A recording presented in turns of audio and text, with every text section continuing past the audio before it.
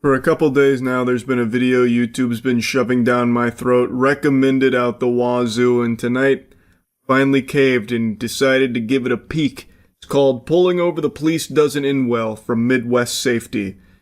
And as advertised in the title, this citizen's arrest attempt does not go swimmingly. Far from it. An officer pulls to the curb for a civilian following behind, honking their horn and flashing their lights constantly. After the civilian passes, the officer initiates a traffic stop. The reason I stopped you is because you were honking at me and following at an unsafe distance? No, I wasn't. Okay. Okay, do you have your driver's license on you? I sure don't. The chess master has made his move. There was no pressure, yet the quarterback still fumbled here. This gentle Sir Redditor tipped his fedora to the officer, and he's got him right where he wants her. So he was following her, honking, making a ruckus, flashing his lights, in what seems to be an attempt to get the officer to pull over so he could give her a stern talking to. And the way she describes it, and I guess even the way he describes it, makes it sound like that old meme, you know, the hit it, Joe, and then the guy's on like the fucking doohickey, just like a piano with a ton of noise-making gadgets and gizmos going boom, boom, boom, penny whistle, wee. Like, it seems like that's what this guy was doing, following the officer around. So she, like, pulled over to let him pass, and then eventually just pulled him over to figure out what the fuck is going on. You better call your chief right now, you fucking. That's not very nice. Well, I have the right to fucking pull you over. You were on the phone and you were doing something wrong. So and you were not. So you were trying to pull me over? Did you not see the lights flashing? Okay. Sounds good. Get your chief down here now. He's not coming. Yeah, and you're not free yet. I'm asking for your supervisor. Supervisor can come down, but not my chief. Your supervisor's gonna come here. Okay. Because you have no business pulling me over. Okay. But you were trying to pull me over. I didn't do nothing wrong. I was behind you. He's got some nerve questioning this man's authority. It's pretty clear he's in charge. So he is now doing the classic, I need to speak to your manager move here, the old go-to Karen play. A John Madden classic. It's timeless. He did fumble the nomenclature. He was asking for the chief, which I guess the chief doesn't have an obligation to show up to every traffic stop when requested.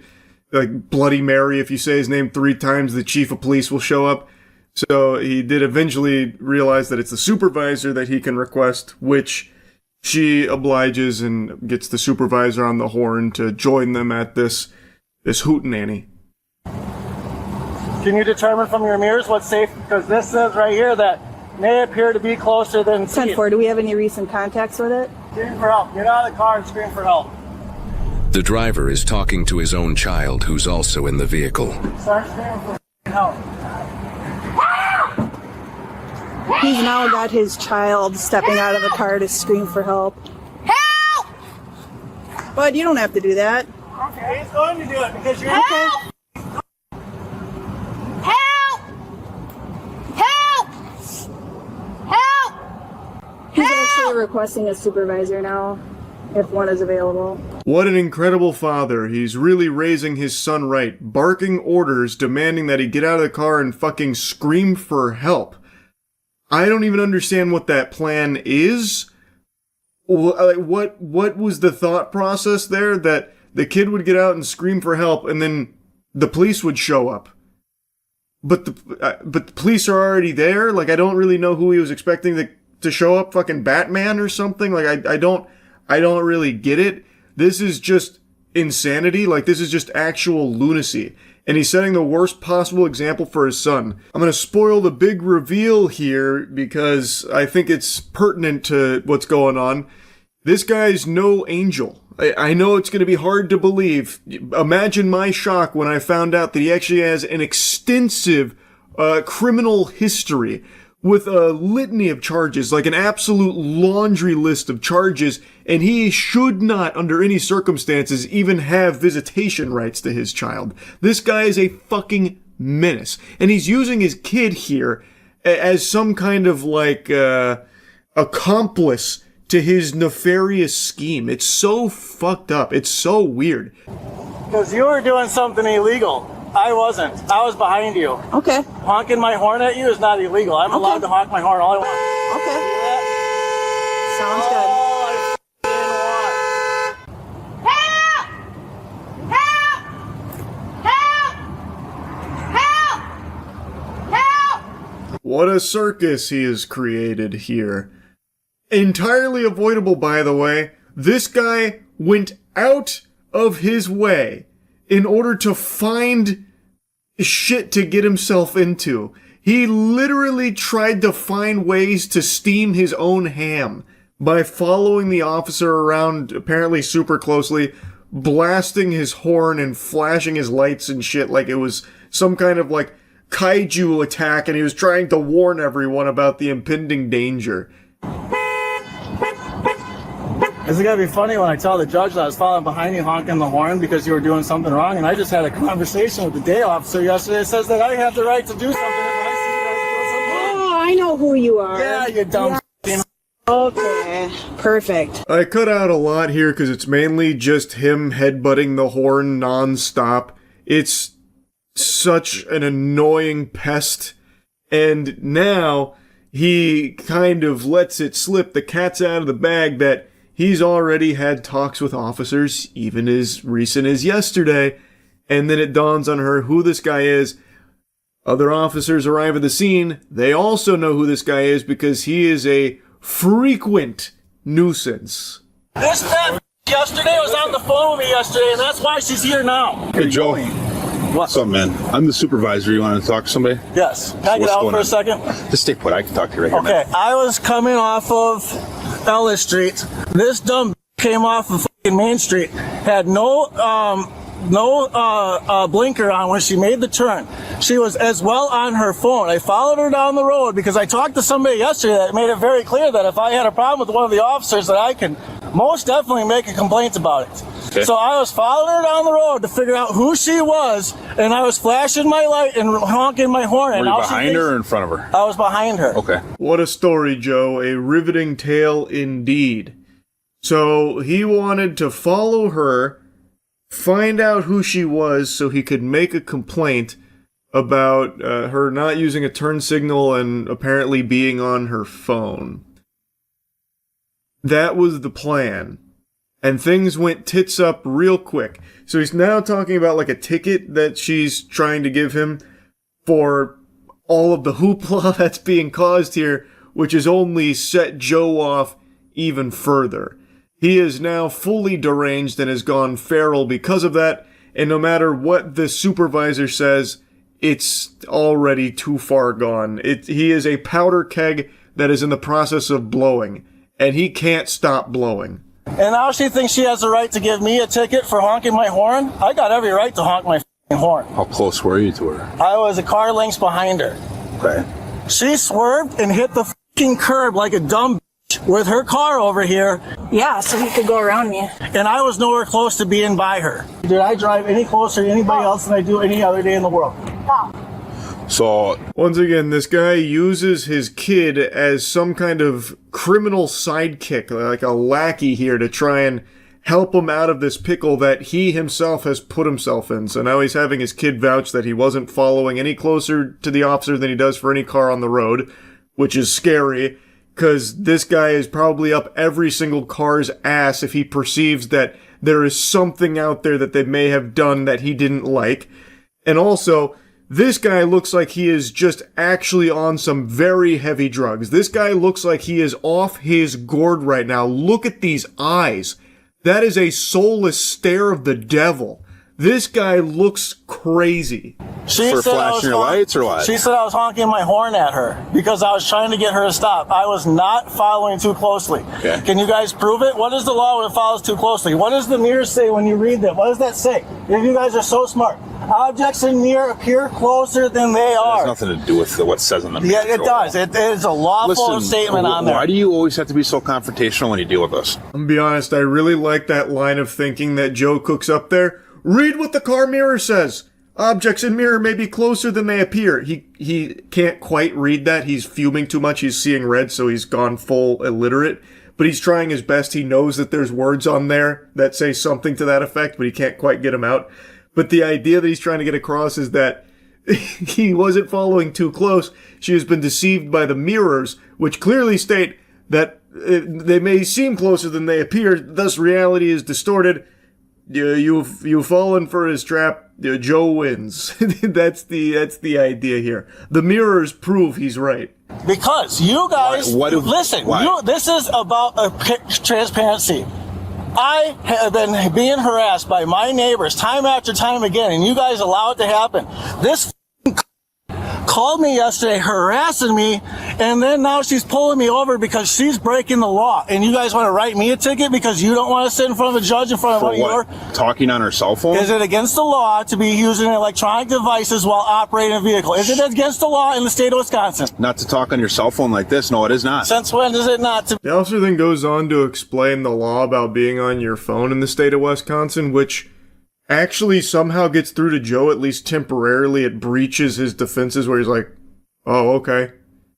But of course, that's not, you can't put the toothpaste back in the tube. He's already upset. So, even though that does dawn on him that maybe there wasn't a law being broken there and that this is a whole bunch of nothing, making a mountain out of a molehill, he's still mad, and thus he needs to take out his wrath. We can take it to court, and we can make this a thing with Madison.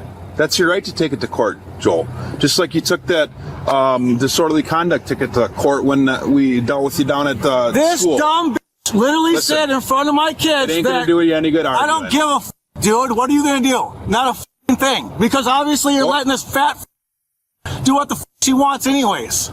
She's just doing her job. No, she's not. If you don't agree with it, you can argue How in court. is she doing her We're job? not going to argue What out is the here. law when it comes... Joe continues to try and alt. The officer sounds extremely tired of it. No one here besides Joe even seems mad. Like, this guy is spitting and shitting, throwing this temper tantrum, saying all of these nasty, mean things, and nobody even really cares. They just want to go back to their day. They're not even looking to, make a big deal out of this, it seems. Like, they just want to give him the ticket and just wash their hands of it. But Joe insists on taking it to the highest possible extreme. Did I break the law? Okay. So stay put. Don't make the saying worse than it has to be, Joel. What are you going to do about it? Stop. I dare any one of you dumb to try to put your hands on me. Just stop. You don't want to have to. No, you started this. You're allowing your officer. I didn't start anything. No, I was behind your fat officer. If you be quiet and give us a minute, we'll be done here. No, there's no minute, you dumb. Well, whatever, Joel. Obviously, we're not going to come to any sort of agreement here. I do love that line there from Joe as well. You started this. As Joe was literally the one that peeled off in order to try and get this officer to pull over for this whole song and dance that he had brainstormed. It's a very interesting strategy. I can't say I quite understand fully the Joe gambit, but all power to him, I suppose. Disorderly conduct, a ticket? Was going to be a ticket, but now it's not. Joel, you make this stuff worse, dude, by the way you guys did this. This fat called me yesterday. Just stop. Joel, knock it off. She got me by the throat. She's got me by the throat. Stop. She's got me by the throat. Come on. She's got me by the throat. Joel. She's got me by the throat. She's got me by the throat. Stop. She's got me by the throat. Okay. Dude, you're on a camera. She's got me by the throat. Joe, nobody's got you by the throat. She's got me by the throat. Officers, please, can't you see he's being attacked by a ghost? There's a ghost and they're strangling him like Homer Simpson to Bart.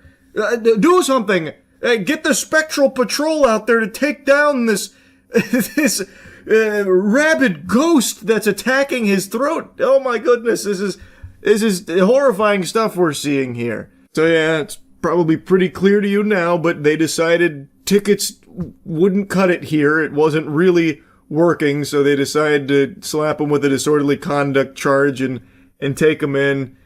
I'm not gonna bother showing any more of his tug of war with the police while they try and get him in the back of the cruiser. And to think that it all could have been avoided if that officer didn't just call him yesterday. What was that about, huh? Free my man Joe. He did nothing wrong. This was all you know, the officer's fault for driving, I guess. With Joe on the road. Driving while Joe on the road, that's a punishable offense. Joe owns those streets. You will drive the way Joe instructs you to. You are NPCs in Joe's world, and if you are a little out of line, you best be saying your prayers, because Lord help us, you know Joe's gonna be trying to pull that ass over, I guess. I don't even understand what all of this was about. I have no idea what he's talking about with her calling him yesterday. I haven't the slightest fucking clue what that's about, but it seems like Joe is a daily problem in the area, so it seems like he basically has some kind of confrontation with police every day. So maybe she had responded to something yesterday that involved him. I really don't know. It's just so fucking outrageous. As the name of the video led me to believe, him pulling over the officer did not go well for him. An officer remained with Joe's child until his grandmother arrived to pick him and the vehicle up. Joe was charged with resisting obstructing an officer, disorderly conduct, and battery to a law enforcement officer. While the suspect never sued over this matter as promised, court records indicate the suspect has been repeatedly sued in court for injunctions against abusive conduct, failing to pay rent, repeated issues of failing to pay child support, disputes over child paternity, failing to pay rent, and civil evictions. In both 2023 and 2024, the suspect was prohibited against engaging in conduct or contact with certain victims he had previously targeted. The suspect also has an extensive criminal history, listing dozens of suspected misdemeanor and felony charges. Sure, it might seem like most of Joe's life is dedicated to just being a piece of shit, but I think this one that we just watched in the body cam is probably the one where he finally has his come to Jesus moment and realizes that he's got a problem and needs help. And this is probably the one that sets him on the right path, I bet. He probably learned his lesson this time around. I think I can't remember, I'm going off memory, but I think he got like 12 months probation and was required to write an apology to the officers at this scene, as well as attend anger management courses. Maybe that did the trick. Maybe that was finally the one that got Joe on the straight and narrow. I have no clue. Anyway, though, just wanted to yap about this a bit. That's it. See ya. I got Pokemon Sword over Shield because I looked up the exclusive Pokemon, and Sword has a Goth Pokemon that evolves into an Emo Pokemon, which evolves into a Black Veil Brides member, and I thought that'd be kinda cool. Man, that is the youngest mom of all time. Christ, she must have got pregnant at like 8 years old. Her and her son are going through like fucking high school together. Aha, you've heard of Grease King already, eh? Already making a name for myself, I see. I don't even have a single Pokemon yet. If I remember correctly, Sobble evolves into like a high school incel, right? Like he wears a trench coat. Oh! Sobble evolves, finally, his third evolution into Inteleon. Fuck, I wish I didn't go with Grease King. Should've gone with, like, Atheist or something. Fuck! My roleplay is ruined. Well, I think I'm gonna go with Inteleon. As they say, the pin is mightier than the sword. Why is the CGI so bad? It's a video game, it's not Jesus. Ah, Stanley Kubrick's directing has really gone downhill with this new Pokemon game. Oh, can't even get into it. It looks so bad. But I have the entire euphoric community on my side. We may not have God on our side, but we have something far stronger. Enlightenment. Game over. Hop, just give up on your dream of being a Pokemon trainer. Why did he pay me? Just fucking robbed him. It's supposed to be a friendly match to get warmed up, and I still made 400 fucking bucks off it. Now I'm getting jumped by a biker gang of Woolos. Give him a temporary name. Judging by his cheek size, I'm just gonna name him Carl Weezer. If he doesn't evolve into like an enlightened being or something with big tits, he's not gonna stay on my roster. Yeah, that thing really is just a dog with piss in its eyes, huh? And that's right, baby. They don't call me Grease King for nothing. No, don't trust that. That's fucking laced with poison or something. He's gonna ask for sexual favors in return. No one just does that. Christ, is even the ATM machine a Pokemon? That's really cute that they have XP share on by default. They somehow took Pokemon and made it even more casual. That's wild, man. They said it couldn't be done. And yet Game Freak said, hold on, I'm gonna make the same game again, but what if it's even easier? Don't kill it. Be gentle. Shit. I mean, this thing just looks like an upside-down ice cream cone on a turtle's body. It's not a very inspired design. It's not really speaking to me. Oh, another chance at a butt plug, whatever. Says who? I'm the Pokemon Master. What the fuck? That's not even a bad name, butt plug? Isn't there like a Pokemon in this game that is like an actual sentient pile of shit, or am I thinking of Digimon? Alright, Carl, prove yourself to me. Kill your brother. Show that you don't mind a little bit of cannibalism. That may be a cute smile on your face, but underneath that lies the heart of a warrior. You only had one Pokemon and it was a Carl Weezer? Fucking idiot. It's a Choodle! One thing that I'm gonna put all of my Pokemon through is I need them to kill their doppelgangers. Like, I need them to commit... Oh, shit. I want to see them kill their own kind. Make sure they're hard enough to be part of my crew. Is that his only Pokemon? What the fuck has Hop been doing while I've been out here putting nuts to butts? Oh, there we go. Butt plug wasn't allowed, but we'll see if... Butt plug wasn't allowed, but Vaginal Jesus... Vaginal Jesus is okay by Doug Bowser's watch. What are the odds? Yeah, let's put her in the party. Butt plug, fuck no. Vaginal Jesus, you bet. That was gonna be the official name of the Pokemon, in fact. Yeah, let's fucking do it, baby. Let's get a 4-player battle going. Wow, I'm the pedophile cop. That's what they gave me for default? Grease King? That's what they thought of when they saw my name? Mr. Beef. Blake and Cyrus 2010. That's definitely the year he was born. Come on, Blake, ready the fuck up. It's 11 p.m. You're already past your bedtime. Mom's not gonna find out. Just commit to getting this ass slaughtered. Am I Dynamaxing? Dynamax! Yo! I don't really know what it does, but fuck yeah! Take it down, baby!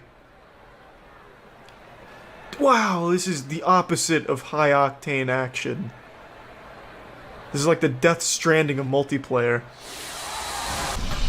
Oh!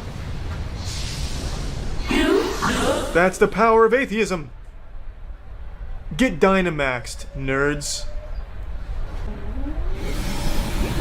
Ooh, Kamehameha waved. That did no damage, but what an animation. Alright, let's get him with the Max Strike! Yeah! After it communicates, of course. I wouldn't want to go too fast.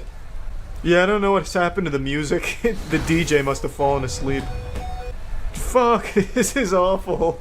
Holy shit. Yeah, the crowd is on the edge of their seats, baby! This guy named his... He's got my Sobble and he named it Guy Cool.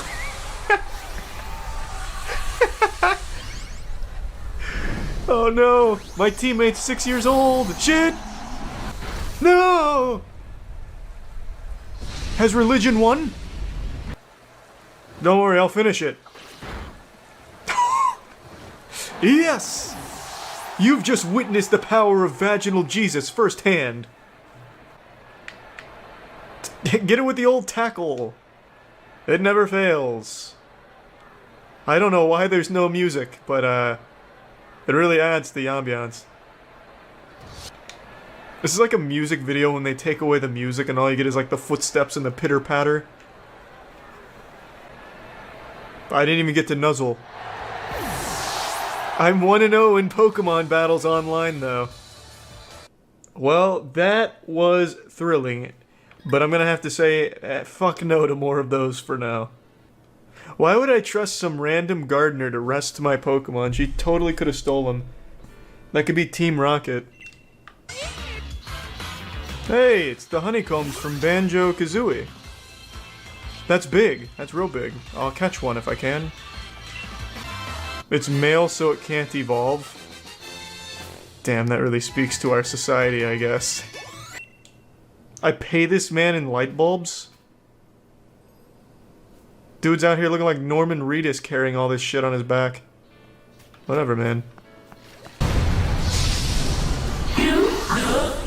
Oh, this is gonna be massive slapping.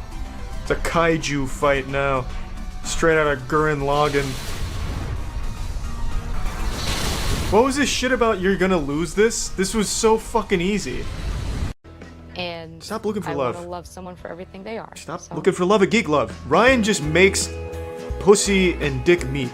He doesn't make hearts so connect. badly. He's just here for I don't know how sex. to word it without sounding dumb. Girls. Guys, Okay. are there any serial killers in there?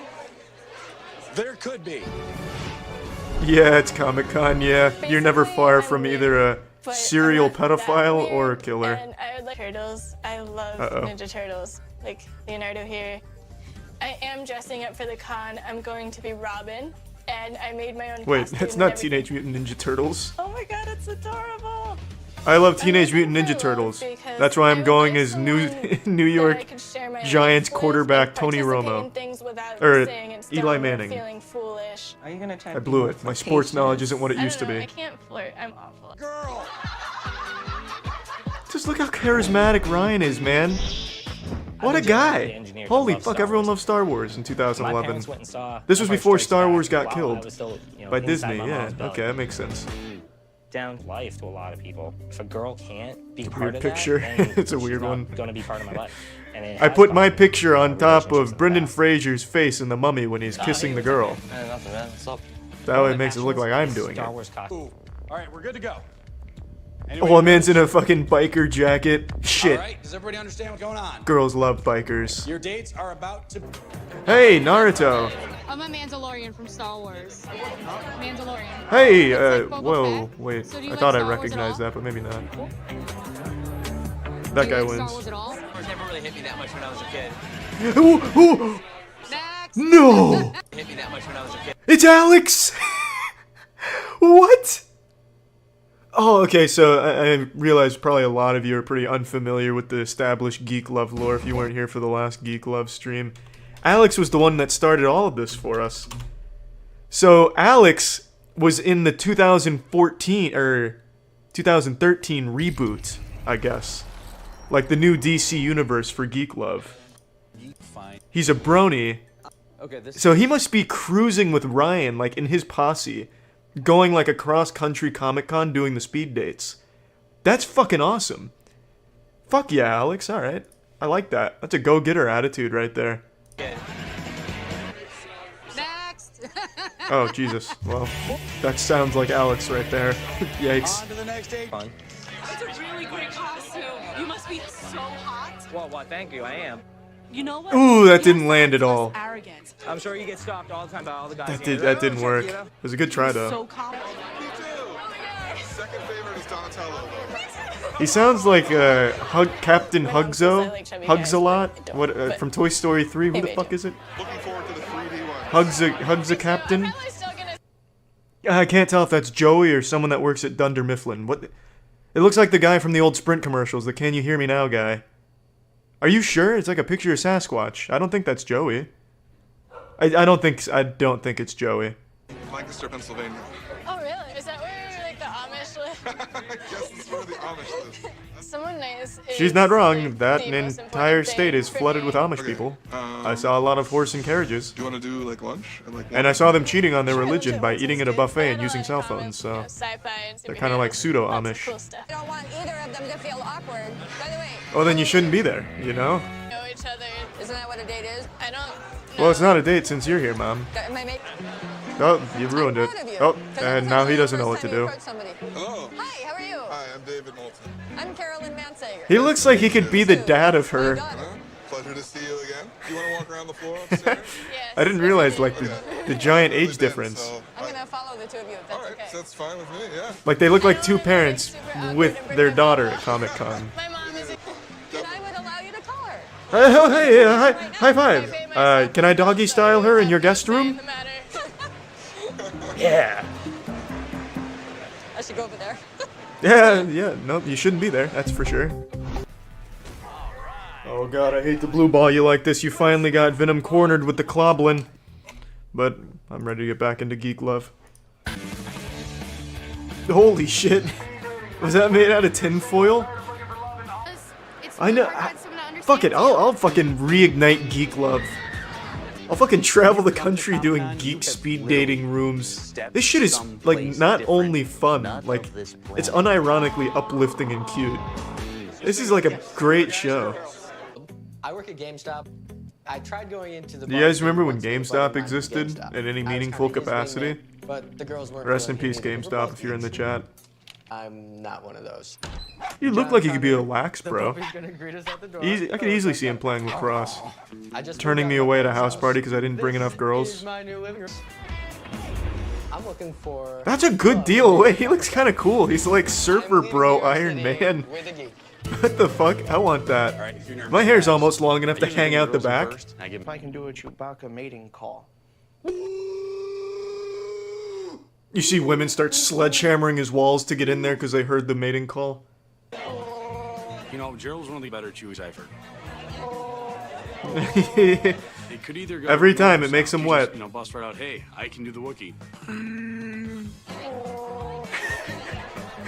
I would save it for a second date. No, fuck no. Don't listen to him. You're all just keep that Wookiee shit coming full throttle. Mostly I'm a Star Wars fan. Yeah. But no quicker way to make an internet nerd these days get erect than ask if they like anime. Just that much more like. Come on, Iron Man. Come on, baby. And it looks great. Well, I was like, I'm going Iron Man. I love Iron Man, so. Hey, wait, this is Mary. Him when he walked in, and he was super cute. Mary's just cruising the Comic Cons for speed dating, isn't she? She's been waiting for him. And maybe I could even introduce her to Han Solo, my best friend. That's a weird thing to say, unless that's what you call your wiener or something, but even then that's super weird to name your wiener Han Solo. Because that just means you jerk off alone. I really like Robin. Hey! Nice! Hey! Hey! It didn't work out though, because Mary comes back looking for more geeky men in the next episode, so Iron Man didn't do it for her, but he tried, I guess. That sucks. It doesn't feel good. Can someone give my boy Gerald an over-the-pants hand job or something? That's a rough one. Oh, and another good-looking girl right in his mouth. Oh, Gerald. Please leave. Gerald, just give her the Wookiee. Hit her with the Wookiee. Thank you very much, guys. She's really good at video games. I'll own you. What? I'll take you out. I didn't know you were a comedian. Oh, she's gonna epic troll-style pwn you, man. That's super cool that she has a sense of humor. That's a deal breaker. Don't let her beat you at Fortnite. So cool. Or it's 2011. Don't let her beat you at Call of Duty. I was so hungry, and now I'm like. Like, wow. No. Yeah, it's typically what food will do to you. Once you start eating it, you stop being hungry. I didn't check Twitter. It's typically how that works. I literally didn't care what's again. Have a good time. Yeah. Wow, they're only 5 minutes apart. That's super convenient. I think I actually. I can already hear the booty or see the booty call texts. My TARDIS is needing company. Like I'm an ape or something. I'll hop in my Rick and Morty time portal. Okay. Whoop, whoop, whoop, whoop. I'll see you. Yeah. Alright, here we go. Mary and the Boy Wonder. I love Mortal Kombat. Did I tell you I work at GameStop? No, that's awesome. It's not awesome. Oh my god. Little do they know, in 5 years after this airs, GameStop is basically extinct. It's like Blockbuster, but for nerds. I had a wonderful time, Saul. If the date went so well, why does she come back? Ah! Ooh, red lips. What now? But something must have gone awry because in the second episode, Mary comes back. So I don't know what went wrong, but it happened. Doomsday is upon us. Nostradamus tried to warn us, but we plugged our ears and refused to listen. But now, we have been dragged kicking and screaming into the end times. Pranksters found AI. Or at least one of them did. This one courageous soul bravely peeled himself away from his daily routine of eating glue to use AI to have an overwhelmingly negative impact on strangers' days. Full disclosure though, I don't think every video they've posted doing this prank is real. Because some of them are just so outrageous that I find it hard to believe that he wouldn't have had his ass beaten right then and there for doing it.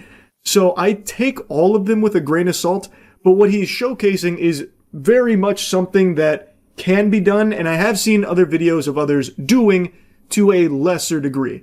This guy, however, has made it his entire identity to do these AI pranks. So he's the one that I want to talk about today to show. Do you know that guy in the blue shirt that was sitting right behind you? He was like going up behind you and like kissing you in the back of the neck. I recorded it. That guy, right? Mm-hmm. Look. He did it with... That's crazy. What this guy does isn't really a prank. Fundamentally, what he's doing is he's framing innocent strangers for crimes they didn't commit. He has, I think, 28 of these. It's basically all he does now is these AI pranks. And I don't know how what he's doing isn't a crime in and of itself. Because this is going to lead to an innocent person getting arrested. No doubt in my mind. In this one right here, what he's doing is he's going up to a stranger, claiming that another stranger that was sitting near him was kissing the back of his neck. A sexual assault. And then he shows him a video of it and is convincing the guy that it happened and is goading him to confront that gentleman, who did not do this, by the way. This is all an AI-generated video that he is now trying to fan the flames of an actual fucking fist fight for. So even if this one is fake, which I have a hard time believing this one in particular is, because an employee even gets involved in there, and I feel like they probably wouldn't participate in shit like this. But even if it is fake, what he's showing here is something very real. You can just manipulate videos of innocent people doing crimes, and it's going to be very hard for them to defend themselves, especially because it looks as though he's mainly doing this to elderly people that probably don't know about this kind of technology, so how the fuck could they even possibly argue their innocence? What you did to me like that? I kissed him in the back of the neck. You did? Yeah. Is that you? I didn't even get touch this guy. That was a lie. Yeah. Hey, did you see me touch this guy? Look at that camera. Oh my God, where'd that come from? Him. Him. No. He. Him. No, it didn't. Yes, sir. You did. I didn't kiss nobody in the back of the neck. That's right there. That's weird. That's weird. So they can't really argue against him because he's showing them a video of what happened and convincing everyone else that this is a real video. And eventually it's going to lead to one of these people getting arrested or getting beaten up. Like in this case right here, that guy who felt violated, who's to say he didn't just start swinging on this man after seeing this video? Again, assuming of course this is real and not with like paid actors, which I'm leaning towards it being authentic here. I think there's too many moving parts, as well as like someone who does appear to be an employee coming over.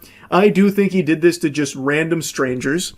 And if that is the case, then this could have gone severely off the rails, all based on a manipulated video here that's not real.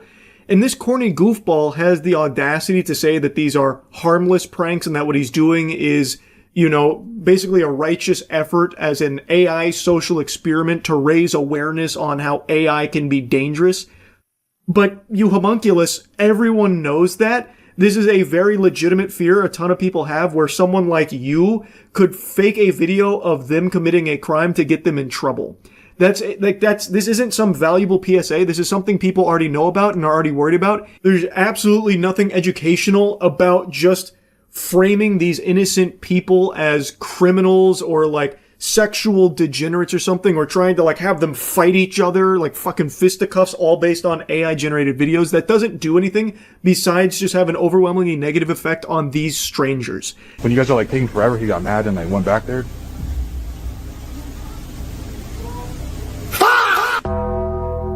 Is he allowed to go back there? First off, I didn't go back there. Who the fuck are you? The joke is these people panic thinking that they're about to be punished, maybe even go to jail, all based off a video they know can't be real but can't explain its existence because they don't know about AI tech. So this guy is now being framed for going into the back after getting angry or something, and all he's saying is like, I didn't do that. Who the fuck are you? Little did he know he was in the presence of the alpha goober here who likes to pretend that he's some kind of saint.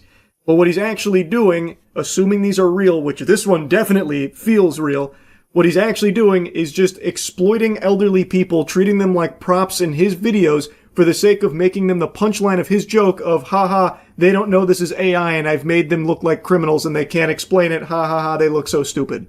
So that way he can get some Instagram clout. So I got like a couple calls saying there's like a man in here like popping, like stealing stuff out of people's pockets. Can we see the video? Yeah. Oh my god. Yes, my god. So you didn't have a wallet or anything? No, no, it's right here. I have no problem calling out the damn person that did it. He's in your butt. Oh shit! Oh shit!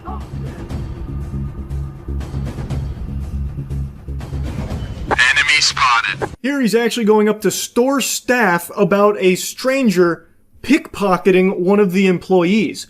Again, this is a crime. They even all go together as a group to confront this guy they think stole from this man or was attempting to. Who's to say they wouldn't have just called the police right then and there and this innocent man being taken away in handcuffs? Now, I imagine at that point he probably would have stepped in and said it's an AI-generated video. Maybe, but maybe he wouldn't. Maybe he would be afraid that then he'd be in trouble. So maybe he'd just keep his fucking mouth shut and that guy would then go to jail all based on this AI-generated video. It's terrifying. Not only is he trying to suckle from the titty of clout, but he's also just trying to promote some dog shit website that's probably a scam. It's why he has his watermark plastered all over the place there, and in every single one of these videos he is shamelessly shilling for that site constantly.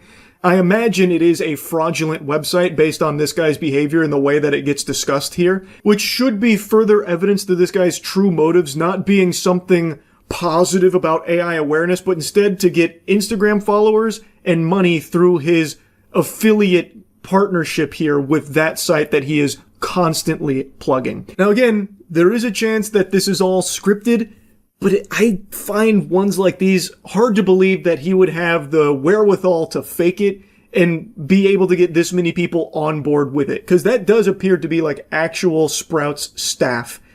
Like, they are wearing a uniform. They are coming from the back of the store. This is not a set, it doesn't seem. This Instagram account is not nearly big enough to have some kind of soundstage out there in LA to put together, like, a Sprouts studio look. Like, it's not fucking Pluribus here or anything. Like, it feels like he is actually at Sprouts. Those are actually employees, and they do legitimately go confront that guy. It feels real. Into a team member's pocket. I didn't reach into his pocket. We got a complaint, we received it, and you magically get this on camera and you're reaching into one of my team members' pockets. I swear that's not me. The odds of that same shirt, though. Mm-hmm. What the?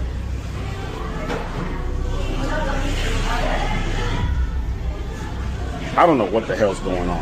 I did not go in his pocket. This is not making any sense to me. This is ridiculous. I did not touch his pockets or his pants. So I don't know what the hell this is. Now, one thing I will say is he shows two different AI-generated videos here for the evidence about what happened. And it feels like it should be obvious that something's very fishy there. Like, surely the employee would have felt something or, something like that. Like, it doesn't make sense. But I also could see a side of things where they have these videos from a customer who's making this complaint about being, witness to a crime. So they're acting on that information without really thinking too deeply on it because they have this evidence here. So they confront that customer who seems very confused by it. I do think his reaction is less than I would have expected it to be when so many people kind of gank him here about him stealing or attempting to steal from an employee.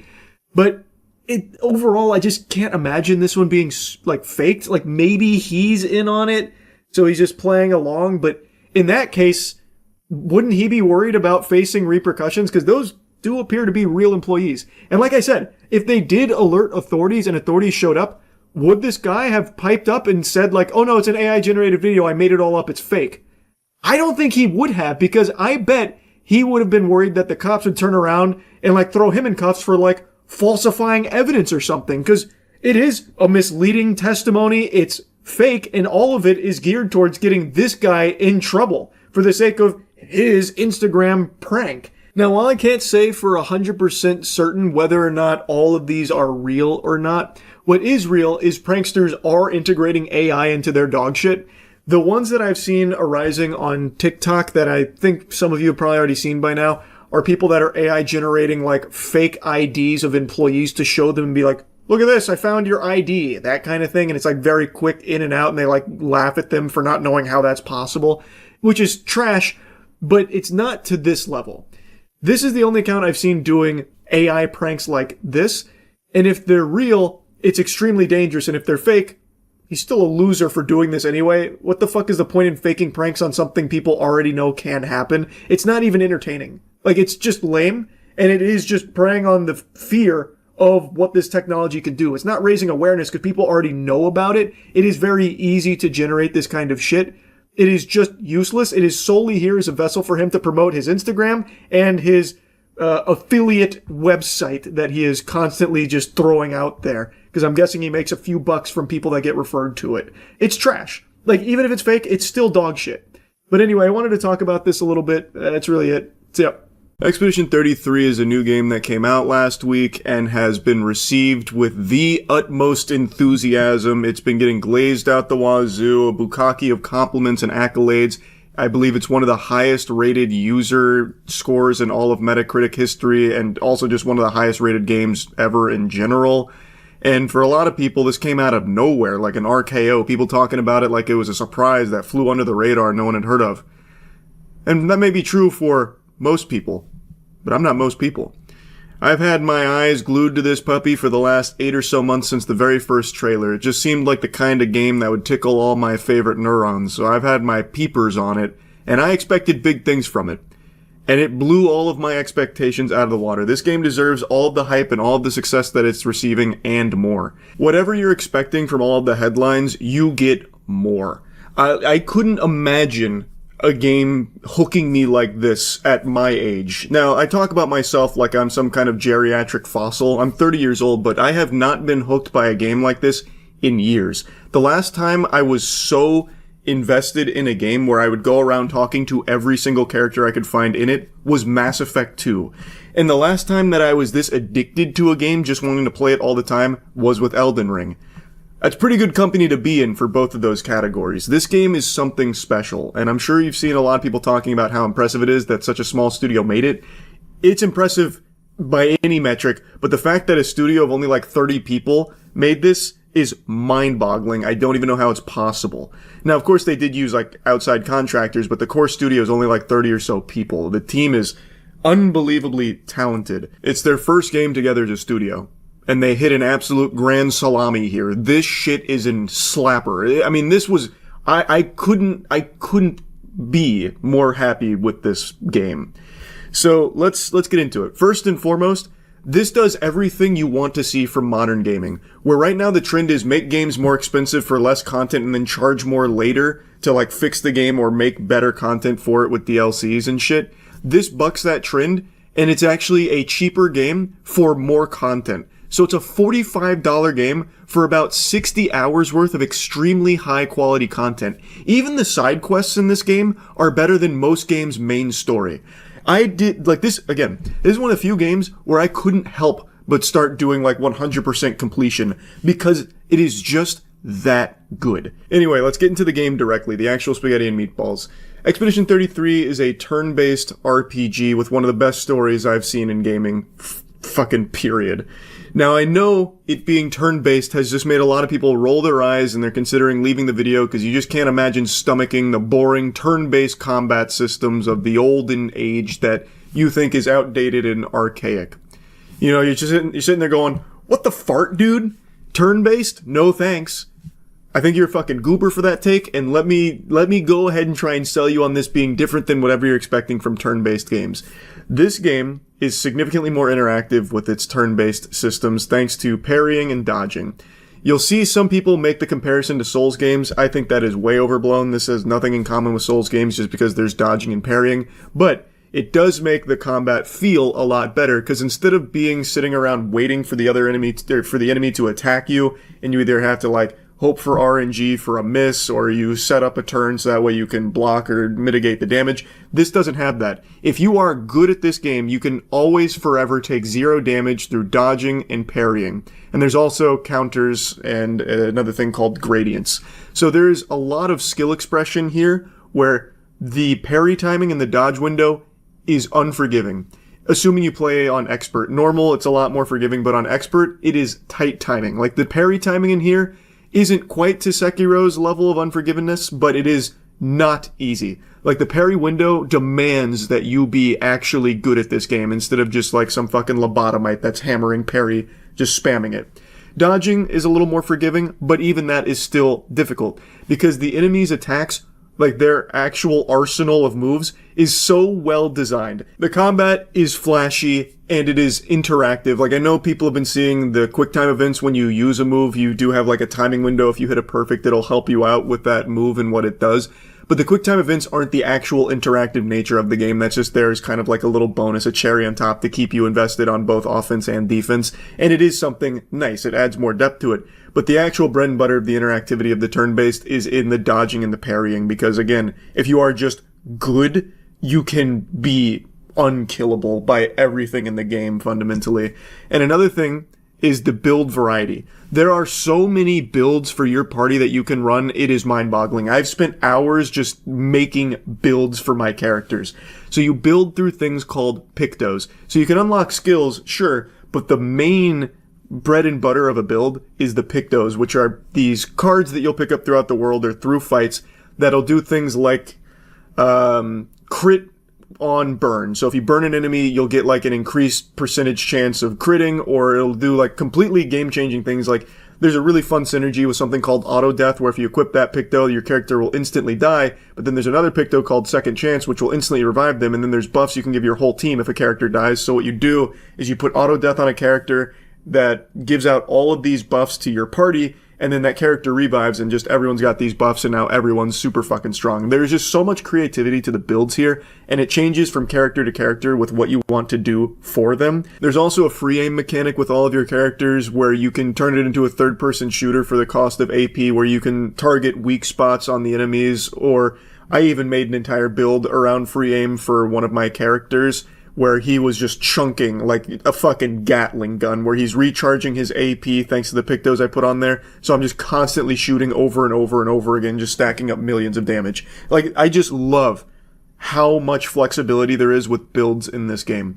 I was hitting over 100 million damage by the end, just through so many different pictos and combinations of skills. It was just actually super fun to engage with this system in a meaningful way. Like, there's so much min-maxing here and just so much meat on its bones. So I really think this is the best turn-based system. For, like, in this genre, I really think this is the absolute cream of the crop. So for people that don't like turn-based, I think you're doing yourself a disservice by just writing this one off because of that. This is an experience that I really think will resonate with anyone who gives it a chance. It is just a beautiful story. And it is one of the most visually impressive games I've ever seen. The art design, like the direction, oh my god. It is fucking cinema. Like, absolute peak. The cutscenes are hype. The enemies look incredible and they're super creative. The world, the environment, every zone you visit. So like, there's this overworld. So when you're walking through the map, you'll find like a ton of different like enemies to encounter, like bosses, as well as like different zones, and all of them are so visually interesting and just unreal, like breathtaking. And the music, holy shit, the music in this game, this is a 100% shoe-in to win Best OST this year. There is no game that I think will even come close. The soundtrack for this game is one of the best. I would comfortably put this up there with Nier. This is 100% a soundtrack that's going to be winning a lot of awards that it deserves, and it will be a soundtrack that I think will be talked about for years to come. Now, I want to give you like the overview of the story without any spoilers, because I really don't want to even drop like the tiniest breadcrumb of a spoiler here. So in a nutshell, the story takes place in a world where people live in a place called Lumiere, and there is a giant monolith with a giant creature, the Paintress, sitting in front of it, and every year she paints a number on that monolith. After a year, that number gets erased and everyone of that age dies, and every year the number gets lower. So, if you've got your thinking caps on, you'll recognize that there's a certain amount of time left for these inhabitants of this world to survive.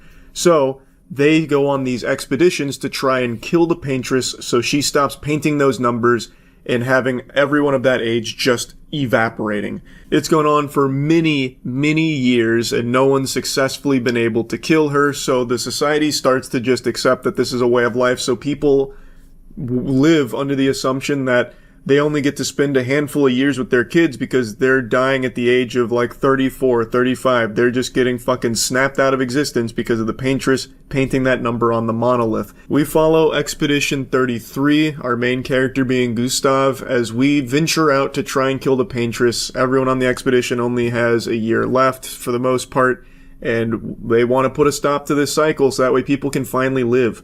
There's nothing but tragedy in this world because of the paintress, and they want to put it into it. And they also want to understand why. What's it all for? Why is the paintress doing this? It's just incredible. I think this story will hook you within the first 30 minutes. This has one of the best intros in any game I've ever seen. This is actually up there with like the first Last of Us in terms of emotional, hard-hitting introductions to a game. I think people will immediately get invested into this world and its characters. It is one of the best written games I can think of off the top of my head in the modern age. I love the story. It doesn't have any cheesy cliche writing. Characters aren't just super quippy for the sake of like these really silly jokes. Like, yes, there's some comedic moments here, but they're few and far between, so when the comedy is there, it actually hits. This is finally a game that doesn't just follow the same formula of writing that everything else does, where it's just all so safe and Weenie Hut Jr. This is a game that's not afraid to be dark. It's not afraid to be a slow burn and build up of tension and anxiety and mystery. It doesn't just fucking vomit out everything about its world immediately and all of its exposition. It is totally fine to let you wait 20, 23, 25 hours before you finally get most of the pieces of the puzzle to this mystery and this world that you're in. And it feels so good when you do finally get that information. And as it builds up to it, it keeps feeding you these tiddlywinks, so you start coming up with your own theories on what's going on and what it all means. It is so good. The writing in this game is superb. Absolutely extraordinary stuff. None of the characters are unlikable. There is not a single character in this game that I didn't love. There is pretty much nothing I dislike in this game. I had early complaints about, the movement being a little clunky, but the game seems to lead into that in a way that it actually kind of complements it. So the movement is almost identical to Only Up. And I mean that genuinely. The sprinting and the jumping is pretty much one-to-one. They even have little side quests where you do Only Up courses at these places called gestural beaches, and you get rewards for completing the Only Up minigames. So it seems like they knew that, leaned into it, and the way the world is designed, the map's actually set up, I don't think it's ever, a detriment that the movement isn't super clean. It does feel a little janky with the movement, but because of the way they've designed all the maps, it works. So, by the mid-game, I no longer had that complaint because everything felt fine with it. It wasn't, inhibiting my enjoyment of exploring or anything. I do think there is definitely a way they could have cleaned up the movement, but again, it's not even really a complaint because they were able to utilize it well, and I had a lot of fun with the Only Up components. I also really did have a problem early on with the subtitles always having a blur on them. I really wish I could have turned that off. I don't know why. That was just a little pet peeve of mine, having blurs on subtitles. Well, the subtitles aren't blurred, but the background on subtitles blurring the things around it. I don't know. I just don't really like that all that much, but obviously that's the smallest possible complaint you could ever have for something. The only other thing that wasn't perfect was the lip syncing. The lip syncing was not amazing at points. I think during all the cutscenes it was totally fine and great, but during a lot of the side stuff you'd notice the lip syncing wasn't always matching, which again, super tiny complaint. This game is so close to perfect actually, to the point where I almost feel bad for Sandfall Interactive, the developers here, because they have made something so unbelievably good that their next project is going to have so many eyes and such high expectations on it. I really don't know how you can even top a game like this. I have a lot of faith in this team now because of how good this game is, but man, it is a daunting task to have something this good as your first project. Like, there's so little to improve on. It really is that close to just being the perfect turn-based RPG experience. I love this game. I think this is easily a Game of the Year contender. Easily a contender for Game of the Year. If it's not in the conversation for Game of the Year, something is truly wrong with the industry. It is corrupt and foul, rotten to the core. I absolutely love this game. It is comfortably in the top 20 best games I've ever played. It is in my top 20 favorite games of all time. I love Expedition 33. I could gush about this for hours, like actually talking about the story and stuff, but I don't want to get into any spoilers or anything, but there's just so much to unpack with it, so much to talk about. It's such a beautifully tragic, enthralling experience. So, yes, I think this game lives up to the hype. I think it exceeds it in every possible aspect. Expedition 33 is a masterpiece. That's about it. So, yeah. I remember back when Game of Thrones was ruined, everyone was saying it's the worst finale of all time, now the show's terrible and shit like that, and you see that a lot, this is the worst show of all time, holy shit, the writing couldn't be this bad on anything, and it always makes it very clear to me, you've never seen American Horror Story, you fucking swine. American Horror Story is an incredibly unique show that really revels in the goofiness, over-the-top nonsense that it puts on screen, and I fucking love it. In American Horror Story, you're not going to find any semblance of good writing. The whole show feels like it's written by a middle schooler going through his Pierce the Veil stage. It's incredible to me. There's more character development in porn parodies. The characters that walked in on Pawn Stars to sell shit have more character development through that episode than the characters throughout an entire season of American Horror Story. Power Rangers has better writing. And if you want to talk about shitty season finales, American Horror Story sets the gold standard. They never know how to conclude any of their seasons. It's as if the director goes in the day of filming, shits his pants and comes up with it on the spot. Just as a fat key bump of coke, gives himself a coffee enema, his eyes roll into the back of his head, and he just starts fucking ghost writing the most nonsensical, silly endings possible. Let me give you an example. Last season was about the world ending because the Antichrist came, and the witches fought back to bring the world back and save everyone. Well, in the final episode, the main witch enters into a bathtub to travel back in time to fight the Antichrist. She goes back in time successfully through the bathtub, and the Antichrist is a teenager who's having a temper tantrum with his mommy. And he storms across the road only to get hit by an SUV driven by the witch. And that's how that boss battle was taken down, that raid boss. Just hit him with an SUV and the Antichrist died and the world was saved. Thanks to the power of Ford, I guess. It's fucking genius. The show is the result of what would happen if you gave someone's edgy 16-year-old a decent budget. But that 16-year-old just didn't really have much talent. They just had a vision that they didn't have the talent to bring to life. It's fucking great. I love the show. I unironically like the show, by the way. I think it's one of the few shows that is totally fine with being subpar in every possible category and creating something totally unique. And I love it. This season was no different. This season was American Horror Story 1984. It just ended last week, and this may very well be one of their best seasons just because of how ridiculous it turned out to be. To give you perspective, they forgot to write a final episode. They didn't write an actual climax. So the whole season was about Camp Redwood, a place where these horrific mass murders took place over the course of decades.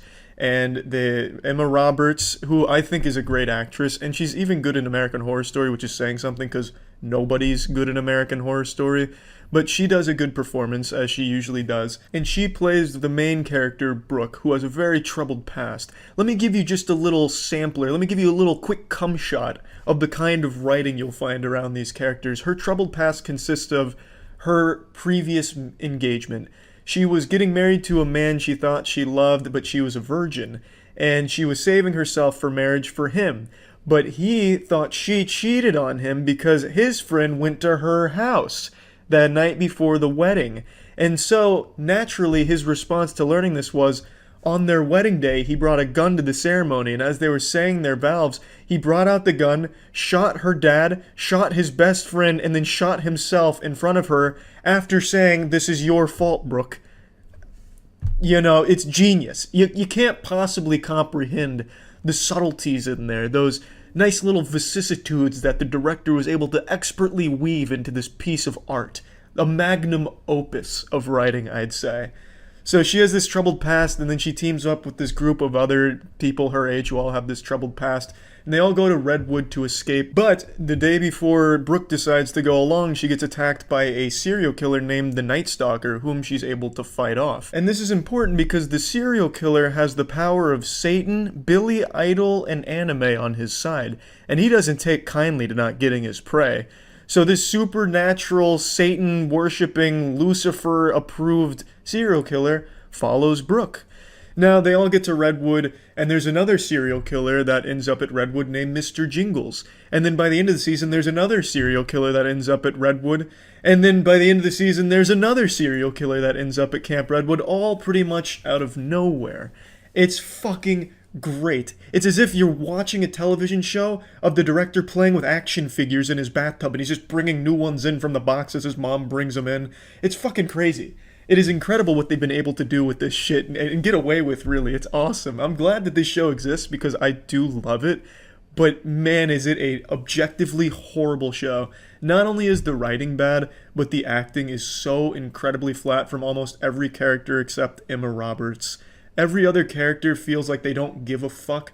Occasionally there's moments of good acting, but most of the time it's when they're getting killed they go, "Oh, ow, ooh, stabby, stab, oh, stab, oh." Or if they're feeling sad, they're like, "Oh, I'm real sad. I'm very sad because you know why I'm sad." Then they explain why they're sad for the 50th fucking time. Eventually, when some plot details are unraveled, you don't hear the fucking end of the motivation because they don't know how to write a character. So, you know, why didn't you kill her? Well, I didn't kill her because I wasn't able to. But you know you need to kill her because I don't like her, and this is why I don't like her. Did you forget why I don't like her? I'll tell you again. So then they tell him again. It's bad. It's really fucking bad, but I absolutely love this show. And to really put a nice bow on the beauty of American Horror Story, this season, they did something they've never done before. They've set a new low in the kind of shit they do on the show. They forgot to write an ending. The new season of American Horror Story doesn't have a climax. It doesn't have an ending. What it has is what would happen after an ending. It gives you an epilogue. So the episode before the final one has this setup. It has you leading down this path that's going to have this setup, this payoff, a climax. Everything does. Movies, television shows, even fucking high school plays do. But American Horror Story forgot it.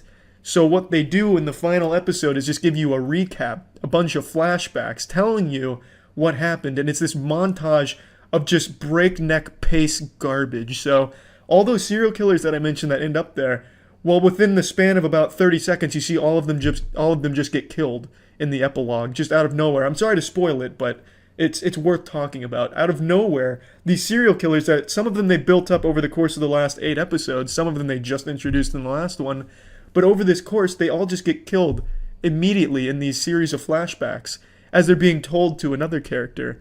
It's wild. It's absolutely wild. They've forgotten the most important component, which is a payoff and a climax. And these characters constantly keep making different decisions and different things. You know how I said all the characters had a troubled past? Well, none of it mattered because they forgot the troubled past. That was their solution to that. But it's fucking incredible to have a show that doesn't have an actual ending or a climax because you just forgot it. I love it. I absolutely love it. And that is why I think American Horror Story is one of the best shows on TV. Fucking awesome. I love the show. That's it. See ya. Well, well, well. Look what we have here. 8:30 p.m. on January 7th. The sacred date that was prophesied by the Conformity Gate enthusiasts as being the release date for the secret 9th episode of Stranger Things. The real finale. But bad news, sports fans. Still no pickles. Episode 9 is not here. Still seems to be misplaced. Perhaps they're scrambling to get it to us right now, or maybe this whole thing was a load of big fucking baloney. And in fact, if you check the Stranger Things Instagram account, The Real Dirty Dan, they are even seemingly trying to squash it themselves. All episodes are now streaming, like they're all available. There is no episode 9, despite the multiple days of cope, people coming up with crazy evidence to suggest that there's a secret episode, and this is all part of the Duffer Brothers' genius scheme. It's Vecna's final ploy. But now, as the sun sets, reality begins to wash over Conformity Gate like a plague, where they have to come to the hard realization that the Duffer Brothers just kind of fumbled. That's about all she wrote there. Or all she didn't write when it comes to the Duffer Brothers, with all the fucking plot holes here for season 5. And it sucks. You know, it doesn't feel good. It's not like I wanted to say I told you so. Now, of course, I'm not above doing that. I'm 5'6". I'm barely above this desk right now. But, you know, I did tell you so, as did 98% of the people on this planet. But that 2% that really latched on to the titty here of Conformity Gate, it was a sizable movement. Like, thousands and thousands of people. It got big to the point where a lot of people genuinely did buy into it, thinking that there's really a legitimate possibility that there's a secret episode airing tonight. But that's just not in the cards. That was never on the table. Something similar happened with Sherlock, apparently, but I don't remember that. What I will say, though, is that some of the theories were very entertaining, so at the very least, I think some people at least were able to squeeze a little bit more joy and whimsy out of this whole Conformity Gate thing, in lieu of, like, a disappointing finale. And like I said, it's not even the worst finale in the world. It did what is oftentimes the most unforgivable sin, and it was mid. It was just okay at best and left a lot to be desired, which is oftentimes worse than just being outright fucking terrible. So, a lot of people were trying to come up with an explanation that isn't just like, it's a little flat. And in doing so, I do think they cooked up some very interesting, thought-provoking ideas. Most of them, though, however, I do think we're just really grasping at straws. It's coming out January 7th because if you look at this clock and then close your eyes and then fall asleep and then hit yourself in the head with a sledgehammer, you can start to connect the breadcrumbs that the Duffer Brothers have very intentionally, subtly laid for us to find. Oh, it's chef's kiss. It's great. Like, a lot of it had the same energy as people that think they found the winning lottery numbers in their fucking Lucky Charms cereal bowl. So, like, a lot of it wasn't great when it comes to evidence, but some of it I found to be at least compelling to some degree, but there was never any world where they were going to have a secret finale. That is conceptually a terrible idea, to intentionally have your series finale 10 years in the making be not amazing on purpose, so that way you can come back at a later date to surprise everyone with something of higher quality.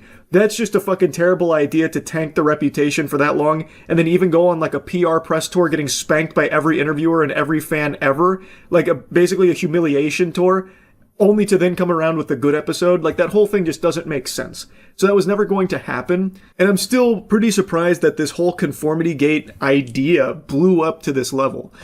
So look at it in a more positive light, maybe to shine a little, like, you know, inspirational message on top of that. It shows what a community that's passionate about a project can do when they come together and set their mind to something. In this case, the idea that there's a secret episode. I think that's pretty cool, and ultimately it is harmless. The worst thing that happened is a lot of people got disappointed all over again because their hopes were up because they had watched so many theories and so many videos about it. And when it didn't happen, maybe they were a bit let down again, but it's not the worst thing in the world because I imagine that journey was probably a really fun one to dive into. So, like I said from the get-go, the whole Conformity Gate thing is a harmless, you know, movement that was there. Though it is very silly that people genuinely bought into this as something that was going to happen, and like really grasping onto the most loose of nipples. Like last night during stream, I had so many people come into my chat telling me how wrong I was on my Conformity Gate take, because Vecna was on Jimmy Fallon and he scratched his head when Jimmy Fallon made a statement about Vecna's death, which is clear evidence that it's not over yet, that kind of thing. That was a little annoying in chat, I'll be honest. But again, it's coming from a place of passion, so you can't even really be mad at that or anything. It's just, you know, maybe going forward, just know, set your expectations that it might be fun to dive into these fan theories, but it's probably not accurate if it like pertains to a secret finale or anything in that regard. That's just not going to happen in any product. It's just not. That being said, though, I think fan theories are sometimes significantly more interesting than the actual lore that the writers come up with. Best example is Darth Jar Jar. I think that is the finest bit of fan theory ever cooked up. Also, Snowpiercer taking place in the Willy Wonka universe. I do love fan theories, and Stranger Things has a very interesting set of fan theories that, unfortunately, were kind of proven wrong throughout season 5. I'm talking outside of Conformity Gate, but I really do like diving into that kind of stuff for products and IPs that I really like. I think it's very interesting, and honestly, I would really like to see, like, writers kind of lean more on that. Like, they can see these fucking fan theories and shit. I would like if that, like, sparked some kind of inspiration in their noodle, like, well, maybe we use this in some way, or maybe we can flesh this out in some way, and that's a pretty good idea. Like, I think that'd be very cool. I don't see that happen super often, but it would be nice to see, maybe occasionally, for some of the more high-quality fan theories. But now I'm getting off on, like, a side tangent here. Overall, Conformity Gate was a lot of fun to watch from an outside perspective without ever really believing in it. And while it didn't happen, it's not like I'm really celebrating it. I would love if there was a better ending to Stranger Things. It's just, I think it was pretty obvious from jump that that wasn't going to happen. This was the series finale. Anyway, though, no need to yap about it any longer. That's about it. See ya. No doubt the most common source of insecurity for men is penis size. There's a lot of value placed on the dimensions of your meat. And no doubt you've also heard micropenis tossed around as an insult, but few people know that it's an actual medical diagnosis, and in some cases a debilitating condition. And last night on stream, a chat member put a little something interesting on my radar to dive into. A man claiming to have the world's smallest penis had just done an interview with The Morning, which is a news program. And I thought, okay, this will be, fascinating, but probably incorrect, because I imagine the title for World's Smallest Penis would belong to a professional Reddit moderator. But nonetheless, I decided to take a peek. And with the average UK penis size around 5.2 inches, our next guest measures up to just 0.38 inches. For comparison, that's about the size of garden pea. Yeah, 38. Still don't really get why she said that. For comparison, it's the size of a garden pea. Just sounds like she's insulting him right to his face. Ah, yes, it is very small. It's like a clitoris down there. Like, alright. I mean, you can tell by the measurement there that it's not optimal. I don't really know why he had to try and paint like a fucking picture with it, especially in the studio with the guy there. Like I said, it is a real medical condition, and I actually feel extremely bad for the guy here. I don't really want to show too many clips from that, because the more he talked about it, the more it really starts to dawn on you what living with something like that must be like. He describes not being able to use public restrooms comfortably because he can't urinate standing up. He has to be in a stall, and even then it's kind of like a tricky ordeal. He also describes, of course, the complications with romantic partners, like women in his past, that kind of thing, and how difficult it could be to navigate that with a condition like this. It is just a very sad set of circumstances, and I feel really bad for the guy. It takes a lot of courage to come up here and be the face of what he describes as the world's smallest penis. And the reason he went on there is he said he wanted to raise awareness about micro penises being an actual medical thing, and if you do catch it early enough, you can get it reversed. You can have surgical intervention that can help. But in Michael's case, he said that it's too late. And when that was brought up, it led to an entirely different can of worms that we opened on stream about a man who completely lost his penis with an infection and then had a new one grown on his arm, which was eventually, well, I won't spoil the whole story. To see if there was anything I could do to make it bigger. But what is available doesn't really provide much. It's so difficult as well, I think, because it's kind of the moment that you discover that, and knowledge is power, and then you can go and get some help. When did you first start to realise that you had a really small penis? What the fuck kind of question is that? Hard-hitting journalism. Wow. I don't understand how it could possibly be too late. Surely it'd be expensive to do a full penile reconstructive surgery, right? But there's gotta be a way. It's 2026. I have an AI goon tube that's at my disposal should I choose to waste hundreds of dollars. That'll backseat game me. Telling me to aim for the head and shit. You're telling me we can't make a 0.38 inch penis a bit bigger? I don't believe that for even just a second. I don't get it. That's so weird to me. I feel like he's just seeing the wrong specialists, right? Like maybe like in the UK that's not like an option, but I have to imagine somewhere in the world you can put a couple extra inches on that shaft. There's a transplant an option. A penile transplant? I can't imagine you can successfully penile transplant. Like I said, I just don't know how you wouldn't be able to do like reconstructive surgery on it. Can't they grow a penis on his arm like the other guy? The hell are you talking? The one got pauldron penises? What are you talking about? A man whose penis fell off is growing a new one on his arm. What? I don't think I can pull this up on stream. Malcolm McDonald lost his genitalia to a severe infection and now sports a bionic penis on his left forearm. So I didn't think I'd be able to show the pictures from the article I was reading, but he did a few interviews a few years back, and I feel like I can probably show you one of those since it's on YouTube, right? Can you show us now? Yeah. Say hi to my little friend. Hey, Jimmy.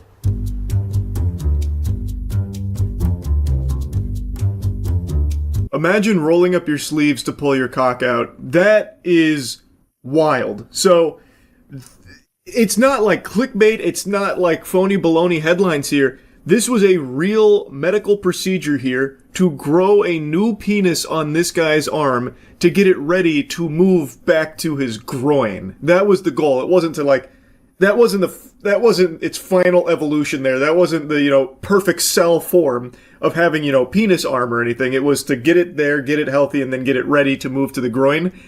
It is an unbelievable story. After a mechanic from the United Kingdom lost his penis, medical innovators fashioned him a replacement out of his existing tissue, and it now rests on his left forearm. But why put it on his forearm? Why would you...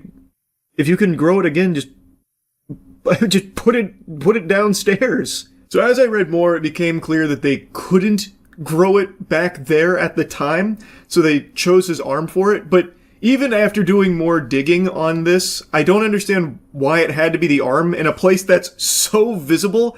I don't know why they couldn't grow it on, like, his thigh, or, like, maybe a little more up here on the arm meat, around, like, the triceps area or something, as opposed to, like, his actual forearm here. That then just meant he couldn't wear, like, t-shirts or anything like that. It just felt like the placement was suboptimal. But again, full disclosure, surprise, surprise, I'm not a cock savant. I'm not a wiener scientist. So maybe the forearm is the only environment in which you can plant that seed to, grow dicks. But I don't know why it couldn't go elsewhere, like the thigh, somewhere less visible. The chest, on the titty, dick nipples or something, like, pretty much anywhere but there. Because in that position, that means he has to be extremely careful when out in public. Because it could just at any moment fall out, which you're going to hear did happen. He's just got a dick on his arm. It's fucking crazy. It's like the Assassin's Creed Hidden Blade, but wiener. Ralph and his team partially removed this section of skin, blood vessels, and nerves from McDonald's left arm, shaped it into a replacement phallus. A urethra was then created via surgery, and 2 tubes and a pump were inserted, which would allow the new penis to achieve mechanical erections. Once the penis was finished, the shaft was detached from the arm, allowing it to grow additional skin and tissue while dangling freely. The original intention was for the new penis to be surgically reattached to his groin in 2018, 2 years after the original procedure. However, due to various scheduling issues, illness, and more recently widespread delays caused by the coronavirus pandemic, this is 2020 by the way, McDonald's new penis has been on his arm for the last 4 years, and it looks like it may be staying put for the foreseeable future. Yeah, so McDonald's, who was profiled in the post back in 2020, eventually became used to having the appendage on his arm. People ask me about it when they see me in the pub, and of course people make jokes. But I get it, it's not every day you see a man with a penis on his arm. Of course, I see the funny side, I have to. I don't have any other option. In a new documentary, The Man with a Penis on His Arm... You couldn't give it a cooler title. McDonald recalls helping an elderly lady retrieve an item from the top shelf at a supermarket only to have the penis pop out from beneath his sleeve and nearly hit her on the head. It's something to tell the grandchildren, isn't it? McDonald tells the program, clearly keeping a sense of humor about the situation. Earlier this year, however, doctors finally performed a successful surgery moving McDonald's man-made penis from forearm down to pubic area. It was a 9-hour op. First thing I did was look down and I was like, oh my days, they got it this time. Nerves and blood vessels... no, this is different. Nerves and blood vessels were taken from the arm and stitched together in the pubic area to establish blood supply to the manufactured penis. Urologists worked with plastic surgeons during the process to make sure McDonald could have a functioning urethra, meaning he will now be able to pass urine normally. And the clever medics even installed 2 tubes to allow McDonald to inflate the penis with a hand pump in order to give himself an erection. Oh wow, so he's the master of his own fate now. He doesn't need to rely on nature. This could be a turning point in my life. The divorced dad gushed, thrilled at the prospect that he'll finally be able to have sex again. Turns out McDonald's artificial penis is even better than his real one. The dad designed his dream penis with the help of surgeons and added an extra 2 inches to the man-made model, making it 6 in total.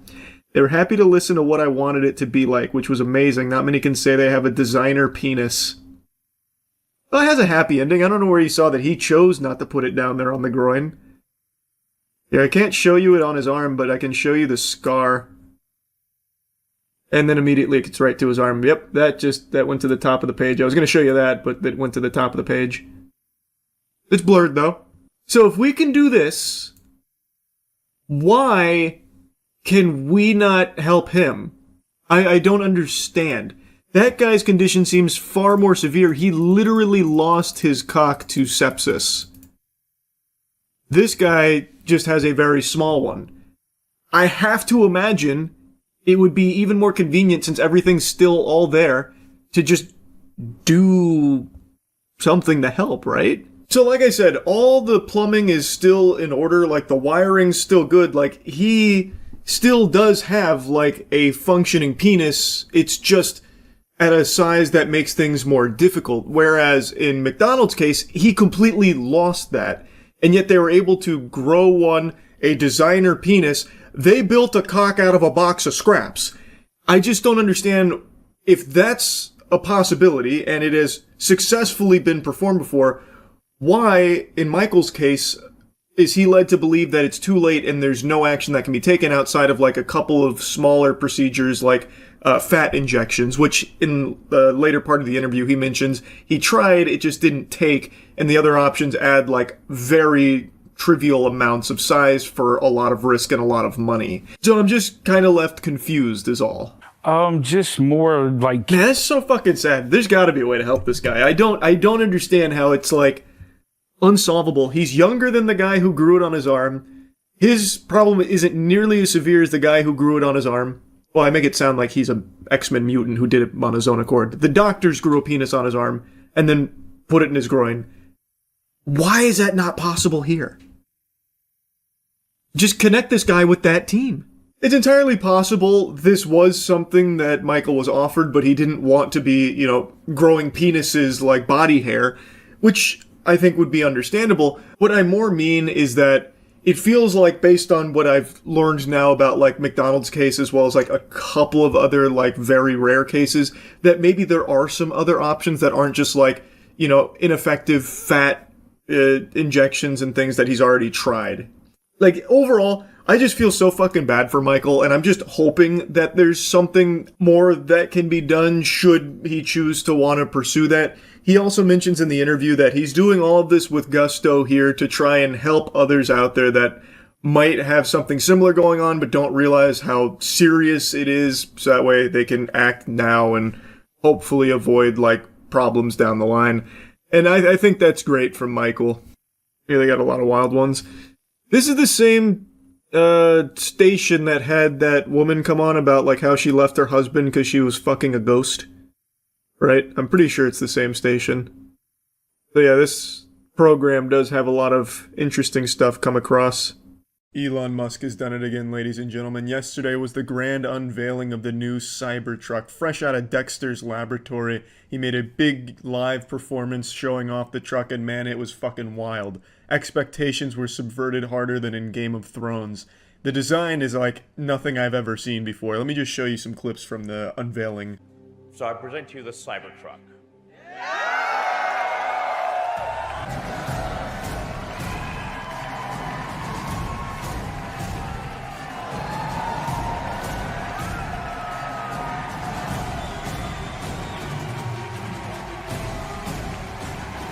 Elon had this shit popping off like you were at an EDM rave. This was hype as fuck. I half expected The Undertaker to be coming out of that tunnel instead of the truck. This was like some WWE pyrotechnics display.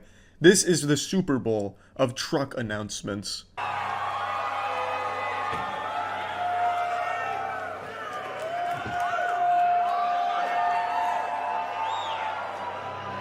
I love that even the employees get out of the truck in costume. They have like these long future-looking trench coats on and shit. I have expected them to bust out into a choreographed dance routine to some type of theme song written for the Cybertruck by Skrillex.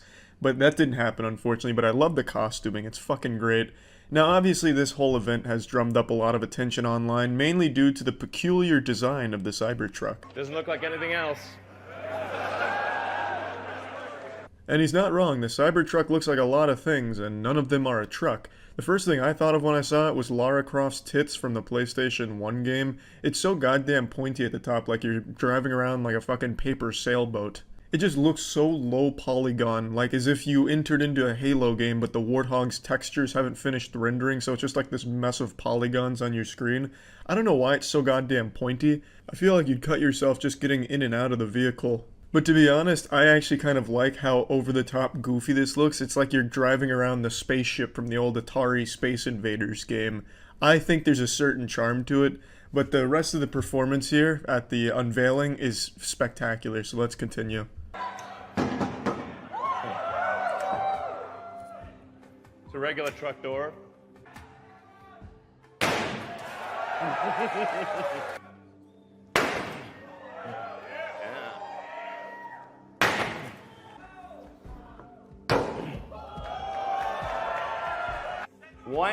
Really wind up and nail it.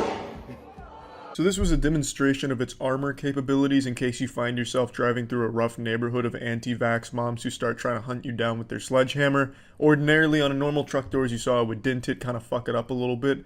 But if you're driving the Cybertruck through that area, they can't get through that shit with a sledgehammer. What if we shot it? Let's shoot it. Whoa, now you've gone too far, Elon. Shooting it with what, a fucking 50 caliber round? Phalanx gun? Railgun? Think it'd probably stand up to all of it. Unfortunately, he doesn't actually shoot it on stage. He doesn't execute it. I have expected him to pull out a Desert Eagle from his back pocket and just blast it, ricocheting the bullet off of the truck and hitting an audience member. If that did happen, though, the audience member would probably consider it an honor to get shot by Elon Musk's Cybertruck. But unfortunately, he just shows video footage of what happens when they did shoot it in testing.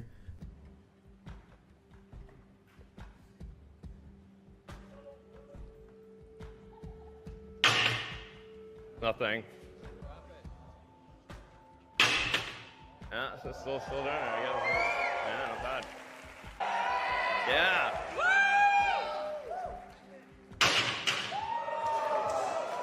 This was to compare the Cybertruck's glass to normal truck glass. The Cybertruck glass could withstand a goddamn space shuttle taking off right in front of it, and to demonstrate that, they're using this very heavy, dense steel ball and dropping it on the normal truck glass, which shattered. Well, not shattered, but it cracked.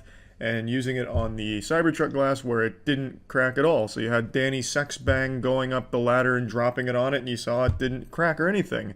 Very impressive stuff, but I would have done it a little differently. If I was in Elon Musk's shoes doing that, I would have had like a Cirque du Soleil juggler juggling those steel balls and then just dropping them one at a time onto the piece of glass. It would have been a really cool performance, and I think it would have added a lot more to the display. Sure? Yeah. Oh my fucking god. Well, maybe that was a little too hard. It didn't go through, so that's a plus side. Let's try the right. Try that one, really? Okay. Sure. Oh, man. It didn't go through. Unfortunately, that man's arm is just too strong. A professional pitcher throwing that steel ball at the glass, it never stood a chance. He could take down a fucking building with that. He's got like a little wrecking ball for an arm, and he's just throwing it at it. Yeah, there was no chance. So unfortunately, the glass cracked quite significantly, which wasn't in the script, but god damn it, Elon Musk's recovery was pretty solid. At least it didn't go through, so that's good. You're being hunted down by a major league pitcher with a steel ball in the Cybertruck may fuck your glass up, but it ain't gonna take you down.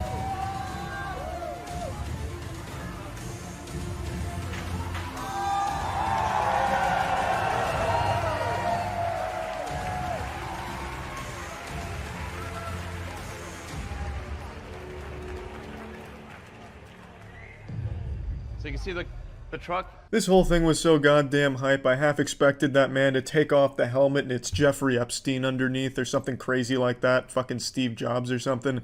But no, it was just a normal man. He was driving that ATV that looked like it was a huge paper cut hazard up into the bed to show that it can sustain big weight, stuff like that. And that's pretty much where the truck unveiling ends. I think the truck is super goofy, which makes it cool to me. And yeah, it's... what a design. Elon Musk has done it again, baby. Fuck yeah. See ya. The new Demon Slayer movie has finally been viewed by me, Charles. I know I'm a little tardy to the party here. It came out a few days ago, but it's never too late to get this farty sharded, and let me tell ya, wow. I think it is a banger. Now, initially, I was a little skeptical on this decision here to take the final arc of Demon Slayer, and instead of just doing seasons, like anime traditionally does, they decided to break it up into movies. This is a pretty different approach to it, and I wasn't sure how I'd feel about it, because I thought this would lead to, like, short movies where they just kind of speed run all of the content, so it'd be feeling like very underwhelming or half-baked, whereas a season gives you tons of episodes to build, and then feels very satisfying when it gets to the end. I didn't know how this would pan out, but man, they cooked. I really liked Mugen Train, but Infinity Castle blows it out of the water. Not only that, it blows it out of the water and then smacks its little butt cheeks around it. This movie is incredible. Like, I know there's a big meme about Ufotable having, you know, unlimited budget works, that kind of thing, but man, there is like some actual truth to that. I do not know how they are able to deliver this kind of quality for this long. I expected this to be a pretty short film. I knew nothing about the runtime going in.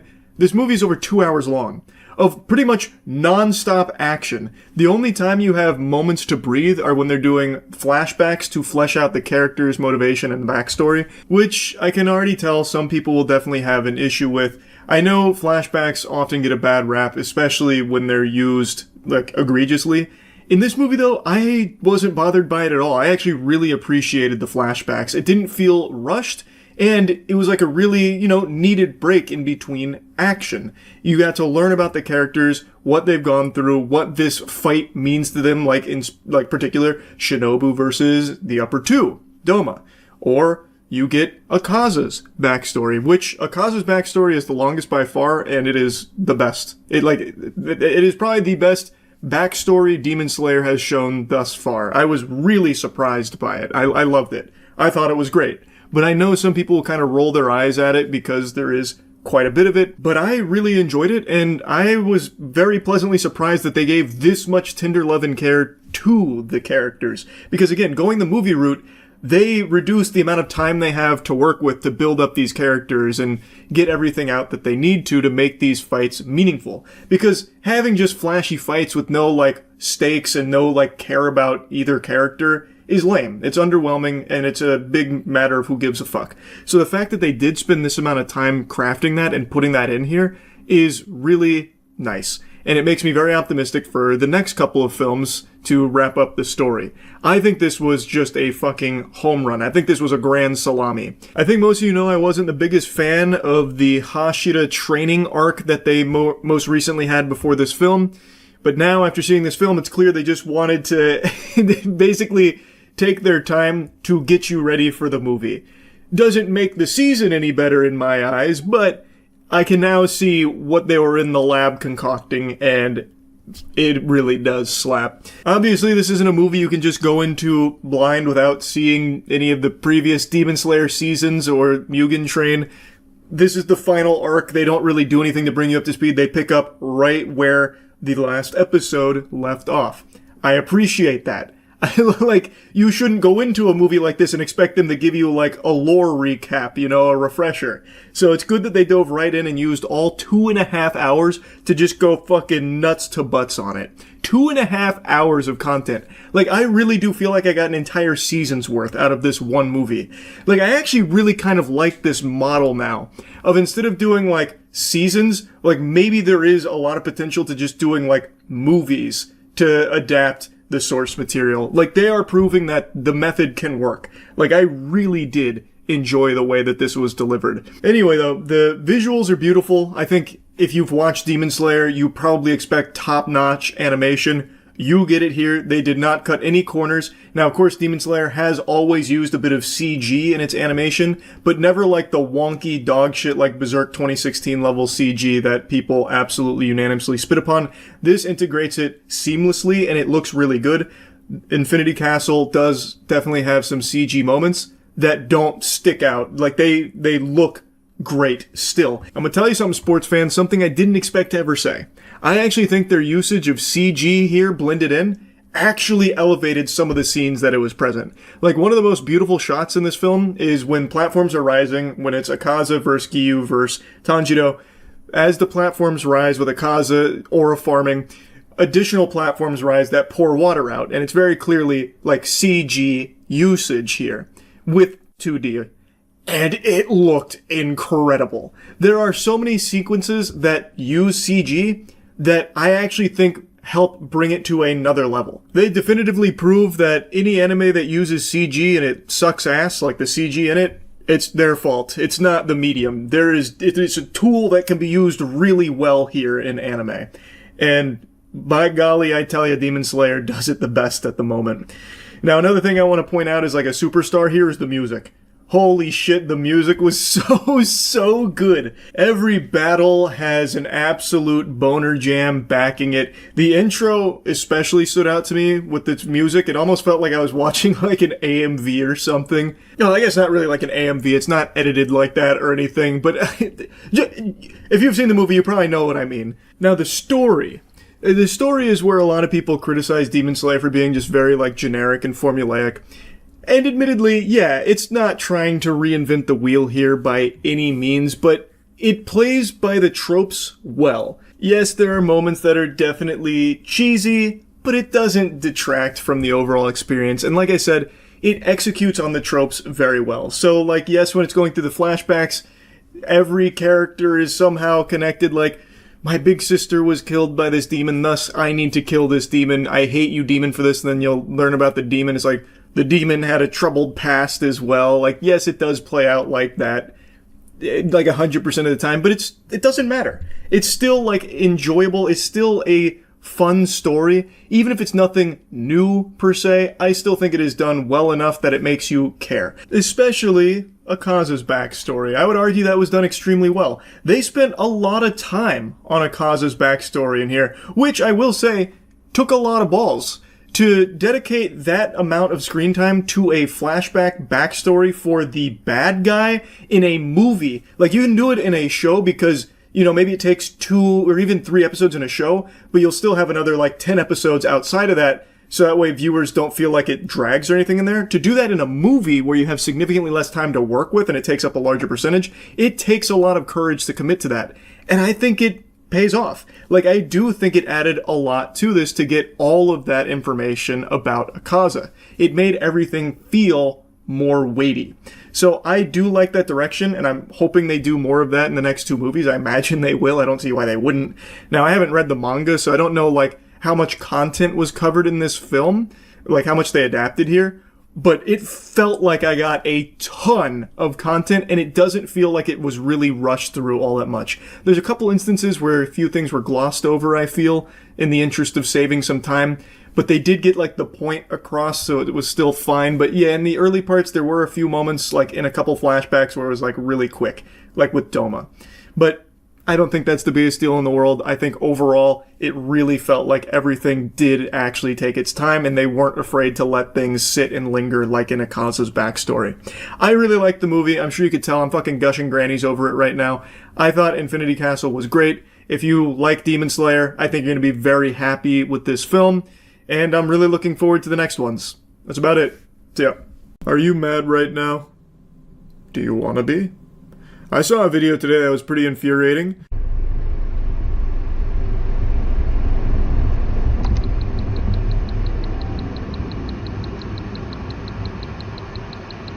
This lady is behind the wheel of a rented vehicle from Turo. This is allegedly posted by the owner of that vehicle after, spoiler alert, she gets into an accident here and then tries to lie about what happened. This was posted in response to that to show what actually happened, and if you've got some keen peepers on you, the astute observers may have noticed she's texting while driving. But to be honest, I don't even think that's accurate to say because she is doing more texting than driving, so she's like occasionally splicing in some driving between her texts. It seems like she's in some kind of heated argument, and that is like her primary focus is sending these text messages while on the road. I'm sure I don't need to educate you on the dangers of texting while driving. I'm not the DMV. I'm also not your dad. I imagine most of you know that, and this is one of the most egregious examples of texting while driving I've ever seen. She could easily have just pulled over and sent those messages if it's that urgent, but instead she said, fuck it, we'll do it live, so she's doing it while on the road, risking her life and the life of those around her. I guess she's really got places to be in those messages. That's like fucking utmost importance. If you're not first, you're last. If you're not pooping, you're shitting.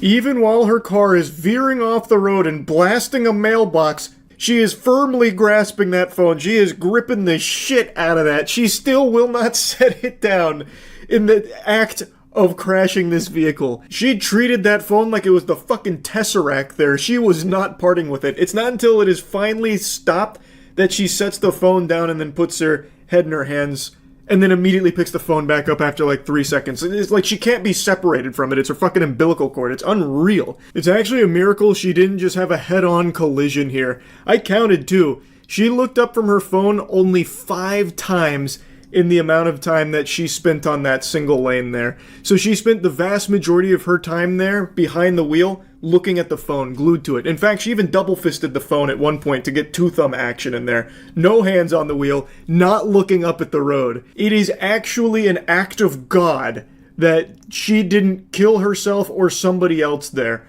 Just an unsuspecting, innocent car that she could have easily veered to the left instead of the right and just hit with a head-on collision, which would have potentially been fatal. Also, her squeals that she lets out, oh man, that is ear-piercing. And then she has like that full-blown like angry middle-aged mom scream after it like comes to a stop when it's entirely her fault.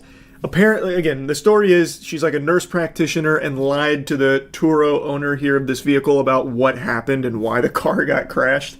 I haven't seen too many details on all of that, but it's entirely her fault.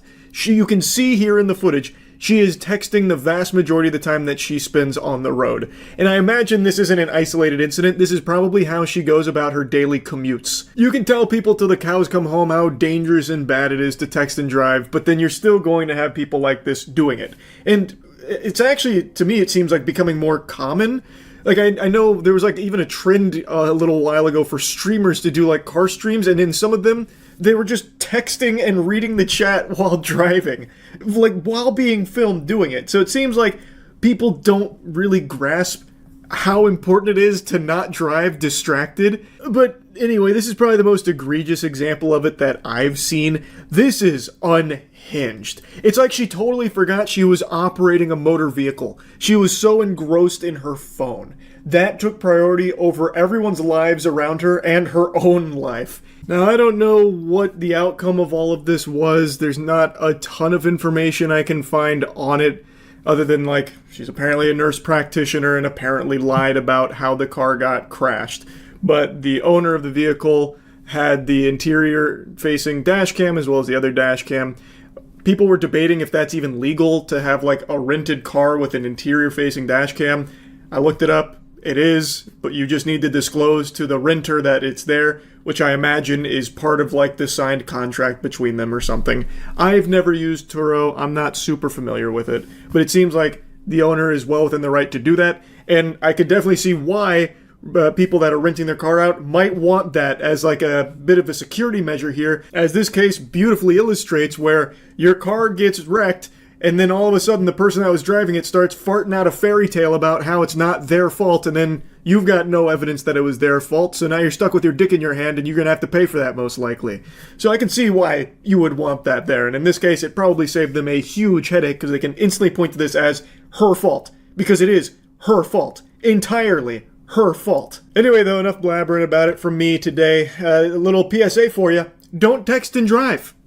That's really about it. So yeah. There are few things in life as pathetic as being a proud Reddit moderator. It's a position that attracts the most insufferable hoity-toity dweebs like moths to a flame, and it bestows upon them the tiniest sliver of power, just barely above like a middle school hall monitor, and somehow that immediately goes to their heads and corrupts their already ugly soul, leading to the most embarrassing meltdowns and just outrageous power trips over nothing. And this is a stereotype that's existed for a while, and it seems like it's just the truth of being a Reddit mod. Like, this is just the sad reality of the people that take up that mantle. They think of themselves as fucking Batman, but what they actually are is the goddamn box ghost from Danny Phantom. Anyway though, I'm blasting that ass with some new hotness here. A brand new mod meltdown courtesy of r/art. It is a pretty fascinating one, and also not its first rodeo. The r/art subreddit's got some hostile mods. So I'm gonna go over the most recent one from, I think it was yesterday, and then I also want to give you a little, blast from the past from a previous instance where one of these mods went nuts. But this one I think is quite special. So what happened is there's an artist named Hayden Clay who posted his art on the subreddit. It got very popular, and in the comments he was replying to somebody asking for more information about his work, and he mentioned that, you can find my work here, and there's also some prints available too. Just a very quick reply to a nice comment. And one of the rules of the subreddit is you can't be like self-promoting your work, so you can't be like advertising prints or anything. So because he used the word prints, it got the whole post removed. Just blasted to the shadow realm. They smited it. So Hayden Clay was pretty upset, so he messaged the mod about it, trying to get further clarity, and maybe he could try and find a way out of this pickle here because he felt it was unjust. There you can see the comment that got him banned. I have a whole mini-series called Clear Boundaries with Prints Available. Just a very offhanded remark about having prints available, and it was removed because of that. So he said, "Are you seriously banning me for giving more information on my work? No, I banned you for breaking our rules. But I can also remove all your old posts as well if you'd like." Oh man. This guy's no nonsense, tough as nails. You don't tussle with the muscle. r/art mod. Oh, brother, watch out. He's coming down with the iron fist. This is so fucking silly. So, like I said, the rule is like no self-promoing or whatever. You can't be mentioning where they can purchase your art or anything like that. Which he wasn't really doing. It's an offhanded reply to someone that was saying they'd like to have the art in their office or whatever. Like, it's such a stretch to even have that be like a violation of their rule in the first place. It is solely because the word print is there. What an unbelievably stinky loser. This guy is working for free as the moderator of a subreddit, and he thinks he's doing the Lord's work here. He's treating himself like he's fucking Jason Bourne or something. Oh my god, it's so sad. I can literally smell this guy through his messaging. I already know when he typed, "But I can delete your old posts as well if you'd like." I can see him doing this with his hands like some kind of fucking anime supervillain. Oh, he's such a worm. Hayden Clay responds saying, just delete the comment and move on. Sorry I mentioned the word print. And that was the straw that broke the camel's back. He said, your history has been removed. You're welcome. He laid the smackdown on him. He just poofed away all of his post history. And then he replied again saying, at this point, this isn't about breaking the rules. This is you having some sort of vendetta against me. My comment broke Rule 9. I get that, and apologize. This reaction is overstepping boundaries. Which it definitely is. Worth mentioning, Hayden Clay had some posts that were extremely popular, some older posts in his history. Like, I think one of them, according to Dolan Darkus, was even in the top 250 of all time for the subreddit. So having his entire history removed actually is somewhat of a big deal to an artist who has this as a means of showcasing their talent.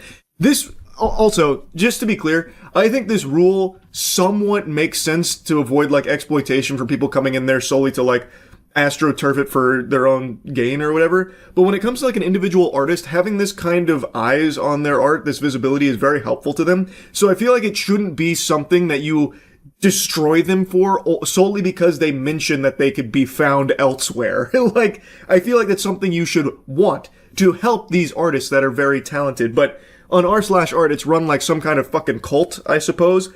And if you step out of line, well, I hope you're ready to take the big beat down that the mods will give you. They'll take you behind the back of the bar and break your kneecaps. Metaphorically speaking, of course. I don't think they even know how to throw a punch. They'd probably break their own fucking wrist if they even tried to hit a heavy bag, I would imagine. But this shit is just so unbelievably foul.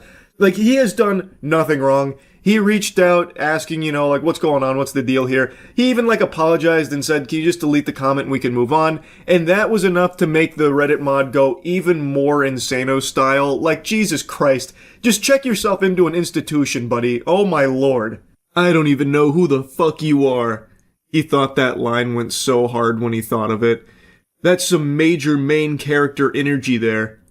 Oh! Yeah, Hayden Clay's the one with main character energy. Certainly not the r/art mod who's gone through and deleted every single one of his posts, all because he had the gall, the audacity to talk to him in DMs. He dared try and speak to a mod. Don't you know they are holy, sacred icons of the Church of r/art? You can't just speak to them and question their decisions. And then he replies saying, says the power-hungry mod who deleted all my posts because I asked a question. True. You've been reported for harassment. Have a wonderful day. Nice job making this sub a worse place for artists and those who enjoy it. Yeah, the mod reported him for harassment all because he was asking a question in DMs and then just responding to having all of his shit just wiped out in the extinction event of r/art. And now he's been reported for harassment. I already know this mod. His heart was beating so fast. This was probably the most excitement he'd had since the last time he had done this. Like, I bet he was cracking open 4 Mountain Dews, like cracking his knuckles. Time to get to business. He talked to me. Time to remove all of his posts. Also, that report for harassment led to Hayden Clay being banned site-wide on Reddit for 3 days. Pretty cool system they have over there at Reddit where one angry mod can make a complete fraudulent, bogus report of harassment and it immediately leads to a ban for the recipient there. What should have happened is this report goes through, someone takes a look at it, they immediately recognize that this mod is unstable and should not have that position in the first place, so they strip him of his mod privileges. That's what should have happened. And if that did, I bet that guy's life would have felt like it was crumbling down around him. Because if he can't enact his power on strangers on r/art, then his life has no meaning. But that is just not how Reddit functions over there at all. I remember over the years it's been kind of revealed that a large part of Reddit is controlled by a handful of these turbo losers, where it's like this tight-knit club of people that have absolutely nothing going on with their life, so their whole existence is dedicated to power tripping on Reddit and like controlling it like they're the puppet masters. And I imagine this is one of those kind of people, because it's pretty clear that he can just report someone and immediately they're banned for it. So I have to guess that this mod is part of that group, especially when you consider that his appeal was also denied with the admins siding with the mod's harassment theory here, believing that that was the correct course of action. He needed to be banned for 3 days, all because he decided to try and ask a question to an r/art moderator. That's a sin punishable by death on Reddit. But anyway, as a result of all of this, r/art went into like a pseudo lockdown where you couldn't submit new posts or make comments. They have since soft reopened it so you can make comments again. And of course, all the comments are probably what you're expecting, where everyone is mentioning Hayden Clay and how unfair this is, and basically calling for the resignation of this mod as if it's some kind of like legitimate position.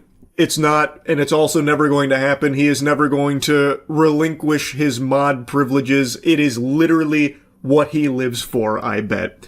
And you can kind of see that because he still replies to people that reach out about this. Like, even outside of Hayden Clay, there's people expressing their concern. So here's another r/art mod classic. We ban people who don't follow our rules, for sure.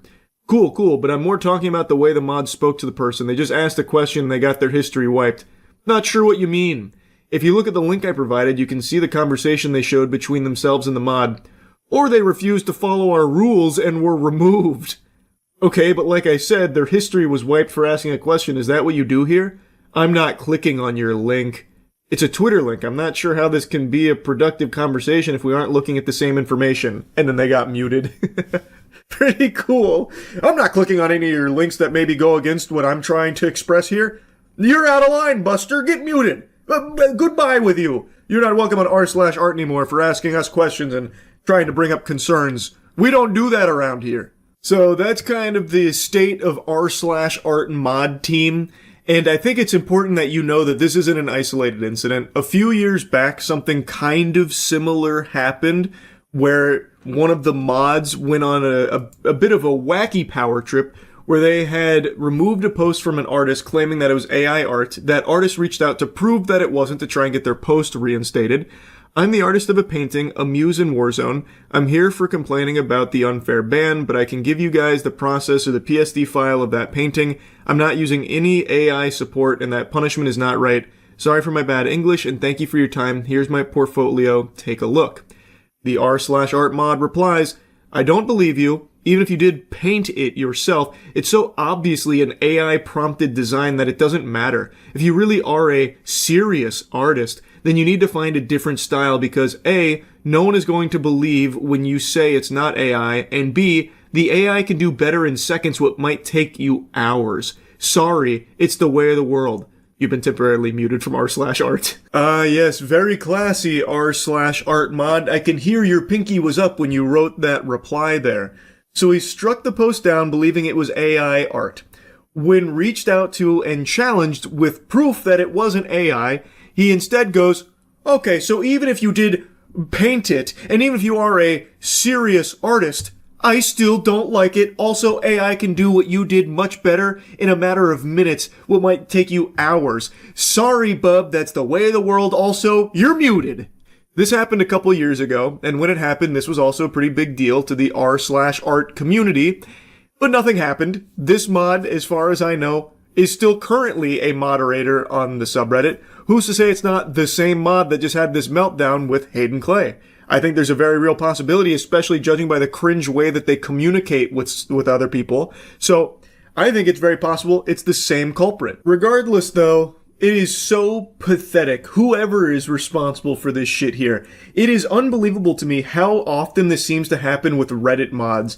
Like, this stereotype has existed for a long time about being like this sad, lonely loser who power trips as a Reddit mod. And yet, it keeps happening over and over and over again. There is no self-awareness and no fucking shame from some of these Reddit mods. It's tragic. It's just so stupid, man. Unreal. Anyway, that's about it. See ya. This is like the Marvel intro. Cool. Yeah, you'd be hard-pressed to find someone who enjoys Assassin's Creed games less than me. But I always approach them with an open mind, hoping that this will finally be the one that I like again. We'll see. Positive reviews. We'll see how it goes.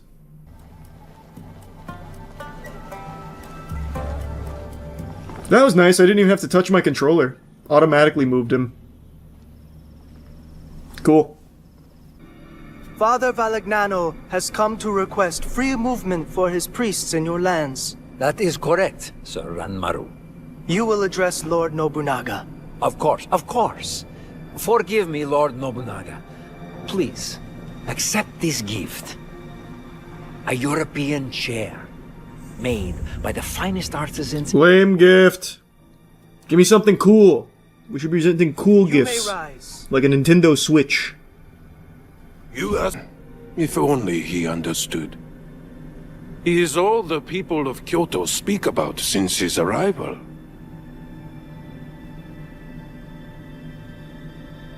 Oh. I'll play it cool. I'll be mysterious. Diogo has been a loyal sword-bearer for me. He has freed me to focus on... Do choices matter in this game? I doubt it, right? It's fucking Ubisoft. Yeah, I'll start aura farming. Diogo? That is what we call him. While Iga calls its unifier a tyrant. Man, my armor is absolutely clapping Oda's right now. Man's out here in bathrobes, meanwhile I've got the whole kit and caboodle on me. No. Moment. You've got him! Use your sword, friend! Oh my god, they need better training. This dude just lit himself on fire. The other guy forgot how to fight. Nice. The armor is strong. I must break it.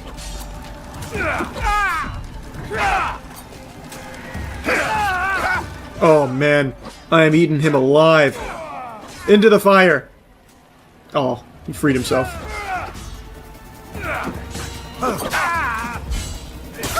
Last door to get through. Who's shoot? Is it you? Someone was just shooting at me from behind that entire fight.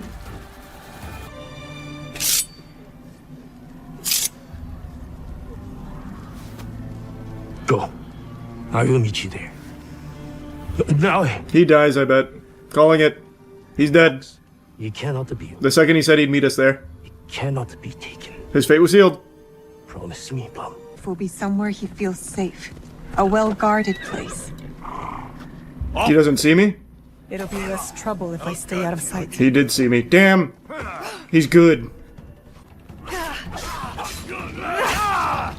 He's tanky. There we go. One down! You're next, Buster! Oh man, I got him stun locked. Oh shit! Almost got one tapped. Take that!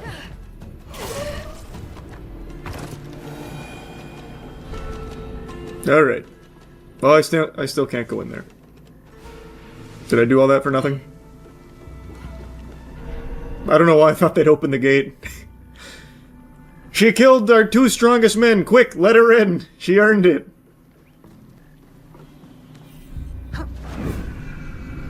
Iconic Assassin's Creed! I feel like it could have just dropped on the floor, it would have been fine.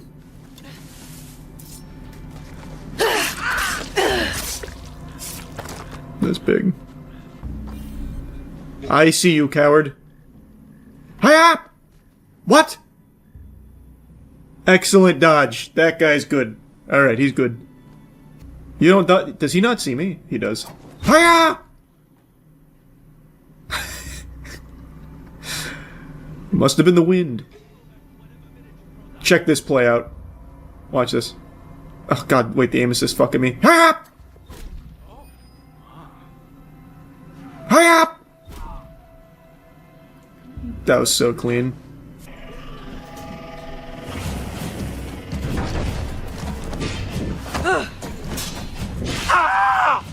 Oh, he cut his fucking ear off. Excellent work.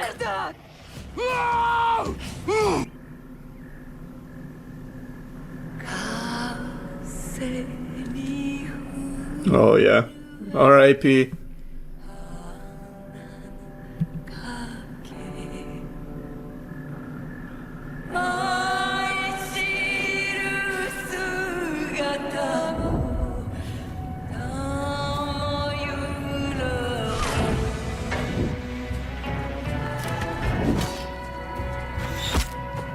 No! Oh, I thought it was going to be a lot more heroic than that. No! Let them suffer. Let them die in pain. Fine. We have what we get. Wait, maybe he doesn't die. That is the most classic cliche ever. Iconic cliche employed.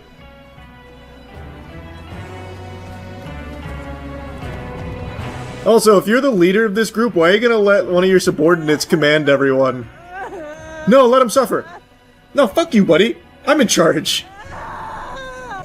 Clearing the wasp nest from her tree. Oh, no. I kept getting stung. No complaint. My least favorite thing in the entire series, just following, listening. But together. The height of the great mountain Hate is it. not made by one stone. Yes. I appreciate the auto-follow, though. They know it's boring. Vegans are different people. So we But then my counterpoint would be, why not do it a different way? It's very dark behind your eyes so your father does not see it. Enough hiding. That was easy. Enough hiding. I know just where to begin. Off we go. I'm getting me mallet. Auntie Matsu comes back with that fucking blunderbuss.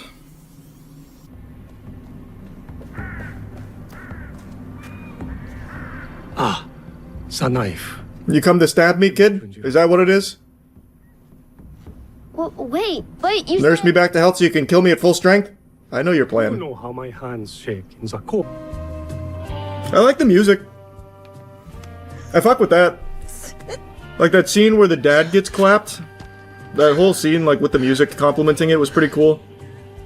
Now they have like a music video training montage. That's cool, I guess. But man, this shit is so slow. Holy. It's been an hour and a half, and I think I've had maybe 10 minutes of gameplay. Leave them alone! Wait, let me off. Is anywhere safe? Time to stealth.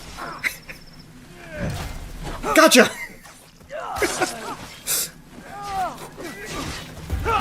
No! Fuck, one saw me. No! No, my stealth has been ruined.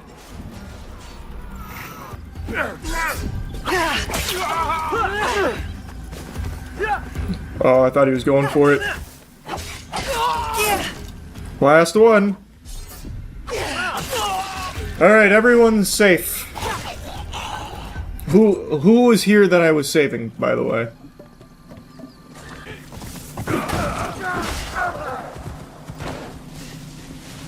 I'm here again. I don't feel like killing everyone. That just seems like a waste of time. I'm just gonna sneak to the loot.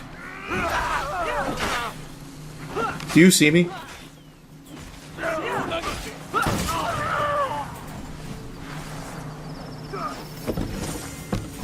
Bye-bye. You got him.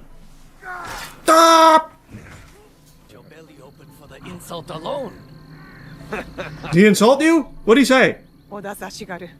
I can't let this stand.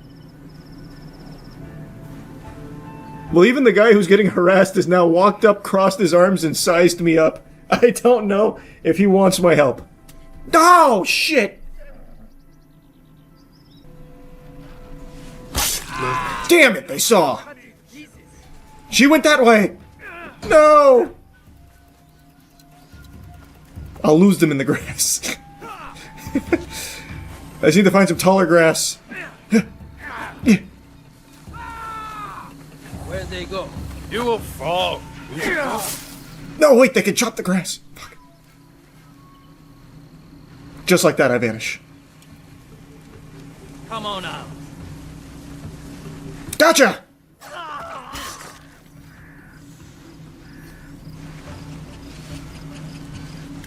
Yes, the Master of Stealth strikes again.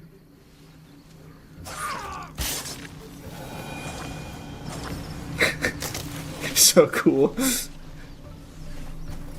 You're free, buddy. You're really gonna walk away without saying thank you. All of that, huh? Alright, tough guy. See if I save you again. Oh, it was a 4-hit combo. My first boss fight!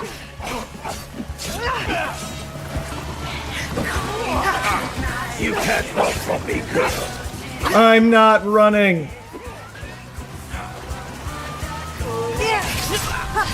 Take this! You go. Oh god, okay, I see. So every single one of these is going to be a flashback, huh? A flashback mission. So it's going to be rhythm game and the flashback mission, I think, for this. The shrine. Auntie Matsu's scroll will be close.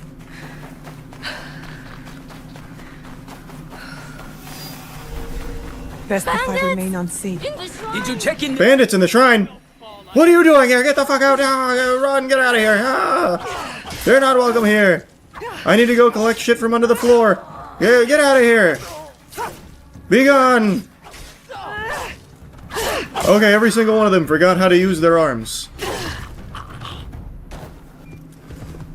I did see a knowledge point thing over here. Old woman's face when I took a piss in the street. Piss in the street? You're dead now. Your end is near. Oh, these are level 6. What? Oh, I just got one tapped when I missed that. I won't let the public pisser get away with it. I will bring order to this town. Okay, there's one. Only 15 HP or XP for that, huh? Wow, this guy takes no damage. I'm just wasting my time. He actually takes no damage, holy shit. Not worth.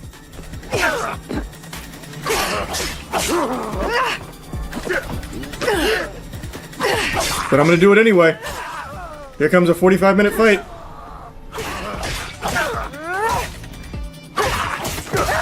Okay. Locked myself down for too long. What the fuck is this? Is that a data fragment for the battle pass? Holy shit, wait a minute. Wait a minute. It's a- oh no, it's a key. No, wait, but it's a key for the battle pass. Yes, my battle pass. How many keys do I need? Oh god, it was only 30 out of the 1,000 I need. Oh shit. A 3% chance to instantly kill with posture attacks. Does that work on bosses? That sounds great. Vanish after 2 seconds while crouched or prone. Oh my god. That sounds so good. It's so stupid, what the fuck? You fool.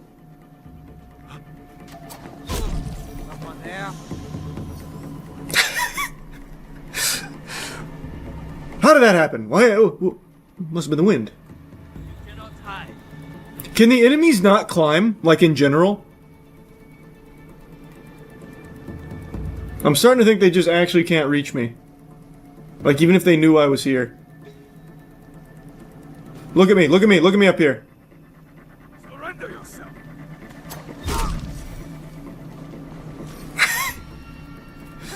Man, I really got this guy fucked up. Take this! Expertly done. It's just that easy. And I got some pine bush. Can you please get off this tree? I'm begging. Get off this tree. Thank you. Oh my god, please. I just want to leave this tree! Help! Fuck! Let me off! Let me out! Don't worry, the Master of Stealth is... What? Someone here?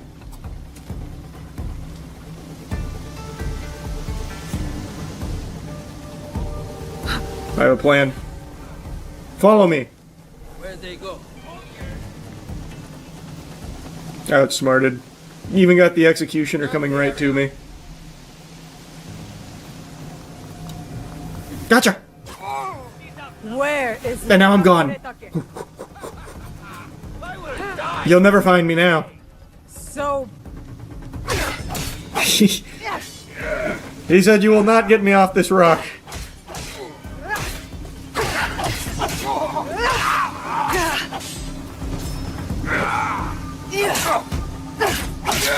Take that! Executioner down. Yeah. That'll fucking teach him. And I got a new hat. I think the game's just boring. I am not an Assassin's Creed fan, haven't been in over a decade. I like that it's not the exact same combat as the previous games, but it still doesn't feel all that new. This feels like sword combat from, like, maybe 10 years ago. Like, it's serviceable. Granted, I'm still, what, 3.5 hours in, so it's still early. But it's just, I don't know, it's not fun. And the cutscenes, there's so many, which I usually don't mind, but I'm not really invested in the story. So I'm not really, I'm not loving it. It's better than Mirage. It's better than Valhalla. I fucking fell asleep on stream playing Valhalla. Mirage just super sucked. But I still just think it's so boring. Would not want me if he knew I lost the statue. Statue? Kyonyor entrusted me with one of our oldest statues. Don't make me go get it. Shinran. Have mercy, don't make me go get it. Granted us access to the... We'll just write it off. He'll forgive you. Offered the way of the fight. We don't have the strength to take it back. I don't think I have the patience to take it back, man. I'm gonna be honest with you, Mitsumune. Then that's what I'll do. I know I'm going to regret this. It's gonna be another fucking side quest that's just a super snoozer. Main quest is right there. I'm doing it.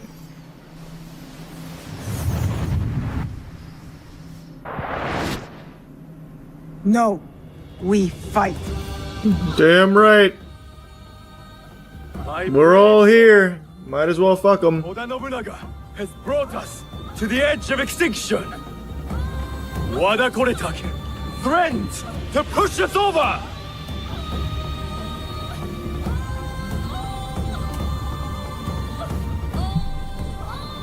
I like the plan. A full frontal. We end the destruction. Watch this stealth kill.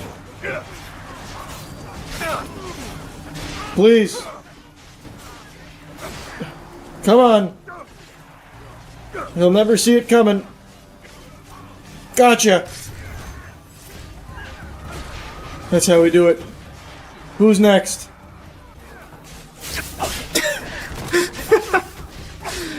Got him with the razzle dazzle. You'll never hit me. I'm too swift. Now it's safe for the most. But whatever, I'm already here. Absolute baloney that one hit me and you know it.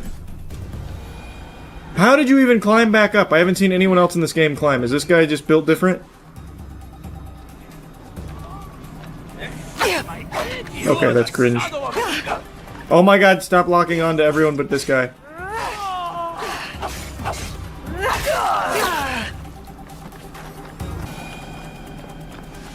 Take this. No fucking shots. What a climactic conclusion to one of our first big bosses of the game. I did that just as a joke, thinking it would bounce off his armor and he'd give me a cool voice line. Where? That was pretty epic. You left him to suffer, to die in pain. And every day since, I have thought of only one thing. Making you suffer. Oh, I did. He suffered the ultimate shame of cringe. I killed him with a spitball from the top turnbuckle. He's dying in shame. You give us blades. You tell us to defend the temple with our lives. Then you sign peace treaties with demons. Abandon us to slaughter. And right when I am on the edge of despair, you send her. What do you mean, fuck me? What'd I do? These men don't deserve to live. I don't care. You can kill him. I don't give a shit. This will impact... I don't care. What? Do it, man. I'm not your dad. You do what you want. Mitsumune is right. Anyone fighting for Oda Nobunaga deserves death. You are fools! I fought to keep Mitsumune safe, but he is beyond saving. You all are. Yeah, how many people did you kill? Don't act like you're better than us.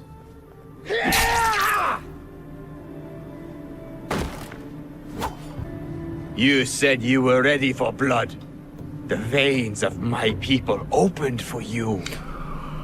I hope it was worth it. You seem pretty... What, man? What? You wanted blood just as much as I did. More than me. I didn't kill that unarmed surrendering guy. What the fuck? Why are you lecturing me? How did you feel? Man, I should have just said no. Eat my dick. How about that? Yeah. New weapon. Oh, sorry. I didn't fucking mean to, man. Calm down. What are you freaking out? Whatever, I'll kill you. We just had a huge victory and now you want to act like a real bitch just because I accidentally hit somebody.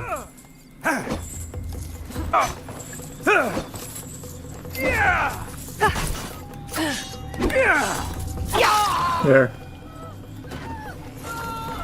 Holy shit!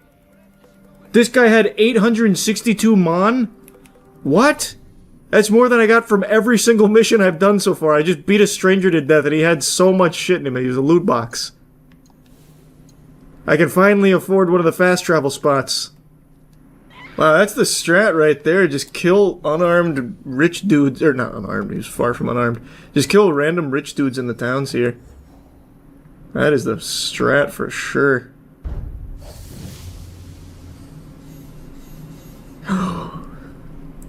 The weekly quests for the Jesus battle pass. Okay, we can just do purge. We can do 2 corrupted entities, and then I can get the invisibility cloak from Harry Potter or whatever. Oh my god, it's 4,300 meters. I'm going to bed. I'm not doing that. I'm calling it a night. There are some stories that are so powerful they transcend the bounds of time. No matter how many years pass, these stories are still talked about, they're still discussed, and they are still remembered. Like the Epic of Gilgamesh, the Iliad, Journey to the West, my battle against that wasp when playing Elden Ring many moons ago. And now today, the story of 7 dogs that escaped from a meat truck in China and walked 10 miles home to their owners. Actually a crazy story that sounds like it's ripped straight out of a Disney film from the 90s. So the story goes that on March 16th, a man named Lou noticed a group of dogs that were walking in formation along a roadway. He found it peculiar, so he started recording them and even tried to lead them to safety, but the dogs ignored him. This video has now racked up over 200 million views, and apparently these dogs were stolen by thieves working at a dog meat shop, and they busted out of the truck and spent a couple of days walking 10 miles in unison back to their homes. They were led by the corgi, who would occasionally look back to ensure that no one went astray. Lou said, "They resemble a band of little brothers in distress moving in unison, nothing like stray dogs." They did eventually return to their owners after this journey here. Apparently, one of the dogs in this group, a German Shepherd, had an injury. They had unfortunately gotten hurt along the way. So they formed kind of like a protective barrier around the German Shepherd and moved together like that. Kind of like out of, fucking 300 or something, where they plant the shields around them up top and in front to block the arrows and everything. It's actually unbelievable, assuming all of this is true, and based on all of the evidence, it does appear to be true. So here's the video that really blew it up. Now, I couldn't find it with original audio. I can only find it with, like, Facebook royalty-free music attached to it, and I decided just to mute it because I don't think it really adds anything to it. But here you can see the group moving out in unison. It does seem like they're trying to, like, shield that German Shepherd in the middle there. And, like, at first, I thought it was AI generated. Like, I thought it was just some bogus AI short that they slapped a sob story on. No different than, like, Reddit karma farmers who will just take a picture of their PlayStation 2 and be like, man, I still remember my father before he went off into space and then blew up from a cosmic alien attack, giving me this PlayStation 2. And I know it's a little out of date and old-fashioned, but I can't help but keep playing this in his memory. Can I get some updates in memory of my papa? Like that kind of garbage where it's just a bunch of barnacles. So I thought that this was fake.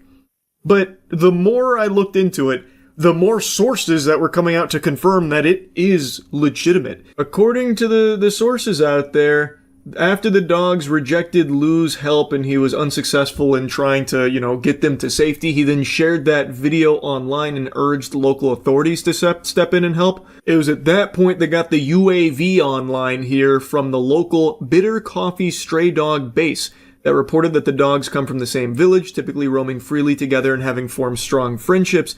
In response, the base dispatched several volunteers and even a drone to track the dogs and facilitate their safe return home. So they got the cavalry out there in order to get the dogs back safely from the sound of things. One volunteer claimed that individuals operating a dog meat shop had stolen the dogs, suggesting they may have escaped from a truck, though no witnesses saw their departure. So that component of the story about them escaping from a truck destined for a dog meat facility, which would have obviously spelt their doom, isn't fully confirmed. That hasn't been verified yet, though that seems to be what most sources are indicating is likely what caused them to be so far away, is that they were stolen for that purpose. And I guess it could make sense if they do frequently travel together, as the claim states. If they were all together and then someone just came through and got all of them at once, that would explain how they got the whole kit and caboodle here. But again, it's not fully confirmed or anything like that. But what is true is that this group of 7 dogs was traveling for quite a while, covering miles of distance to get back to their village, to get back home. And they did it all together as like one coordinated troop. It's fucking incredible, actually. Assuming, of course, it is all true, which, again, all the sources I can find seem to agree that it is. One of the owners has apparently come forward talking about the relief. They were the owner of the German Shepherd and the Golden Retriever, stating how happy they are to have them back and fortunate that they were able to return to them. I also saw a couple other images capturing their journey. So yeah, I personally believe that it's real, and man, that shit is crazy. Like, I'm very happy that they made it back safely. As of now, this is all the information that's available. I'm hoping there'll be some additional information and a follow-up investigation trying to find the thieves that were responsible for taking the dogs, and hopefully they'll be brought to justice. It is a crime, what they did. It is 100% a crime, so hopefully they get punished for it. Anyway, even though this is a story about dogs finding their way home, there really is just something inspirational about it to a certain degree, to see this kind of gumption, to see them band together and go over the course of a couple days, many miles home against all the odds and get back safely all together as one unit is really just something super incredible. So yeah, I just wanted to yap about it a bit. That's it. See ya. Last week I made a video talking about the Minecraft porn animation community on YouTube, and since then I've been recommended some very obscure and very interesting animations as a result, so thank you YouTube for that, always looking out, and I figured I'd share one of the more interesting finds with you. Now to some of you this won't be a surprise, and in fact some of you may even dabble in this content yourself. There exists a pretty decently sized source filmmaker fart porn animation community on YouTube. And now I know that's not overly weird, because fart porn apparently is super popular, because anytime I even go on Pornhub, it's almost nothing but fart porn these days. Watch Tina as her asshole puffs out while blasting fat, wet farts in my face, your face, the viewer. I'm not a fan of it, but it's apparently a prospering niche in the community of porn. So on YouTube, it shouldn't be all that surprising that it exists. I'm going to show you one of the bigger channels I found. This is kind of like the leader of the rebellion, or not the rebellion, but a pioneer in the fart porn animation community on YouTube. This is Fartimation. Check some of this shit out, and I mean shit literally.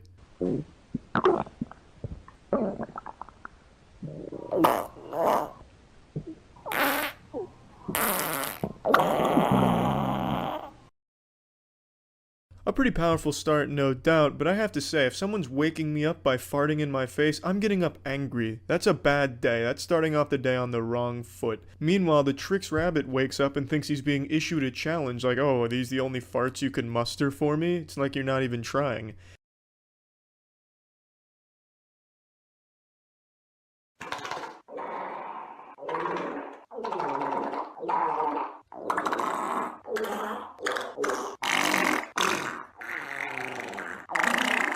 It's pretty clear to me that all of the fart sound effects are done in-house by the animator making the noises with his mouth. Because not only do the farts sound shitty, the audio quality is shitty as well. It sounds like Donald Duck being strangled. It sounds like a trumpet being played poorly underwater. I can make the noises with my mouth too, and that's how I know this is what he's doing. I know, pretty impressive sound of diarrhea farts. Pixar, sign me up for a role with voice acting, I'm telling you. But I have to wonder why he didn't just use stock sound effects of farts on the internet. It would have sounded far better.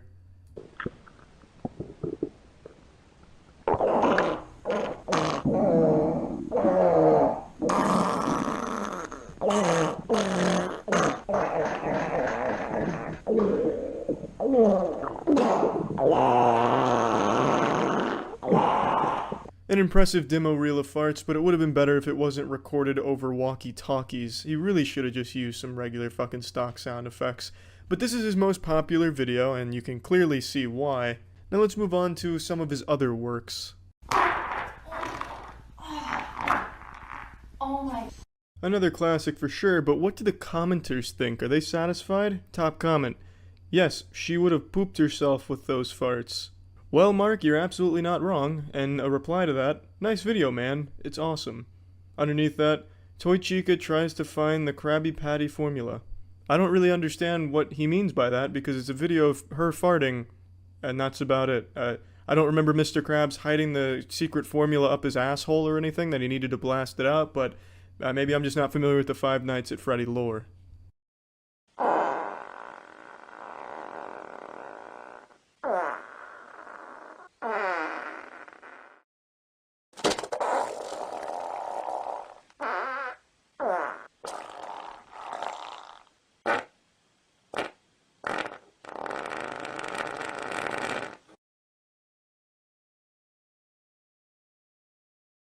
This one had a big grand finale with actually shitting in the panties, just filling the entire diaper. However, it didn't really look like it was panties being pushed to their breaking point with poop. It looked more like a hemorrhoid forming or an anus prolapsing, or even like filling a fucking water balloon down there. It didn't really look like filled panties. All the panties should have moved back. I think it was a little lazy on the animation side, but then Mangle asks you if you're full now. And obviously the answer is going to be yes, you've probably lost your appetite, or if you're into this fetish, you're definitely sailing full mast, I get it. But I'm particularly fascinated with this last line, now go before the others see you, as if you're in some type of time crunch that you need to quickly jerk off and then hide the evidence, as if someone would be so shameless they'd be watching Five Nights at Freddy's fart porn animations on YouTube, like they're at work and they had to get this off their, drain their nuts watching this before their boss comes and sees them. I highly doubt anyone's watching this content outside of their own masturbatorium with the lights off.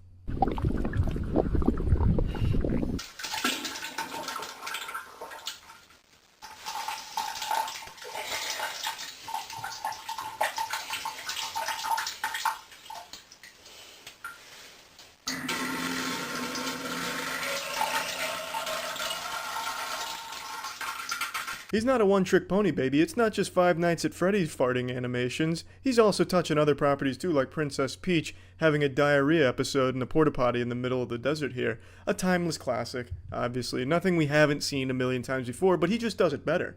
I mean, just listen to those sound effects. It's like he recorded himself taking a piss and is trying to pass it off as diarrhea, but you're not fooling me. I know the sound of pee-pee very well. That was pee-pee. until of course he added the little grudge sound effect in there. That kind of changed up the tempo a bit, but you get what I'm saying. There's a prospering fart porn source filmmaker community on YouTube, and it's fascinating and disturbing as well. But to each their own, I suppose. That's about it. So yeah. Island Boy. Did that just send you into a fight or flight response? Yeah, I bet it did. That's a name you probably haven't heard in many moons now. The Island Boys have had a huge fall off. Very few people even remember them. I completely forgot they existed until a clip surfaced of one of them doing a 20 women versus one Island Boy, and he was just getting brutally cooked, absolutely roasted. It wasn't like a dating thing, it was more just 20 women line up to insult this guy to his face, but he is so unbelievably stupid, he can't even understand half of the insults. It's cinema, and I have to share it with all of you. In today's video, we got 20 women versus one Island Boy. This intro had me giggling hard. I was hooked immediately. 20 women versus one Island Boy. And the guy's just awkwardly sitting there doing this. That kind of thing. Oh man, I knew I was in for a good time watching this. Alright, what's up? Listen, I'm the Island Boy. I'm here with this girl. What's your name? Annie. Annie. I'm gonna rate you 8. I didn't think it was possible to have this low of a charisma stat. This guy can very barely get words out of his mouth. And he looks like he is like spamming idle animations on a Mortal Kombat character select screen just to stay somewhat lucid. Because it looks like if he stopped moving for more than like 3 seconds, like stopped swaying, his whole body would shut off. It looks like he is perpetually on the verge of passing out. Like his brain has to work so hard just to get a few neurons to fire to do the bare minimum of human sentience. It's unlike anything I've ever seen before. Oh, she's an A. Why you give her this an A, bro? I don't know. Are you Asian? Yeah. You're Asian? Mm-hmm. Like fully Asian? I'm half Vietnamese. I don't know, because I heard Asian girls have like bad. Oh, really? Yeah. Who told you that? I f***ed the Asian girl before. Oh, it's not me though. It's not you? Mm-mm. Okay. What am I supposed to do with her? Yes? So how you feel? You said swipe right? Yeah. Swipe right's good. Nice! Look at the way the Island Boy handles business here. Smooth talking, silver tongued Casanova. Are you Asian? I heard Asian girls have something pussy, I think is what he said. And then she said, okay, where'd you hear that? And he just goes, I fucked an Asian girl. So you heard it from yourself. I also don't think he fucked an Asian girl, by the way. I think he was trying to look cool. It's incredible how just, even through the computer screen, I'm getting dry. Like, it's making me, like, shrivel up into myself. I can only imagine what it's like to be in the same room as this kind of vermin. Like, it's like a Dementor of vibes. He comes in, he just sucks out all good vibes and leaves nothing but awkward cringe in its wake. Swipe right? Look, right, so she good. Okay, man, what the f***? You have nothing to say? What? Do you have a fake chain or something? How can someone be this observably dumb? He is an actual imbecile. Every time he opens his mouth, you can hear the idiot inside of him. This guy is actually just fucking stupid. By every measurable metric imaginable, he is just fucking dumb. And he can't interact with people at all. So even on this dating show, he can't muster the bare minimum of introducing himself. The best he can do is interrogate her about a fake chain. And the host of this has to keep prodding the Island Boy for a couple of extra thoughts because he just can't speak in more than like 3 words at a time. So the host is like, why'd you rate that girl an 8?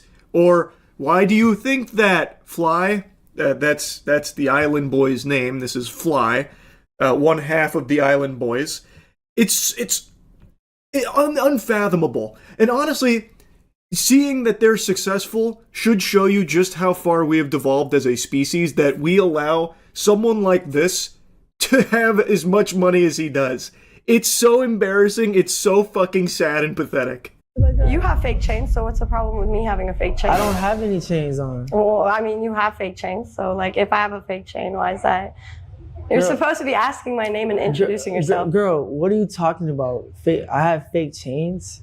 Well, you're asking about my chain. Like, are you introducing yourself? What's your name? Okay, yes, my name is Fly. Fly, you kissed your brother. I most definitely kissed my brother. Yep, uh-huh. And I made millions off of it. Oh, congratulations, bro. You'd do it again? No. You wouldn't? Okay, valid. Okay. I mean, I wouldn't either. Wait, Fly, why you say no? Like, why you say you wouldn't, bro? I feel like the host also despises this worm. He's constantly kind of poking him like, so why wouldn't you kiss your brother anymore, Fly? Come on, explain it. Now, this is the clip that went viral, is this lady in the gray outfit. She came on and just instantly tears this guy's asshole apart. She stretches Fly's ass full goatsy and does not let up. So she immediately lets the audience know that Fly makes out with his brother for internet attention and money online. Fly likes to claim that through kissing his brother, he makes millions, which is a full-blown fib. That is a super lie. There is no way he and his brother have generated millions of dollars through them constantly making out in those videos. Nobody wants to see that disgusting shit. The only reason the Island Boys did make money is because they were paid for appearances so people could clown on them. And the people that watch them solely to make fun of them. They are a public spittoon that people like spitting on. So they made a lot of money through that. Not through the incest that they used to like to film for content online. He definitely hasn't made millions from making out with his brother. If you made millions off of it, wouldn't you do it again? Because look, to be honest with you, like she said, I had fake chains on. You said is my chain fake. And to be honest with you, listen, I wouldn't. Okay, if I was to walk past by you at the mall, I would. Well, I don't go to malls, but I wouldn't even look at you. Thank God. He can't even process a question. The host said, why wouldn't you do that anymore, Fly, about making out with his brother? Explain why you'd put the kibosh on that. And it didn't register at all. He completely forgot that that ever existed because his brain is so fucking poisoned from drugs and lean and whatever else. So he completely forgot about that and then said, like, because she talked about me having fake chains. So you stopped kissing your brother because she came in here and said that you have fake chains? What are you talking about, you fucking weirdo? You absolute degenerate scumbag weirdo. And then he's like, if I passed you in a mall, actually I don't go to malls. But if I pass by you, I wouldn't look at you. Yeah, I mean, you're my height, you're scrawny, you're skinnier than me, you wear a size small, you made out with your brother, everyone thinks you're Jeffrey Epstein's son. Like, I mean, good job. Okay. You're looking for your third baby mother because the first two you couldn't keep? My third baby mama. No? Why would I? Why are you on a 2v1? I'm just asking. Because I was asked to. Okay. You could have just introduced yourself. Listen. If you're gonna be rude, I'll be rude too. Bro, just listen. Look. Okay, now I'll listen. Okay. Listen, you look like you're from Minnesota. Okay, and you look like you're 5'2". Okay, that's fine. Do you have like booster shoes? No, I don't have booster shoes. Do you have a booster seat for when you drive? I like his shoes though. I ain't gonna lie though. I like his shoes are though. hard, but they have a little extra height option. Why are we all playing around about his shoes looking hard? They are not. That looks like some shit I would have worn when I was 8 years old with the little light up things on the bottom of your shoes where it gives like little RGB gamer lights when you take steps. That looks like what he's wearing. He is wearing bedazzled fucking combat boots with 5-inch heels on them. They are not cool. And she is absolutely right. This guy is a loser, and she is just saying that directly to his face, insulting him, and it just looks like he is in a state of blue screening in the brain. Like he is just constantly blue screened. He can't grasp a thought, he can't talk, and he doesn't know what anyone's saying to him, it sounds like. I imagine what goes through his head is what went through Spike's head in that episode of Rugrats when you got the POV of Spike the dog, where anytime like the parents were talking to Spike, it was abuga Spike. Like, that's what I imagine the island boy hears anytime someone speaks to him. Look, I'm gonna keep real with you. I spend a lot of money on my drip. That's great. That's awesome. I saw you shopping at Lululemon the other day. Dude, at Lululemon, it was for a girl. Okay, good. Girl, I have a mansion. I have a nice car. That's rented on Airbnb? I have a nice car. I'm so proud of you. Okay. Good job. And you're broke as Okay, yes. Did kissing your brother get you the mansion? Girl, to be honest, you need to dye your hair black. Because you look... Black? Yes, because you look emo. Okay, now I'm emo? Yeah, not you. I'm emo because you kissed your brother? Your teeth are yellow. Okay, that's fine. I can get them fixed. But you can't unkiss your brother. Okay. Bro, why am I talking to this stupid... It's like he's about to cry. That one he understood. That one penetrated his infinity layer of stupidity that surrounds his body. That one made it through. That insult landed, and he is not happy. Jiminy Christmas, just listening to him, though, his insults. Your teeth are yellow. You should dye your hair black because you're emo. Like... How do you even take someone like that seriously? It's so pathetic. It's like, it's almost pitiful. Like, I almost feel bad for him if he wasn't just such an insufferable douchebag asshole. Because you kept talking. I kept responding. Girl, I'm better than you. You're not. You're my height. My status is better than you. Says who? Okay. You're famous for what? You get clowned on the internet for fun. Good job. You're famous for getting laughed at. What do you want to be? Oh, Jinkies, she is so right. Their entire legacy, their entire existence is just to be laughed at. They are just a laughing stock, and they have made some money off of just being those clowns. He is not better than her. He likes to try and pretend that he's better than everyone he interacts with and his status is so much better. But she's right. He's just someone that people can't help but point and laugh at because they're fucking losers. Sienna, what do you want to be when you grow up? I don't know. But when I grow up, I don't want to make out with my brother, and I want to keep my husband. I don't want to have 3 baby mamas. Watch, now she gets stuck. I didn't get stuck. I just responded. What car do you drive? Why does it matter what car I drive? I'm a woman. You're a man. So why are you bag checking me? Can you not compete with a man? Do you feel like insecure competing with men? No, to be honest with you, I do this all the time. Oh, you compete with girls all the time? I know. You argue with women a lot on the internet. I see. Brutal. Just absolutely brutal. She is just spanking him over and over and over again.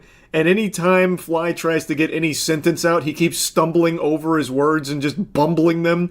So then the host steps in to try and, like, steer it a little more. But even the host then just starts sarcastically making fun of Fly, too. And Fly is too fucking dumb to recognize that everyone in this facility is insulting him and making fun of him, laughing at him. Hold on, I think we're getting confused. Sienna, look, listen. Nice to meet you, though. Just by looking at Fly, if you had to rate him 1 through 10, what would you rate him? Listen, to be honest with you, Is your brother taller? He's my twin. So no, they're both short? I don't know. He's like a 4.5. You know, his personality brings it down. Sienna, he got some drip on though. You know the drip. Cool. The outfit is cool. He's but drippy. The personality Bro, brings I don't it down. give a about my outfit. I'm so glad. I don't. To be honest with you. So now the host and Sienna are kind of just like bonding here over talking about Fly and also talking over him too, because I feel like no one wants to hear him get these fucking words out that he's struggling through. So now they're just talking over him and about him and laughing at him. What went wrong, bro? What happened?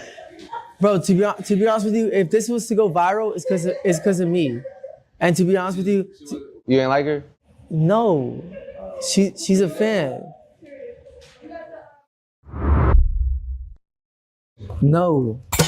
Wait, hold on, Flash. Let her at least step up to the plate right quick. The host has me laughing, man. I gotta be honest. He's like, okay, Fly, so what went wrong there? What's crazy is the host had to step in to even like have a conversation through Fly because he is completely incapable of talking to human beings. So the host was really the one talking with Sienna. And then, you know, he eventually breaks down and gets her to get out of there, you know, tells her scram. And then everyone, you can literally hear everyone in the studio laughing at the island boy. So now he's pouting. So now he's like crouched over, really upset, and he's got a little tantrum going on. So the next girl that steps up, he just instantly says, "No! Get out of here! No!" Immediately no? Is it because she made you mad, or is it like genuinely like no, just immediately? Immediately no, to be honest with you. Can I ask why? She calls him out on it too, like, is it just because you're mad? Because of what happened there, where you just got absolutely fucking smacked down there like it was WWE? Is that what's going on here? He's like, no, it's just immediately no. It's just immediately no. Because I don't You gotta introduce yourself. I don't think he's ever had like some nice chocolate in his life. Like, you know what I'm saying? He done experienced the white, the Hispanic. Fly, what you know about chocolate, bro? I fucked a black girl before, and to be honest with you, she just played NBA YoungBoy, and she just. I don't even listen to that. I don't listen to most rapper trap music. My name's Mila, by the way.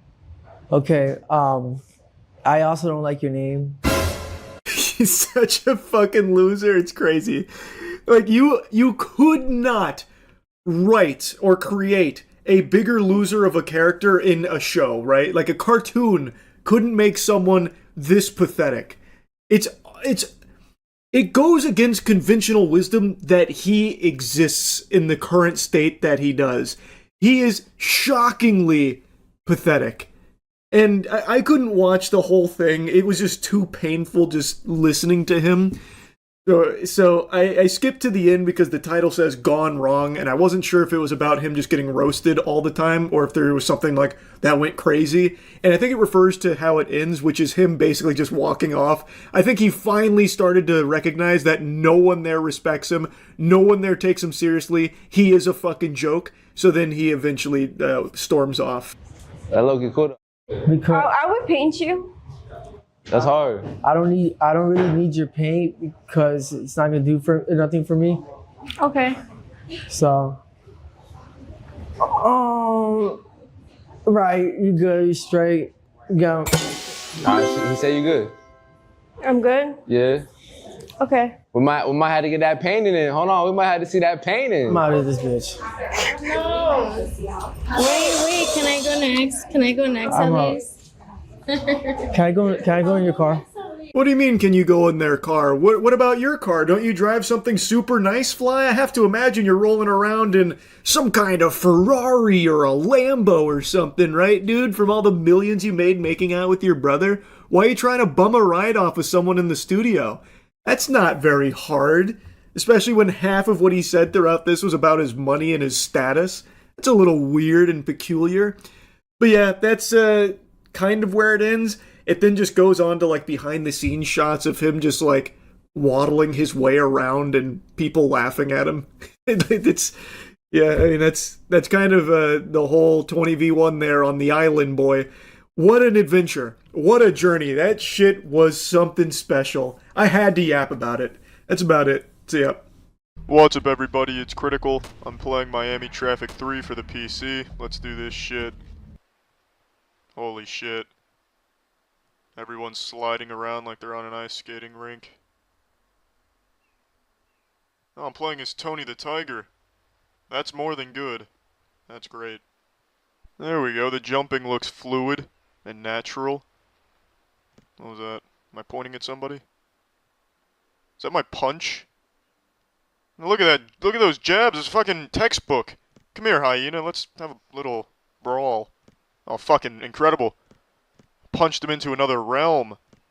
That's it. I'm gonna become a boxer. It's the only logical course now. What do we have over here? Everyone just sliding around in the street. They don't really care about incoming cars. But if the cool people are doing it, I don't mind giving myself a wet willy on the street while there's cars coming at me. I don't fucking care. Where do you think you're going? Take this. Yeah, go invisible. See if I lose sleep over it. Damn, he's just out of range. Let's try this weapon on for size. What the fuck is that? Oh, the smoke is coming out of the tiger instead of the end of the gun. Looks like there's a small phantom looming over his head. Safety first. What's this? A grenade launcher? Let's find out. It's a flamethrower. I've now incinerated a pedestrian. And this tree's next. Take this, yeah.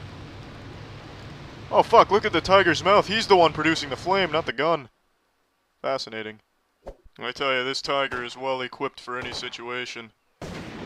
Let's roll with this weapon. The sun has turned itself off, that's fine. Let's change perspective. These trees look like the real deal. It's like I'm actually outside right now. Take this tree. Looks like I just dropped a lime on the ground. Well, the tree just survived an explosion. I guess human technology is obsolete now. Yeah, here's a tennis ball I found. Why don't you go pick it up? Did he take the bait? Oh, yes he did, yeah. Oh, it wasn't a tennis ball at all. It's a grenade. I bet he feels really silly about now. How do I get in? There we go. This is a snazzy little automobile. A Sharknado must have just blown through. How else would a shark end up this far on land? It's all over. This is how it all ends. Is that a UFO? I don't really care, fuck it. This car is extremely hard to control. Damn it. Damn it. Damn it. Alright, this isolated pubic hair is really hard to outmaneuver. Fuck! The legend of the Sandy automobile has been confirmed. The car that is half sand, half vehicle has been located. I am driving it. All the lady cars are welcome to fondle its exhaust pipe if they'd like. You can go fuck yourself, shark. Perfect. There's no sand out here, who would have guessed? You know, I really think the people in this game are just an evolved form of Legos. This shark is really friendly. Just the way they all move. And look at the way this tiger swims. Looks like he's signaling a successful field goal. He's keeping his head completely underwater so he can't breathe. You know, because you're taught to deprive yourself of oxygen when you swim, so that way you can drown. I mean, how else would you swim? Yeah, this shark wants nothing to do with me. Maul. Might want to rename that to Shit Hall. Yeah, get out of here. That's what you get for looking at the building, bitch. Is there an invisible volleyball net here? Did Susan Storm Richards, the invisible woman, set up a force field between these two trees? Why the fuck can't I get through? This is fucking preposterous. I don't care if my car's on fire, I'm getting through at any cost. Just in the nick of time, officers. I seem to be having a little car trouble here. Oh, game over? Oh, I'm going back in. No, that's bullshit. This is a spectacular apartment. I can even see the beach shark from here. I have 2 beds. One for each of my titties, and then I sleep on the floor. Can still see that fucking shark. I've seen you before, dog. In a picture you were playing poker with some of your buddies. But this isn't the poker table. These are the real streets of soggy Anusville. You gotta be careful walking around the road like that. I'm nearly faster than this car. I am faster than this car. Holy shit, I'm gonna catch up. Hijacking time. Well, what do you know? It was 2 cars in one. Surprise! It looks like Christmas has come early, ladies and gentlemen. Fucking terrific. If you low-life passengers would take a look to your left, you'll see a condemned building. That will be your new home. If you look to your right, you'll see how much better your lives could have been if you didn't enter my bus. I have no clue where I am right now. Half of my bus is in this hollow building. The other half I don't give a fuck about. Let's just go this way. If any of you scoundrels would like to exit my bus, you can go fuck yourself. I've now run over an innocent power walker, so you are all my accomplices. So if you would like to avoid jail time, I suggest you learn how to swim, because I'm taking us in the river. A captain always goes down with his ship, but you are all welcome to leave the bus, and I hope you get overrun by jellyfish because you're all scum. I can just hear my armpits crying out for deodorant. I smell like shit right now. I'm not even controlling this tiger right now. What is going on? The fuck is going on? It's fucking being taken over. This tiger needs an exorcism, quickly. What the fuck is happening right now? Oh, there we go. I can control the tiger again. Except now I'm being shot at. They don't realize they've brought a gun to a knife fight. Come here. I'll take it to him. Yeah, here, take this. This ought to do it. Will you fall on my knife, please? Alright, the knife is ultimately ineffective. Let's try a real weapon. Let's try this. Take some of this. There we go, direct hit. Take this. The pizza delivery guy called, said, you should all take this. But it's not pizza. Your mail is here, you should take this. Excuse me, but you've dropped this. Take it. Is that everybody? Oh shit. No, you know what? They need to learn a lesson. The road is made for cars, not people made out of Lincoln logs. Oh, damn it. It's the fuzz. Oh, shit. That was some collision. The officer fell out of his car like he would fall off of a surfboard. Alright, well, I tried to get out of my car and I'm now in their car. They never expected it. I'm out of here. Good luck catching me. Oh, what the fuck just happened? Did I step on a teleportation pad? What is going on? What the fuck is this? Was that a camouflaged paintball player shooting at me? Or did that cloud of smoke right there just make the tiger buy the farm? Either way, it's fucking absurd. Alright, well, I'm done playing this. Well, that's the end of this video. Remember to rate the video, comment the video, and subscribe if you want to see videos similar to this one. See ya. Hey there. Just wanted to share the latest in the David murder case. This has been something I've been actively following. I know I've already made 2 videos about the case since his arrest, and, well, time to make it a trilogy because I think it's important to cover this. There were a lot of people, and still, even in the face of everything I'm about to tell you that was brought up today from the prosecution, there are still a lot of people that are fighting tooth and nail, raising their shield to defend David, still believing with their whole heart and 2 neurons that he was framed and is actually a victim in all of this as well because he had nothing to do with the death of Celeste Rivas Hernandez, a child whom David was dating, by the way. And the Dummies for David movement always likes to, you know, bury that one as quickly as possible. He's homeschooled, so he didn't know. And he's just a little zany. He's a little quirky. He had no idea. That's bad. It's fucking lunacy to be acting like he's some blameless angel in all of this, in spite of all of the evidence that the public has access to. If you bother to do any amount of research on this case with just the information that is readily available to you right at your fingertips right now, all of it points to only one person who is most likely responsible for her murder, and that person is David. And now, as of today, we're getting even more new information, and it is fucking disgusting. They already mentioned a couple days ago that the prosecution has 40 terabytes here in this case against David. 40 fucking terabytes is an unfathomable amount of anything. And just a moment ago, they dropped like their first teaser as to what some of this new information looks like. The prosecution alleges that they found a significant amount of child porn on David's phone. Story number 2. A hearing just wrapped up for singer David in his first-degree murder case. The prosecution revealed details about disturbing digital evidence. Let's get to CBS LA's Rick Montanez with what we learned in court today. Rick, what are you hearing? Amy, Chris, the hearing just wrapped up within the half hour here, and cameras were not allowed in court, but I can tell you that the defendant, David Burke, was in court today in shackles and wearing that orange jumpsuit. The biggest new piece of evidence revealed, prosecutors say a significant amount of child porn found on Burke's cell phone. Now, I imagine that isn't just some baseless claim from the prosecution. They probably have all of that evidence as part of their 40 terabytes here that they will be providing to the court. There's still a lot of processing that they are going through right now because there is so much that they have gathered in this case over the last 7 months. But now they are stating they have evidence that there was a significant amount of child porn on David's device. We also want to point out that this all happens one day after the medical examiner's report became public. That is the report on the death of Celeste Rivas Hernandez. The report says, or I should say the family of Rivas Hernandez is absolutely devastated to learn the gruesome details contained in that write-up. That's according to a family statement.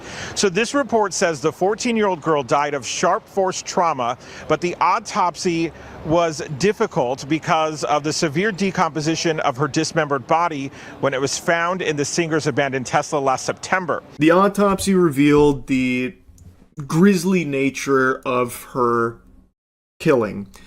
It being sharp objects, and then it was mentioned why it was so difficult for them to figure out what actually killed her.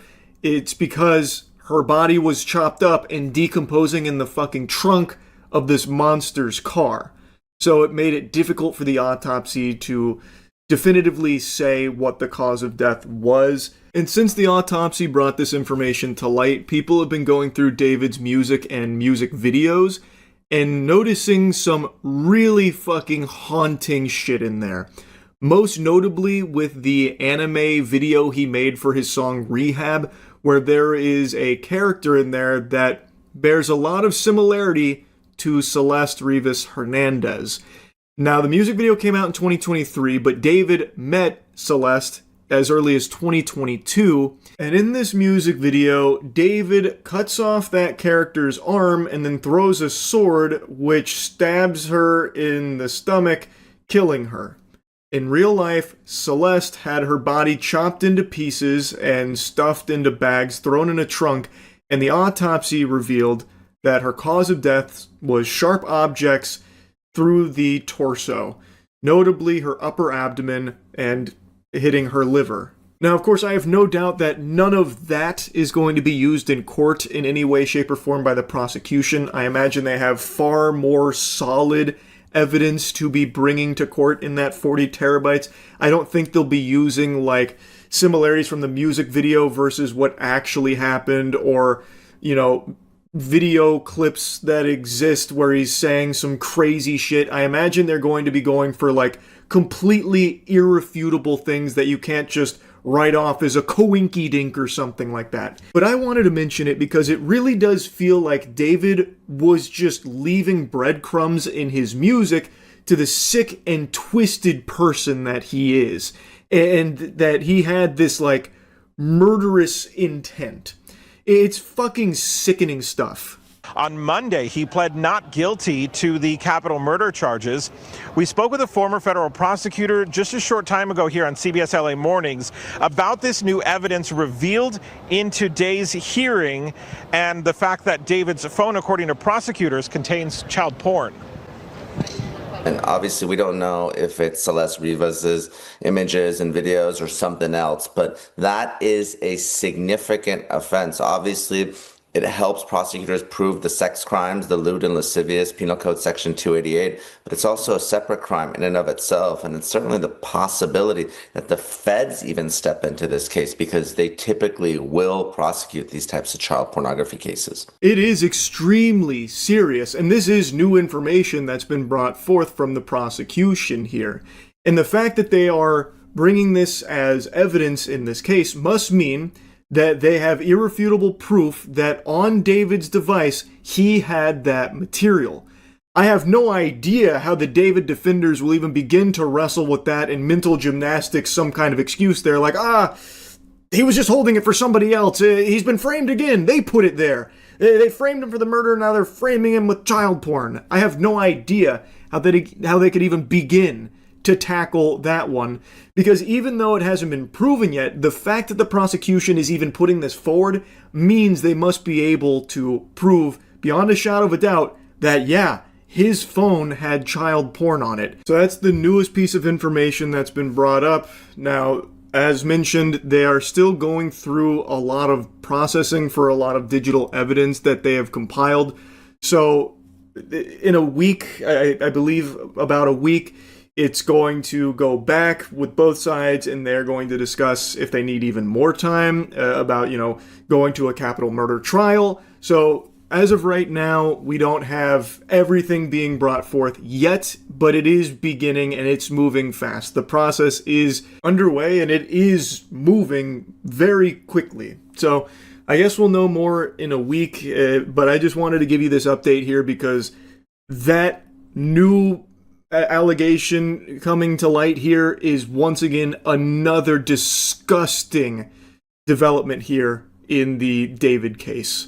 Anyway, praying for justice for Celeste here. I truly don't see a world where David is innocent at all. And anyway, that's really about it. See ya. I'm a papier-mâché rhinoceros, bitch. You humans better keep your head on a swivel, 'cause I'm looking for friends in all the wrong places. A standard rhinoceros only has 4 legs. I have 8, all of which I can shove up your asshole. I even have Shrek's ears on my forehead. I am the ultimate weapon. Are you working under the assumption that this ping pong net can stop me, you insolent bastards? Oh no, not the sticks. Shit, they've got the sticks. Fuck, it's the sticks. Son of a bitch, they have the sticks. The sound of bamboo sticks hitting the ground is too much for me. The power is overwhelming. The gloves are coming off now, gentlemen. Oh, I'm sorry about that. Nearly impaled your friend with my horn. It was an accident. No, stop. Get those sticks away from me. It was an accident.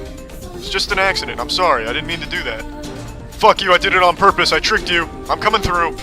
I've spotted an opening in their defense, coach. I'm going through. Damn it. The construction workers are back with their sticks. I can't go any further. I may look outnumbered, but nothing could be further from the truth. The pendulum swings in my favor. Please, flamingos, assist me. Do not forget the numerous battles flamingos and rhinos have fought together. What are you doing with that weapon there, soldier? Do you really think that's enough? You're gonna need a tank if you want— oh fuck, it's a direct hit. My left ass cheek has been punctured. Everything's going blurry. No!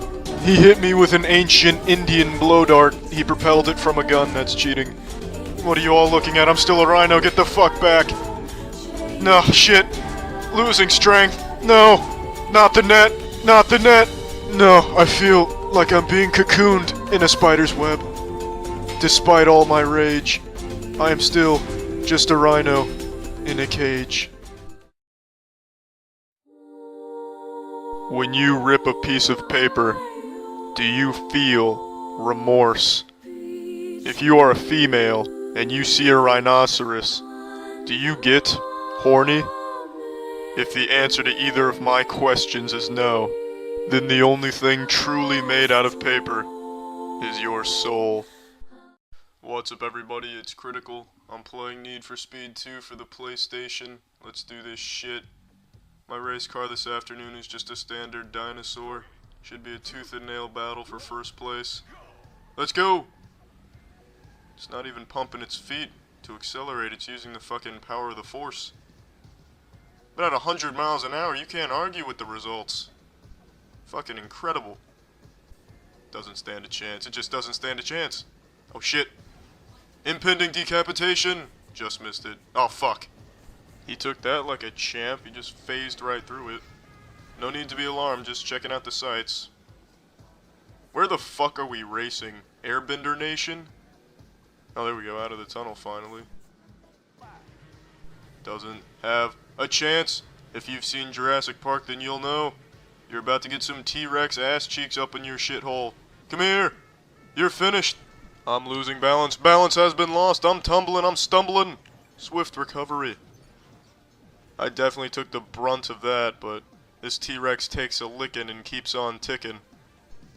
Imagine if this dinosaur was your grandfather. You'd have the fastest grandfather on Earth. This dinosaur is zooming at 183 miles per hour. That was a pitiful clothesline by the building. 6th place out of 8. That's not bad. Those are legs on a dinosaur. They're dinosaur legs. That T-Rex has legs of a dinosaur. No one can escape the terror of a newsstand. They can run and they can hide, but no matter what, the newsstand will find them. If they think for 1 second they're safe, it's the last mistake they ever make. The newsstand will be there. If you see a newsstand coming after you, you may as well just give up because it's already too late. Would you like a sneak peek at tomorrow's headlines? Newsstand pulverizes blue car. Ah, fuck. Shit. Alright, you know what? Fuck it. If they don't want to come get the news, I'll deliver the news right to them. They will receive their daily dose of news, brought to them by the newsstand. What the fuck is this? He's holding a grudge. That's it? You have woken up a bull that shits. Eat this. He tripped me. He fucking tripped me. Yellow card his ass. Alright, he's going down. Come here, bitch. We're jousting. You're finished. Oh, yeah. Oh, wow. 20-mile-an-hour collision. I'll be surprised if that car's not blown up. You can piss on a walkie-talkie all you want, but it won't help you here. Special delivery! If you think your Hot Wheels toy can outrun 18th century engineering, you're fucking wrong. Cowabunga! Oh shit! Gravity's taking us for a ride, but we're back on track. Alright, press forward. Enemy spotted.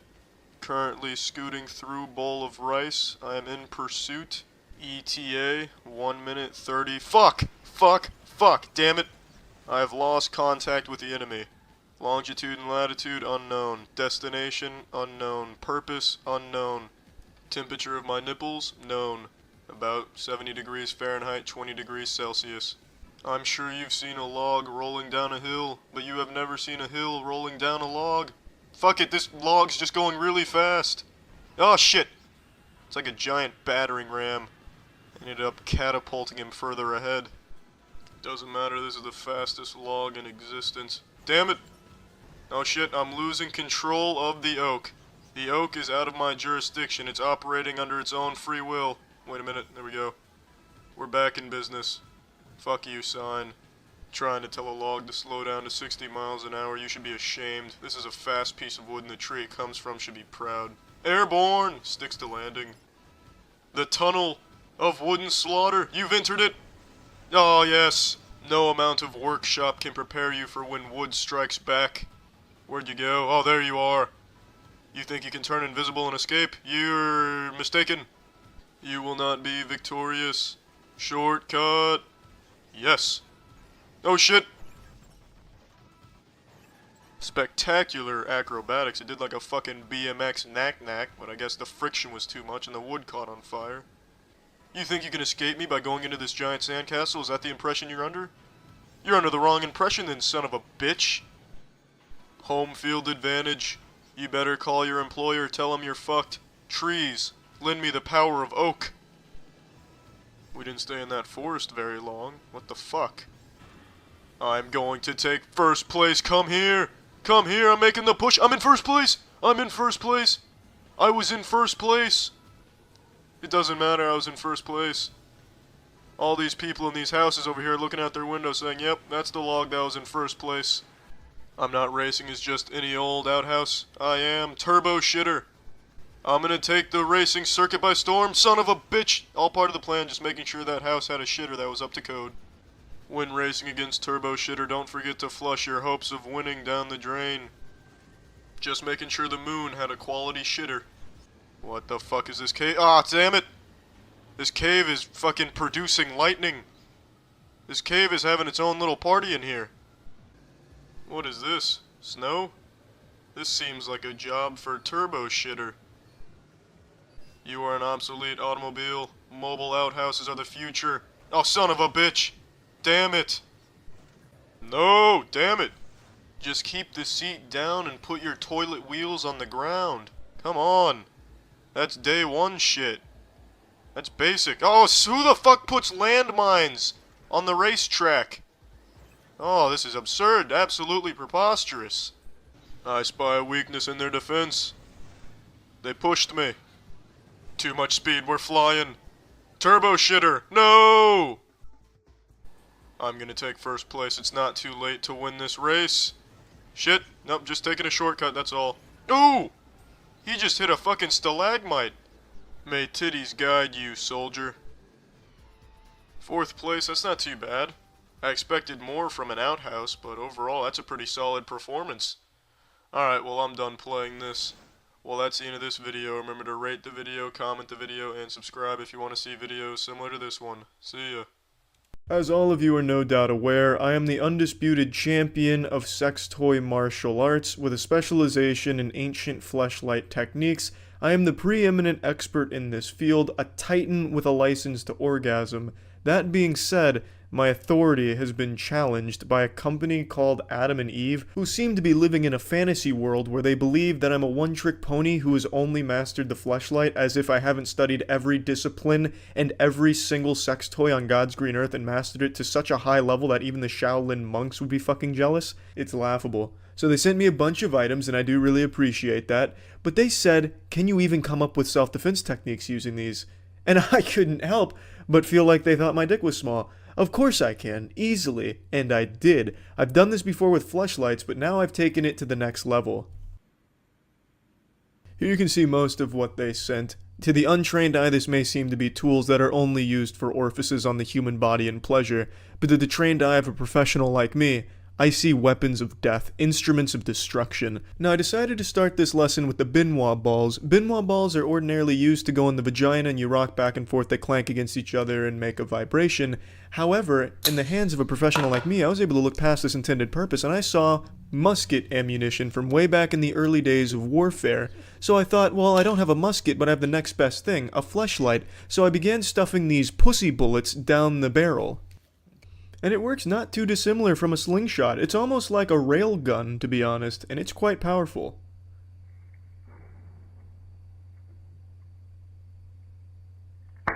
Listen to that late explosion. The shot heard around the world.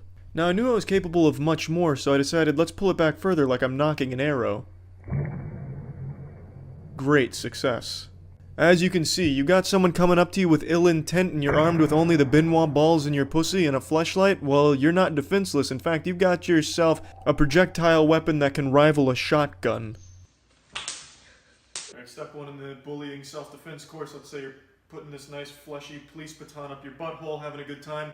Brendan Fraser breaks in, burglarizing, telling you to stop watching The Mummy, but you tell him, fuck no, I love that movie. You give him the, what for? The old ones do. You can even go a little southpaw on him.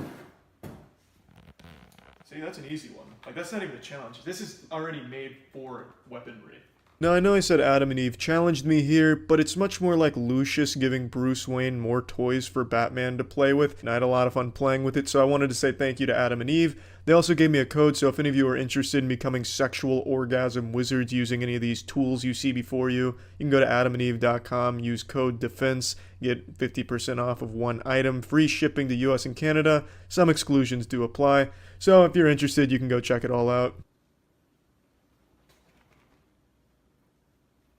Next up, I'll teach you how to use the ass spankaroonie as more than just a bludgeoning tool, because obviously you can slap some people in the face with it and they'll definitely feel that. It wouldn't feel good. However, I wanted to take that to the next level. What else could it be used for? Could it be used as perhaps a baseball bat to deflect projectiles?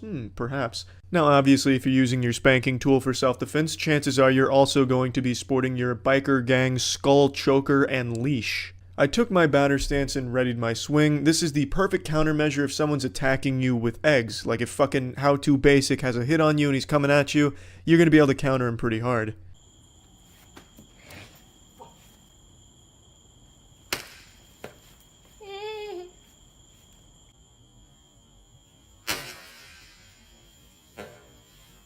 Now using this thruster and clit stimulator, and the clit stimulator portion looks like someone doing the I love metal hand gesture, I thought to myself, can't really use this for self-defense, but this looks like the perfect tool for some RuneScape grinding.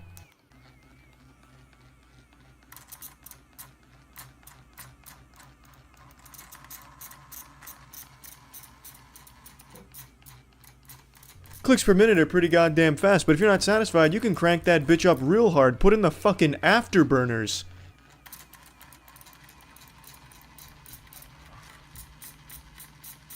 And even still, engage the nitrous on the 3rd level setting. Turbo speed.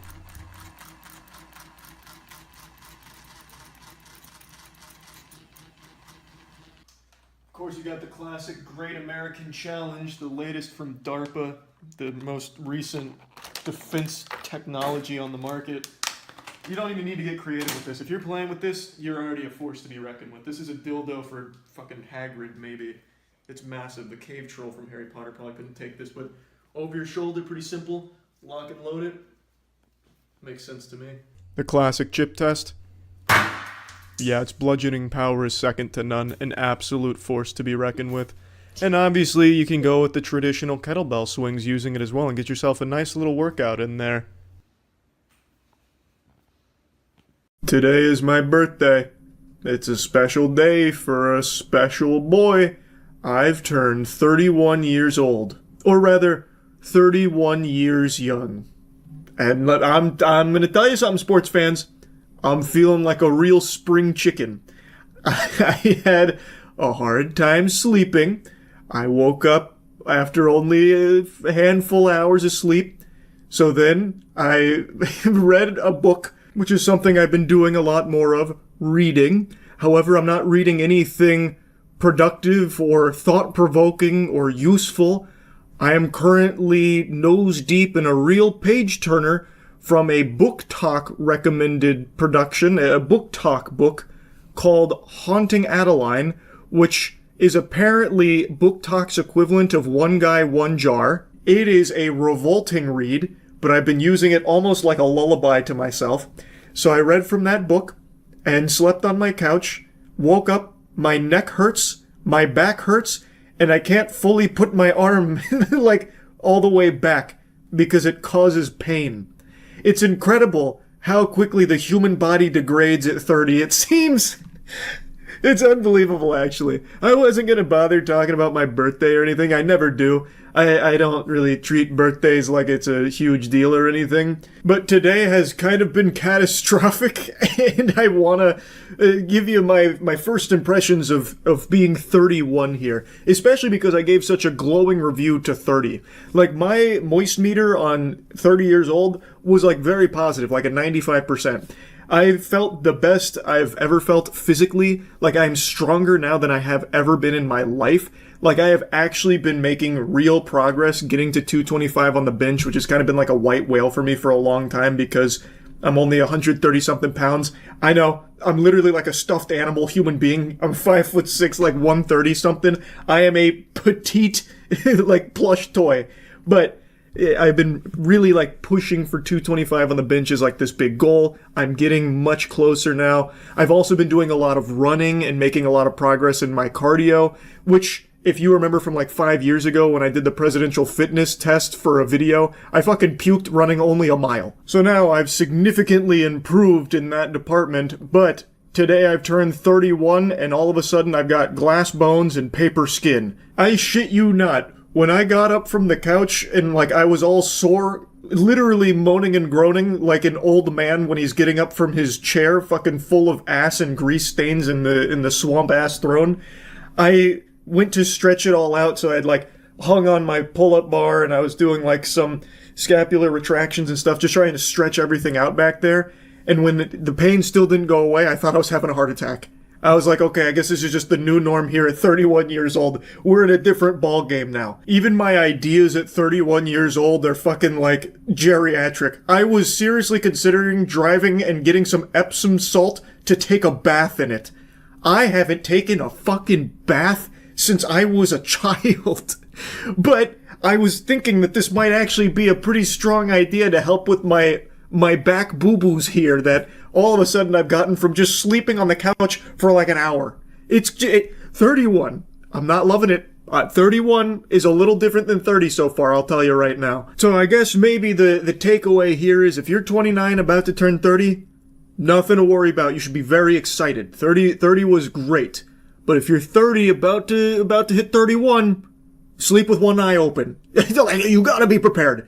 You know, get out like some elbow pads and shit. It may even be worth baby-proofing your house even if you don't have kids, just to optimize your safety. You gotta treat all the objects in your house like an enemy, because everything is now capable of causing you pain. I can't even sleep on my fucking couch. That bastard hurt my back. And my neck. So, 31, I'm a lot more fragile. Overnight, I guess. So now, another new fitness goal of mine is to train like Goku so I can go back to sleeping on my couch comfortably sometimes. I used to like sleeping on the couch. I don't know, it was like almost therapeutic. Like when I'd have trouble sleeping in the bed, sometimes the couch would be like the last bastion of hope for me to get any shut-eye. And I'd hate to lose that. Like it'd really suck. Anyway though, I just wanted to share my early review here of 31. Of course, it's still an in-progress review, but it's not off to the strongest start here. Chapter 1, I haven't been super thrilled with thus far, but, you know, hopefully it only gets better from here. Anyway, that's really about it. So, yeah. Nina Lin has quickly become one of my least favorite streamers, which is an impressive accolade considering how few streams I watch these days. She really speedran this. Her and Jack Doherty occupy a very special place online of just being highly unlikable, annoying, insufferable assholes. And in Nina Lin's case, it's exceptionally frustrating considering she has broadcast herself sexually assaulting a man before, and then even treating it as a joke later on, even after like some fucking crocodile tears about how she understands that it was wrong or whatever, or why people might think it was bad. She herself has kind of made light of it since then. So, sexual assault superstar Nina Lin has continued to stream even after broadcasting that crime, And her content's only really elevated since then. She's broadcast more crimes, and today she's been banned for her 3rd time in 6 weeks. You couldn't hit me in the head with a sledgehammer enough times to make me delusional enough to believe that Twitch is permanently banning her. My hunch is that this will be 3 days or potentially up to a week. Tops. Absolute maximum I see this being is a week. And that's if all the stars align and Dan Clancy stops gooning for a minute to maybe try and keep her stream down for a little bit to try and maybe put on a strong face of teaching her a lesson. But it won't be permanent. I think Twitch has made it very clear they don't actually take sexual assault that seriously when it's a woman doing it to a man. That is kind of the impression that a lot of people walk away from now, considering what Nina Lynn has done. She is the sexual assault superstar and has now quickly become the face of degeneracy on Twitch, and they don't seem to mind. So, I want to show you a few clips since the sexual assault, which I already made a video going over, that are showcasing some of the lowlights that she proudly broadcasts on Twitch. We'll go ahead and start with the obvious. This is what people think is the reason behind her ban, where she stole items from Target on stream, and then when people in chat were speculating whether or not she actually stole them, she made sure to confirm that she indeed did steal those Target items, and in fact has stolen many more that you guys don't know about, which she openly just admits to and says, get fucked. Oh, no, he's wildin'. I'm telling you, bro, even if it was the stakes, bro, yo, bro, ain't nobody missing no fucking money, bitch. Calm the fuck down. No Target is not losing no type of fucking money from some stakes, bitch. Right? Ass fucking bum ass stakes. I don't give a shit. Man, if I put this on Twitter too. Your mom's a bitch, you was a bitch, and happy holidays, all you hoes is bitches. A Shakespearean way with words. It is miserable listening to her struggle to throw together sentences because she is constantly in this persona where she's trying to portray a character that's so tough and no nonsense, bitch that, fuck that, and that's all she ever says, so everything that leaves her mouth has to have that same bravado to it. Oh my god, it's so cringe. She's so desperate to appear tough and uncaring, unfiltered. Yeah, she'll get a little crude, but that's Nina Lynn's brand, baby. She tells it like it is. That's sexual assault superstar Nina Lynn right there in all her glory. Go ahead, put that on Twitter. I bet you won't. I bet you won't. Just put that on Twitter. I bet you won't. Yeah. No. I don't give a fuck. I don't give a fuck, bitch. I don't give a fuck. Happy holidays, whores. Yo, I don't give a shit. Oh, hold on. Oh, matter of fact, you want to make a news? I got these from Target too, guys. Look, I got these from Target too. Guess how much I paid? $3.99. Get mad, bitch. Good one, Nina. A real slam dunk. Also, nothing says not giving a fuck quite like feeling the need to remind people of it constantly. The amount of times she has to reiterate she doesn't give a fuck kind of makes me think she does actually care. That just doesn't really seem like the behavior of someone that really doesn't, if she is just constantly having to say that. So we call on Monday. Oh, ma'am. Damn. Oh. And the language that you're using in front of a 13-year-old, I don't appreciate either. This is a public space. I'm gonna let you know that right now, man.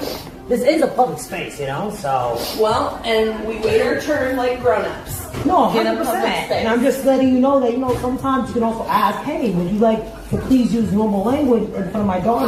That would have been great, too. I think in a public space, we kind of have an understanding. I'm not gonna lie, that wall is fucking. Well, I appreciate you cleaning it up now. Oh, of course. It's only just an issue. Not everything has to be This is like... It's like the most Karen argument. I cannot. I don't know, I just don't really think it's a big Karen moment here, to be honest with you, Nina. She was pretty polite in asking you to just maybe pump the brakes on those sentence enhancers you like to toss around loosey-goosey, considering her daughter is right there and is a child. Also, you're in a fucking nail salon where people are supposed to be going to relax, and instead now you're in there filming and being just like a giant annoying pest. I think it's pretty reasonable to just ask you to maybe have a little bit of class there. But I don't know, maybe I'm on the crack pipe. This is Nina's world and we're all just props in it, obviously. You know what? I already see the error of my ways here. Who are we to question sexual assault superstar Nina Lynn on how she conducts herself and her behavior? I appreciate the apology. Great. Oh, shit. 1, 2. Sir, Do not be recording. I'm saying that it's just me. It's just me. Listen, we got no one else on that. We can't do that either. Yeah. 1, 2. We had to. Yeah. Right, we had to do that. Yeah, right. Fuck. Bitch. Shit. I don't know what's more pathetic in this clip, her or the guy she points to pretending to laugh really hard at this so that way he can get a crumb of attention from Nina Lin. Both are really bad, but I think Nina Lin's probably still more of a sad specimen. Very good one again, Nina. Her comedy stylings are top tier. Did you see the way she said fuck, bitch, and shit there? Because the joke, just to explain the joke, it's a bit of a thinking man's joke. That mother asked her to not do that around children. And even the employee here of the business asked her not to film them.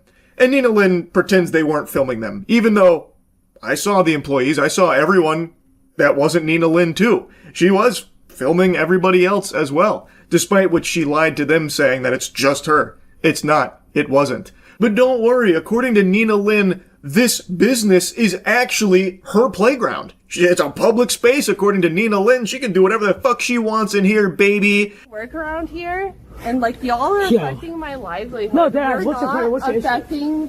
What is my issue? Yo, what's the problem? That y'all are coming Dad, in what's the here problem? and you're causing And who are you? so And who are many you? And who are you? Do you own this one? Do you own this one? Do I know? No. Oh man, you actually got to see it in real time there. The moths to the flame. These vermin. These fucking parasites. They smelt conflict and they came over with their fucking lights and selfie sticks because that's content, baby. So Nina Lin, her heart is beating. She knows she's got a clip on her hands because now she's going to argue with this woman who is expressing her concern over them being disruptive. Apparently, background is she viewed their behavior like this big group of people as like a nuisance and being disruptive. So she confronted them directly about it. But I'm gonna be honest, sports fans, I don't think she knows the pickle she's about to find herself in. She has now just started an unskippable cutscene with the sexual assault superstar Nina Lin, and it's about to get messy. So what's your issue? No, what's your issue? Dad? What's my issue? But you pressing me for no reason. You pressing me for no reason. What's your problem? Are you good, bro? Are you dead ass good? Yeah. Hey, on fucking camera. What's up? I'm surrounded You're by weird as 20 fuck. of you. You're weird as fuck. No, she's acting victim. Look at her. You act like a victim? Is that what you want to do? Watching Nina and her posse handle anything is just, it's worse than nails on a chalkboard. It is hard to sit still because it is just so unbelievably annoying. So now they're like surrounding this woman here and all talking at once, and Nina's like threatening, "Do you want the smoke?" Like, oh my god. No, you're not. I'll tell you one thing. I smack the shit out of you, bitch. What happened? Is that y'all coming For real. Weird ass bitch. She's a weird ass. Hold on, bro. And I used to work too, bitch. So what's up? So what's up? And if there's any justice in the world, Nina, those days will be upon us again with you getting another job that's not streaming. Maybe I'm wrong and this is a permanent ban. That would be a joyous celebration. But anyway, you can see in the comfort of her huge group here, she feels very confident to threaten to smack the shit out of this woman, all because she dared say like she didn't appreciate this huge group filming and what they were doing there. And to Nina, those are fighting words. So she even breaks free like a dog off its leash in order to get right back up in her face angry. And then it continues for like another minute or so with just Nina steaming, angry, upset because this woman dared say like, "Hey, you being this loud and obnoxious is affecting me and like the business here," which I think is a pretty reasonable take based on everything I've seen here, especially with the way the group handles it, where they all come over, fucking cameras in face, lights in face, just constantly insulting her and everything, trying to make her like the joke to the stream for Nina's content. It's so fucking unbearably cringe. I really hope she stays banned. I just know that's not going to happen. Would love to be proven wrong though, Twitch. I guess we'll see. I'm sure if she's unbanned, she will continue to go back to committing crimes on streams. She loves to do that, it seems, and Twitch loves to turn the other cheek to it and pretend it's not happening. Anyway, I guess that's kind of all I wanted to talk about with this, so that's really about it. So yeah.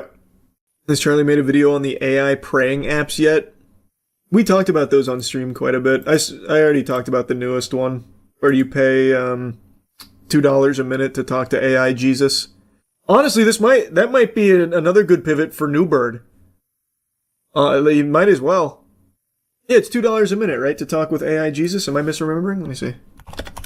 Yeah, $1.99 per minute to video chat with AI Jesus. Thought so. AI Jesus app, just like me, charges $2 per minute to video chat with a digital Christ trained on the King James Bible. The faith-based AI market is growing. The faith-based AI market, by the way. Isn't that something? Isn't that something? Just a complete dismantling of faith right in front of your eyes. Did you know you can just pray for free? Ah! What? You're speaking crazy. What? But you can't see and hear Jesus through your computer screen if you're not paying? The only way to form that relationship is through the faith-based AI market. Just like me. It costs regular users more than $600 annually. CEO Chris Breed runs the company with co-founder and investor Jeff Tinsley.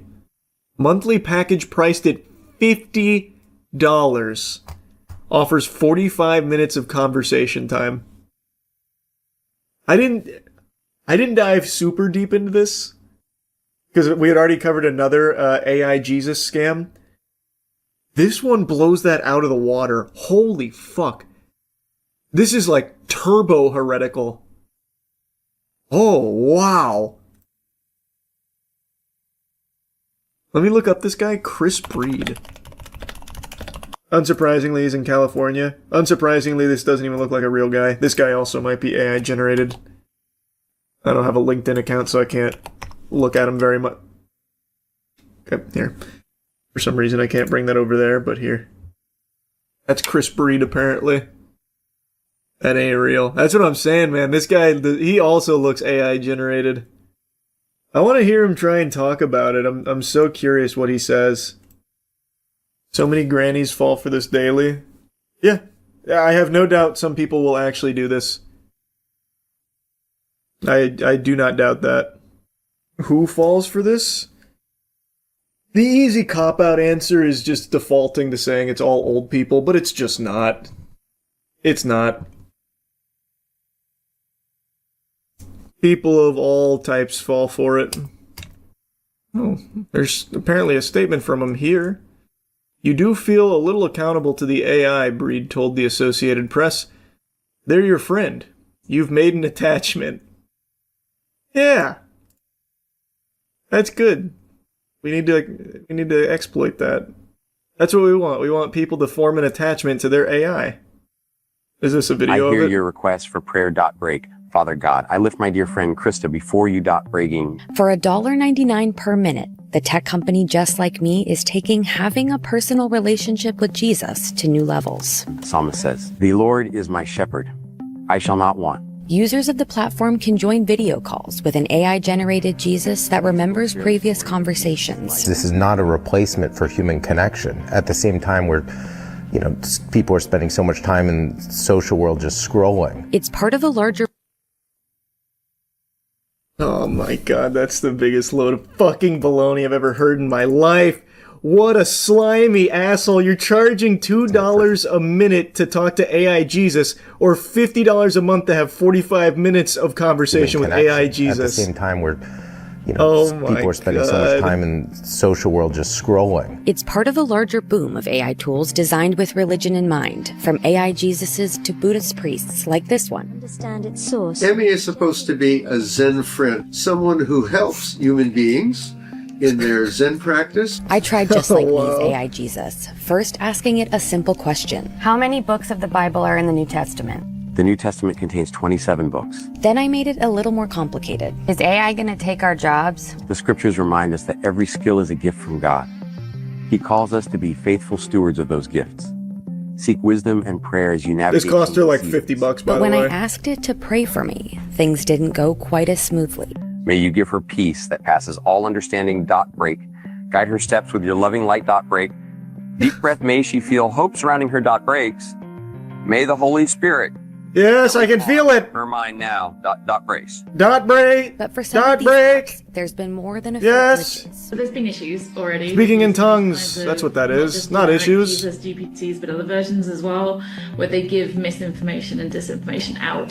There's been concerns about data privacy. Incredible. Incredible. Amazing. That's Paula White Kane rates. Oh, I bet Paula's pissed that she didn't think of it first. Isn't this the most blasphemous shit possible? It's up there. It is definitely up there. I also like how Chris Breed didn't bother to show his face in that. He had to bring out dumbass Jeff Tinsley. Oh, it's not like a replacement. It's just, you pay us and we'll have AI Jesus talk with you.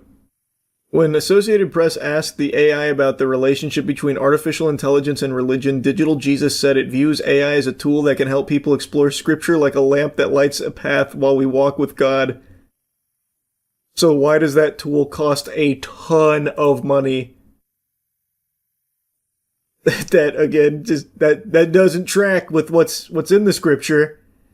Graham Martin, a podcast host and atheist who's tested similar religious AI apps, said he grew concerned when one platform's AI Jesus prompted him to upgrade to a premium subscription. Listen, sorry, I love you, like you're my children, whatever, but you're a brokey. So if you want to keep yapping with me, you want to keep blabbering, you're going to have to upgrade to that premium subscription. You feel me, Squirt? You get me? Okay. Prayer's over. Peace be with you. Crazy shit, man. Actually crazy. I love you, my son. Please put more money in the slot. This breaks character, hey, bro. You gotta upgrade to get into heaven. Unironically, that's where it's going. Like, you're making a joke, but that's 1000% what it wants to do. Even Chris Breed is kind of open about it. They're your friend. You've made an attachment. What he wants is people to get attached to AI Jesus and eventually believe that they need to converse with AI Jesus. They need to confess to AI Jesus. Thus, they're paying and paying and paying. And if they want to, get into heaven, they have to keep paying AI Jesus. And if they stop, well, they've forsaken Jesus. That's absolutely what he's preying on. That is 1000% what they want in game. The 11th commandment, buy premium. Yeah. Wild thing is, it's not even a good AI chatbot, just using bottom of the barrel. It's true. It's fucking terrible at the one thing it's supposed to do. Your request for prayer. Her mind now. Brace. But for some of these apps, she feel hope surrounding her. Breaks. May the Holy Spirit gently calm her mind now. Brace. It's unbelievable how bad it is at the only thing it is designed to do. Isn't just blasphemy, it's idolatry, which is also one of the most heinous of sins. Yep. This one is actually worse than I thought it would be. I didn't dive too deep into it last time, but wowee. That is disgusting. That is disgusting. The Bible is free. Not if you want the real Bible, the one with Trump's signature on it, bro. Bible is free. Get out of here. $60.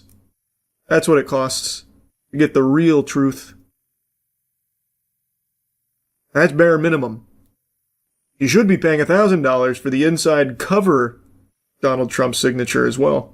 This is some good presentation we got here. Well, we want to be surprised too. Yeah, this is exciting for us. Yeah. It's the Popeyes One Piece collab. People lining up all over the place trying to get their Szechuan sauce, gum blueberry blaster, or something, and the Thousand Sunny Super Soaker, or whatever else. Everything you just named is better than what they did, I think. Well, they did Gum Fruit Lemonade.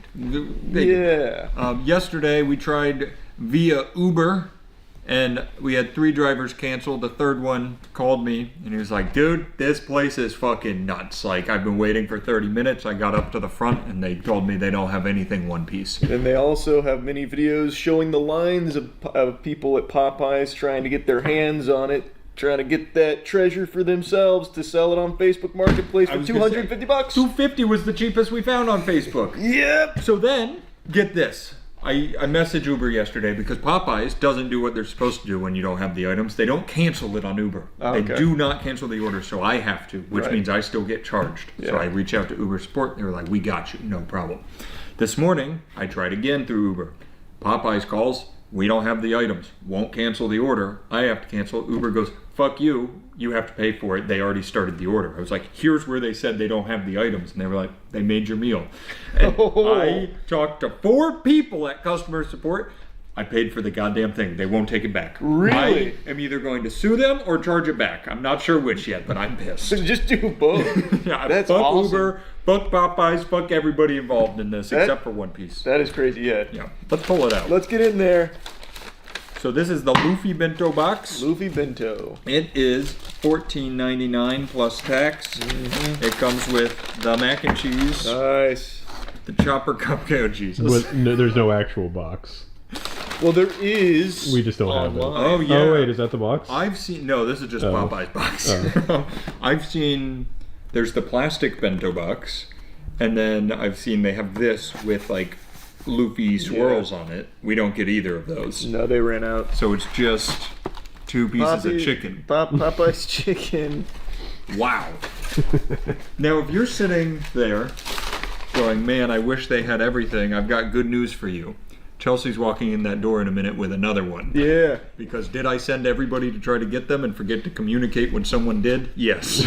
But it's good because maybe she'll get the coveted Luffy Popeyes box. Yes, we are shooting every shot we can. And we can turn around and sell it for a huge 100 million berry bounty on Facebook We could Marketplace. just make $200 by flipping it real quick. This makes sense though, because the one that was $250 was more the paper box. Mhm. The ones I saw that were the actual plastic bento box were $500 plus. Oh, wow. That we could be in the big green pretty soon. I don't like this whatever they want on Facebook Market. Yeah, it doesn't mean people are buying. That's true. I know they are selling. Yeah, that's the fair. thing. All right, so you get 2 pieces of chicken. Well, you get 1 drum and 1 whole chicken. 1 whole piece. That's crazy. That's cool.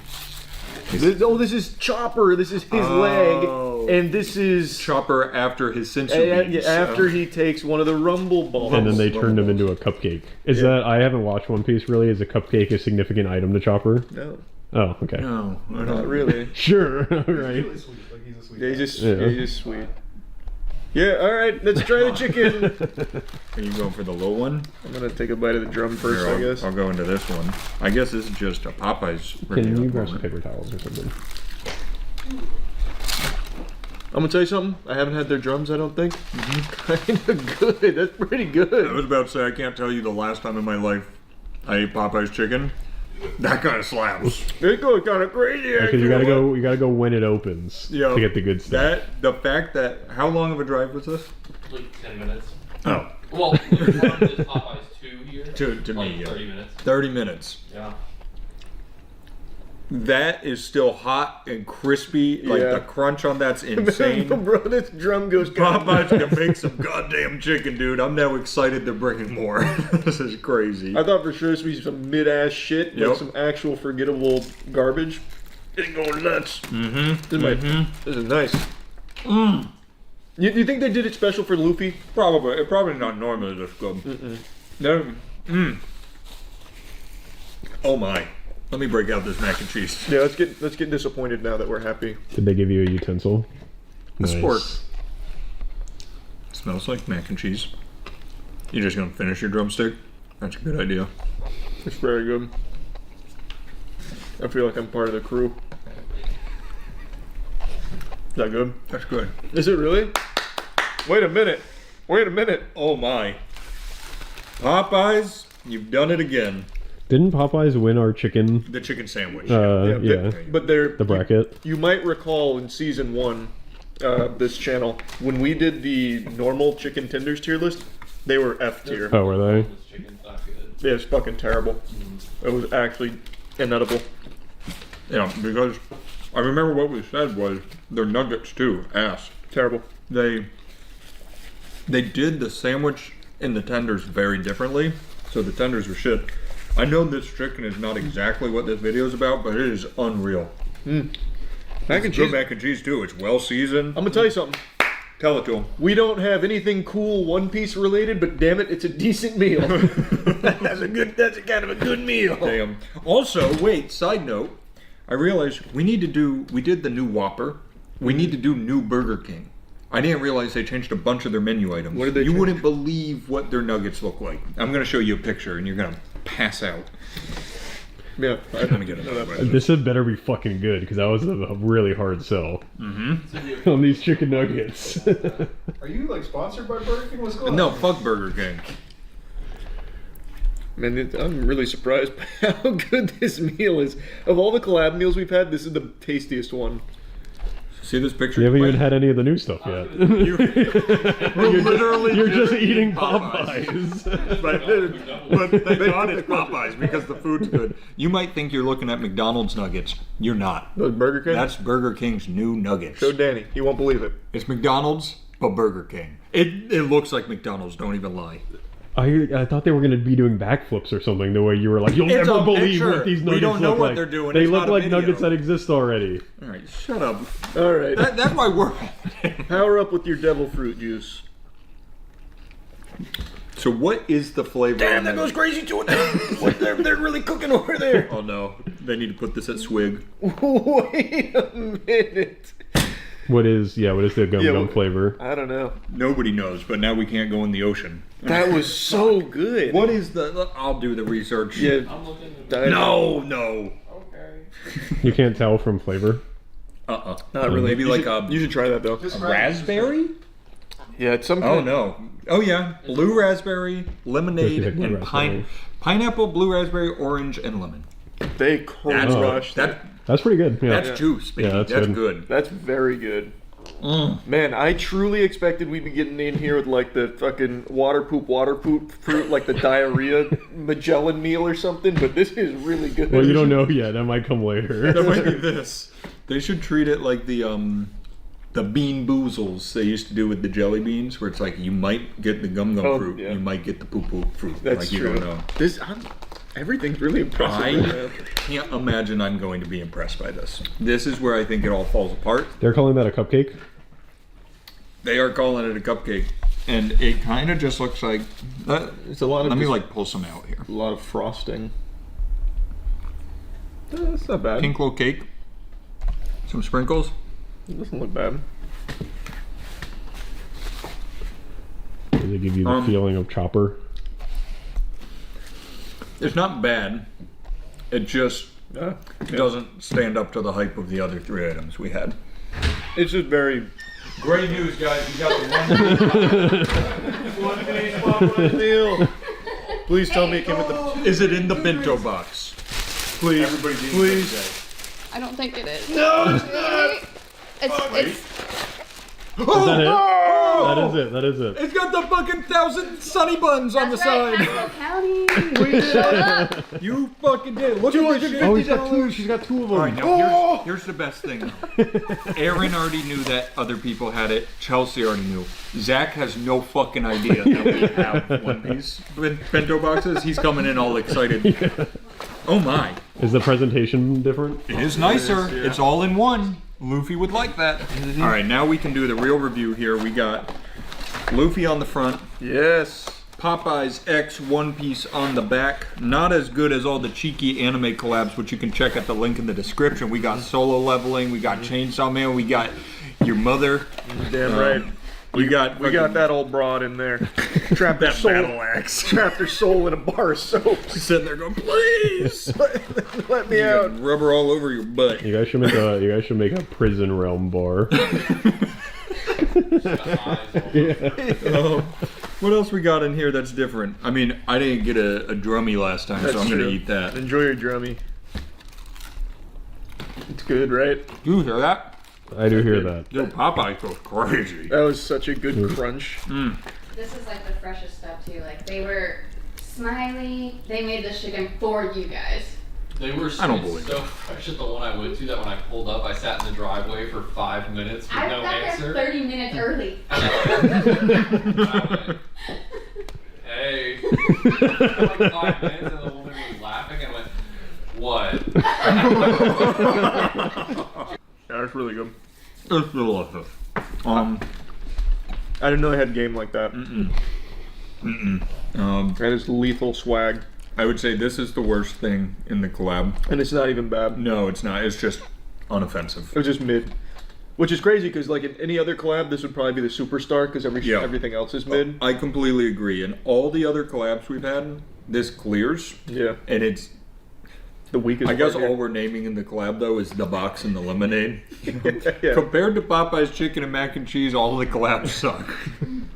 I am thoroughly impressed. I would say it's not worth waiting in like a 45-minute line. No. What are you people doing that drives you to go wait in these Scalping. lines? It's scalping. They're selling them for $500 on Yeah. Facebook Marketplace. But who's buying that? Like, what drives? Is somebody buying that? Let's Or auction off the ones you guys ate out of. We, See how much we can get. we should legitimately list these two like actual one-piece boxes And for just $250 just see to what see, happens. just to see if anyone bites. We don't have to sell it to You them. should list the other ones who would be like the one-piece meal was in this. I ate a one-piece meal out of this. That's a great idea. Just for like 50. All right, so we'll try listing them. Yeah, try listing them. We'll let you know how that goes. Dude, I know we keep saying it. That mac and cheese, that chicken, very good. Just unreal. Very, very good. I should stop eating it. All right, would you say this is the best anime collab we've had so far? I think comfortably. I can't think of any other like even just general collab meal we've had that's this good. You The forget about the sweetie sweetie sauce. meal. Oh, the sweetie. The sweetie meal where like she sold you McDonald's food. Nothing new. Well, she had the sauce, the sweetie and sour or Yep. something. Wait, are these different colors? That one's a little different. Yeah, interesting. Yeah, awesome job, Popeyes. Good Keep work. It up. Good If work. If you're watching this Popeyes corporate and you want to do a Popeyes X Cheeky collab, you let us know. Yeah, we'll soap this up. Damn right. I go crazy. All right. We did it. We just got to turn the cameras back on when Zach walks in. I want his reaction. It's in his hands. No, it's Wawa. Did you get the plastic pinto or no? No, that is Popeyes. No, they didn't give me the special Oh, one. they gave him the non Luffy boxes. Yeah. So what happened, Zach, was I sent a bunch of people to Popeyes. And then we not to tell we have a anybody when bunch. the others got to Popeyes. Yeah. But the good news, Zach. Look at all this. We did get some. You're a big One Piece fan, right? I am. I love one. Your reward for getting that bento box is to see this bento box. Actually, Oh, he got the box too. Oh, did you get the box? Well, let him have the one piece box. Whoa! Shit. We all got it. No, not Aaron. This is what Aaron got. They said you don't know. No spoilers yet. Fake fan. How would you like a piece of chicken? I got my own. All right. He was prepared. Well, you'll be happy to know, Zach, the collab was great because the chicken and mac and cheese was good. Extremely good. The lemonade, delicious. The cupcake. Don't. He has to watch the video. Don't tell Oh, him. sorry. Yeah. I wonder how the cupcake was. And we made almost $1,000 off the boxes. Oh yeah. Well, and if we can get 50 for each of these, it's Yeah. probably over. Is there more Popeyes? Chase, you're a big One Piece fan. How does this make you feel? 1 to 10. 7. Awesome, Oh, dude. nice. That's a glowing That's review. huge. Oh, it says meet now, adventure later. Nice. All right, thanks, guys. All right, it was good. I wanted to give you a brief little follow-up to the latest batch of Epstein files that dropped. Over 3 million files came out, and it's been quite a few days now of people coming through them and finding tons and tons of alarming things. New allegations, new names, a ton of new information. I highly recommend you check out CoffeeZilla's 2 latest videos covering this new Epstein file drop. I think he does a great job at cutting through the bullshit and delivering the clearest coverage and highlighting some of the most important takeaways from all of this new information. This is a huge deal, and don't let any of the NPCs on Twitter convince you otherwise or try and minimize the importance of this. And crazy enough, I know it's not just these faceless homunculi on Twitter that have this administration's cock buried deep into their throat that's trying to convince you to just let this all go. The administration itself is doing that as well, which is the main thing I want to talk about here. Since this release, the official narrative from the administration is they've finally complied with the law and released these files, and now we can all just move on. Which is crazy because there are still no arrests and seemingly no investigations either, despite all of this overwhelming evidence that now the public has access to and can see some really fucking terrible things in.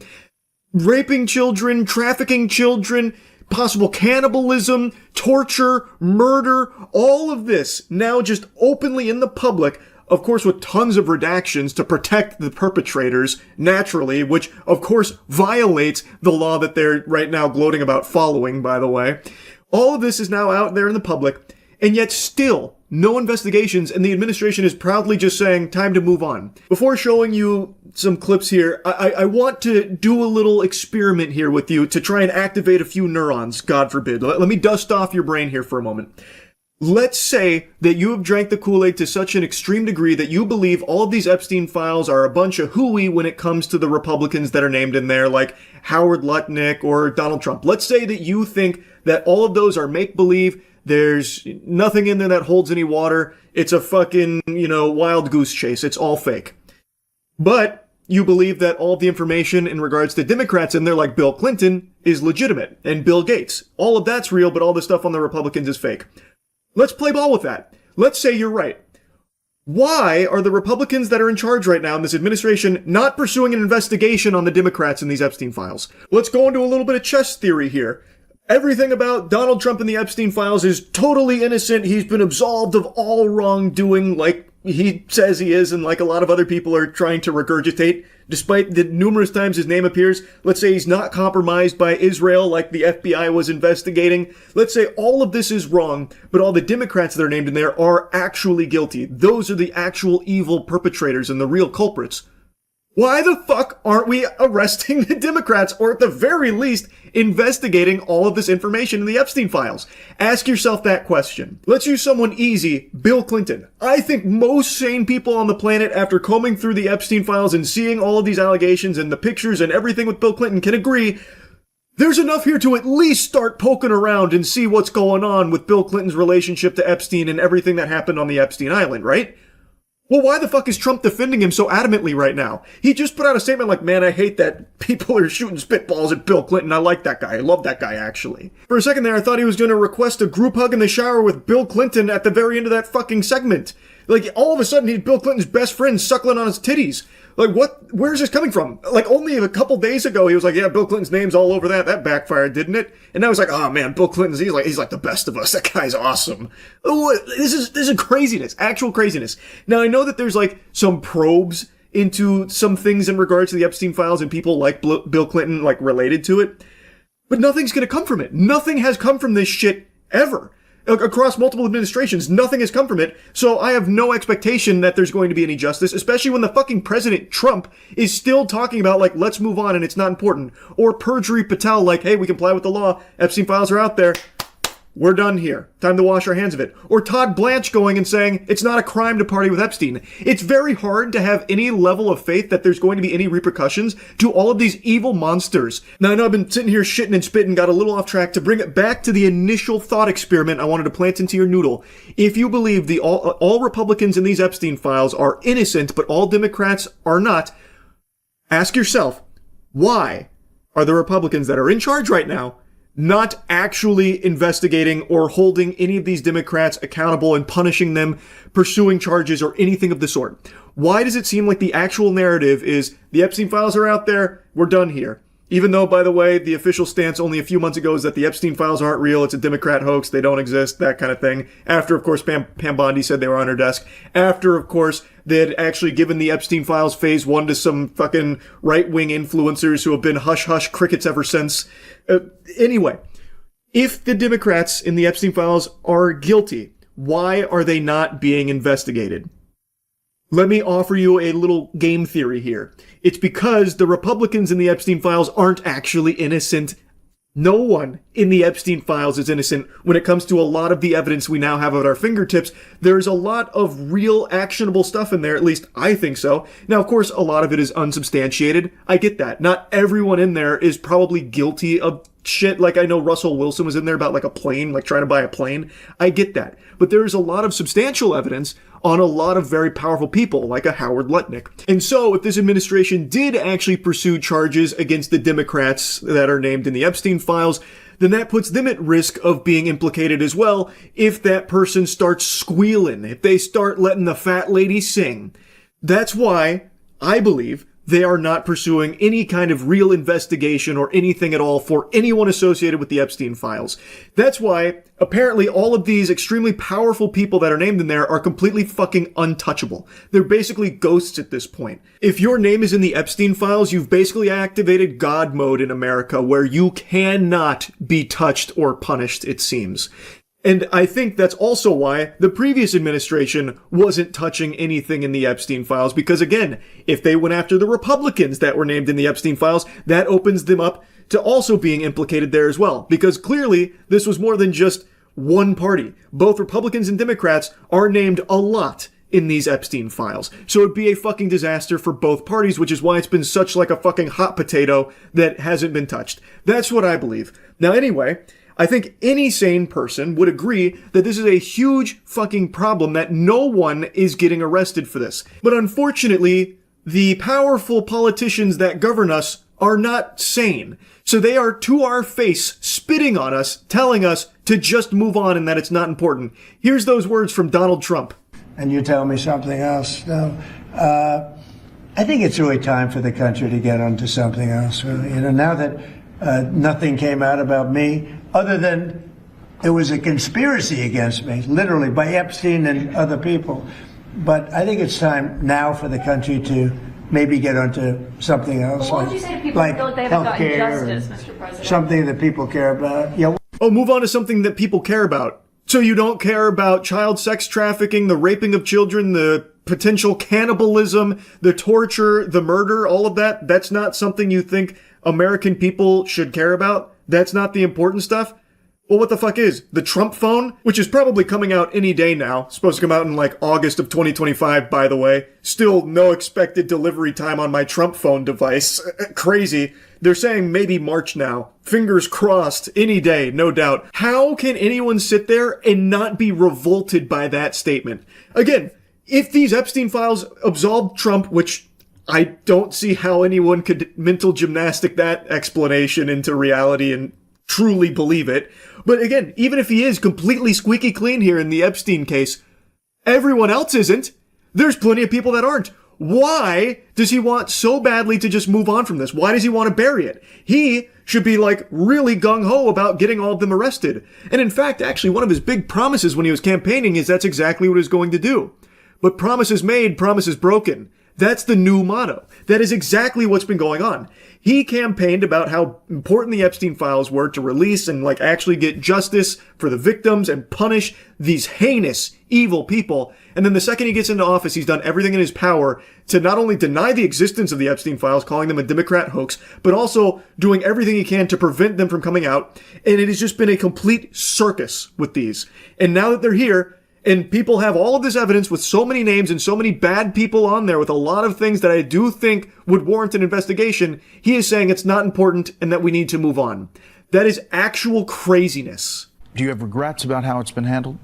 Look, like any other hot topic issue, the American public and the world had a great interest in this. And what we did under President Trump's leadership is produce the most transparent DOJ and FBI in history. 3 other administrations had the opportunity to do this, and we produced everything we legally and lawfully could. We worked with our partners in Congress, we followed the statutes and the court orders, and we produced, 3 million some pages? So I think we got to the result in the right way. Could we have gotten there faster? I'm not really sure because of numerous court cases, multiple protective orders, multiple court sealings. And so now we've produced everything we can while protecting victims' rights and following. This fucking dweeb, this insufferable dork. So here's Perjury Patel taking a victory lap here about how they did everything right when it came to the Epstein files, which, by the way, under oath, Cash Patel said that there's no evidence that there were like any, clients, no list. He said plenty of things that have been completely disproven with these Epstein files being released, but he's not facing any perjury charges, and to my understanding, no one's even pursuing it. Super weird how Perjury Patel just gets away with it. But here he's talking about how they did everything right in the right way, which is not true. They did everything they could to not release these files every step of the way. They're already like 2 months late, basically, close to it. And also, the redactions were supposed to be reserved exclusively for the names of victims. They have not been used for just victims' names. That has been proven beyond a shadow of a doubt. That is a violation of the law that had been signed into place when it came to the handling of the Epstein files. And pretty much everything he says there is just a lie. That is what Perjury Patel does, just lie. But the sentiment he's trying to express is now that they have the 3 million some files out there, they've done what they were required to do, and now we need to move on. There is nothing in regards to like an investigation or punishment to the people that are named in these files with tons of evidence and tons of really very, very disturbing things, pictures, videos, emails, all of this stuff, and all of the people in them don't seem to be looking at any possible punishment or anything at all. It doesn't seem like there's any level of justice coming to the victims here of the Jeffrey Epstein operation and all of the clients. Is there any chance that any of these individuals who partied with Epstein and engaged in, relations with minors will be prosecuted? Any chance? I'll never say no, and we will always investigate any evidence of misconduct. But as you know, it is not a crime to party with Mr. Epstein, and so as horrible as it's not a crime to email with Mr. Epstein. And some of these men may have done horrible things, and if we have evidence that allows us to prosecute them, you better believe we will. But it's also the kind of thing that the American people need to understand, that it isn't a crime to party with Mr. Epstein. It isn't a crime to have Didn't look like that's all that was going on some of those photos. I mean, if the photos could speak, some of them look pretty bad. That's right. And unfortunately, photos can't speak. And so we need witnesses and we need evidence. Are there videotapes that you all have? Or? To answer that question, yeah, there's videotapes that they all have. In fact, Pam Bondi said that there's like thousands of videos with children in them.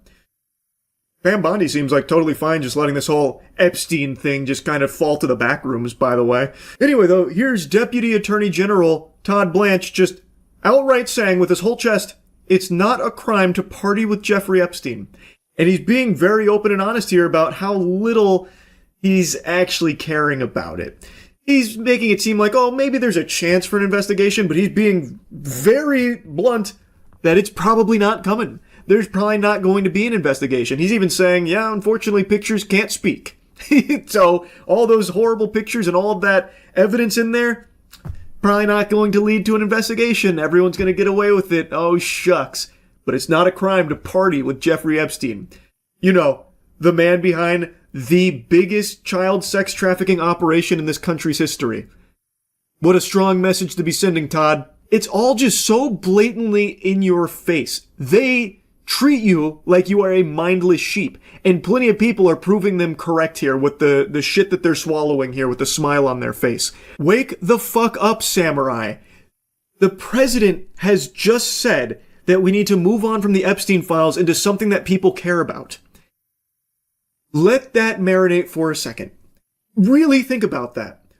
Why is he trying to make it seem like the raping of children, the sex trafficking of children, the cannibalism, the torture, the murder is not something you should care about? And this is all perpetrated by potentially the most powerful people in this country. Why is the president and his administration trying so hard to bury this and get people to move on without even trying to investigate or hold anyone accountable that's named in these files? It's just crazy. Anyway, I just had to yap about this a bit after seeing the response here from government officials about it's not important, just move on. I actually couldn't believe my fucking ears. Anyway, that's really about it. See ya. Kickstarter.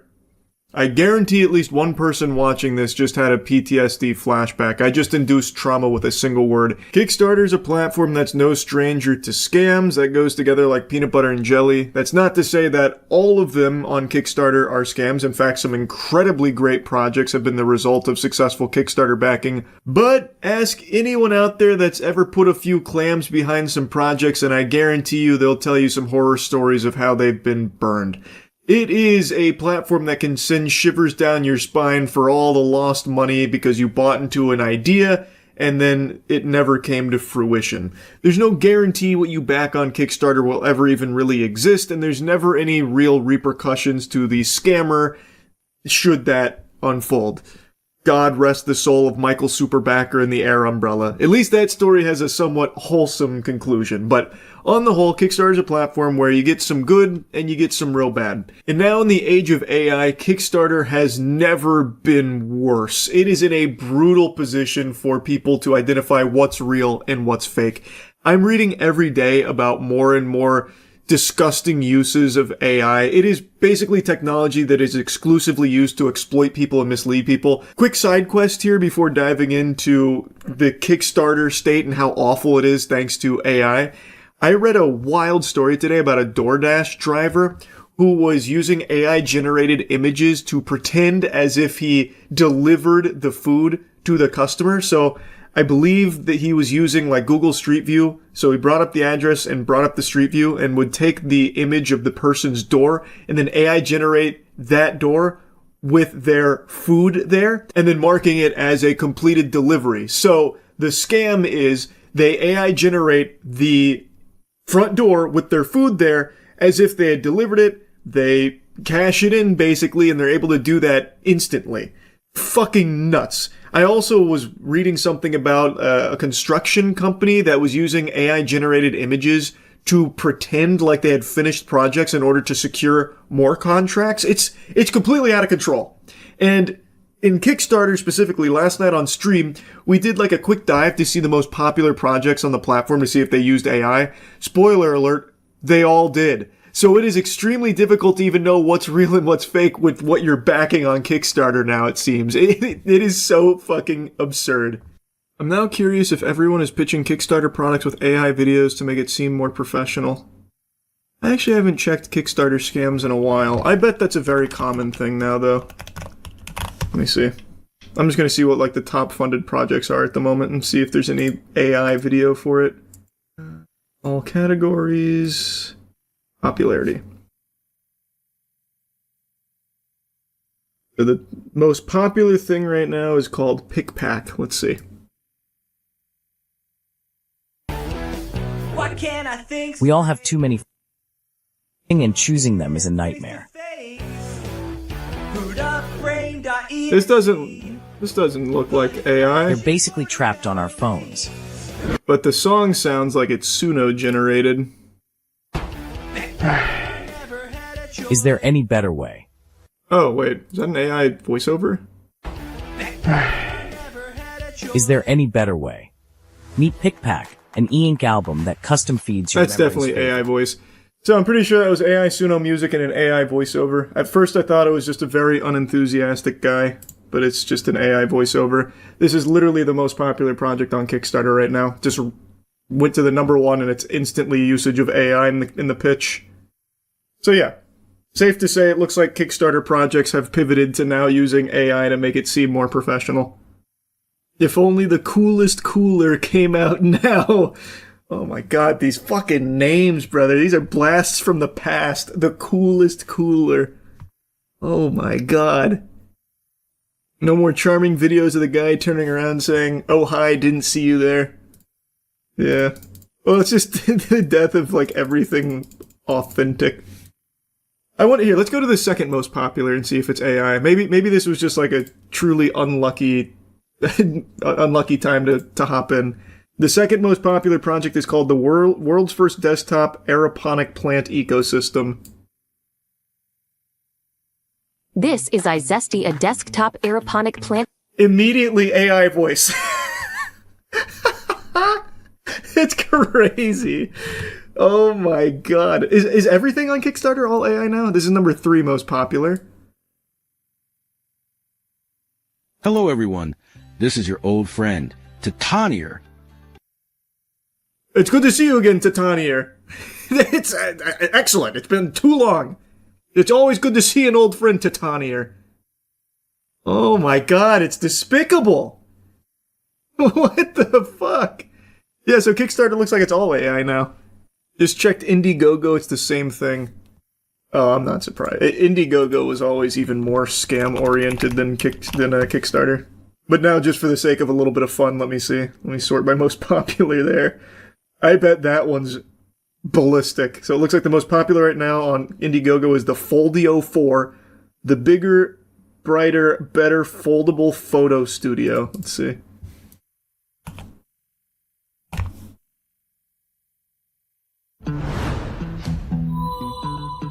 Hey, Kickstarter, we're back.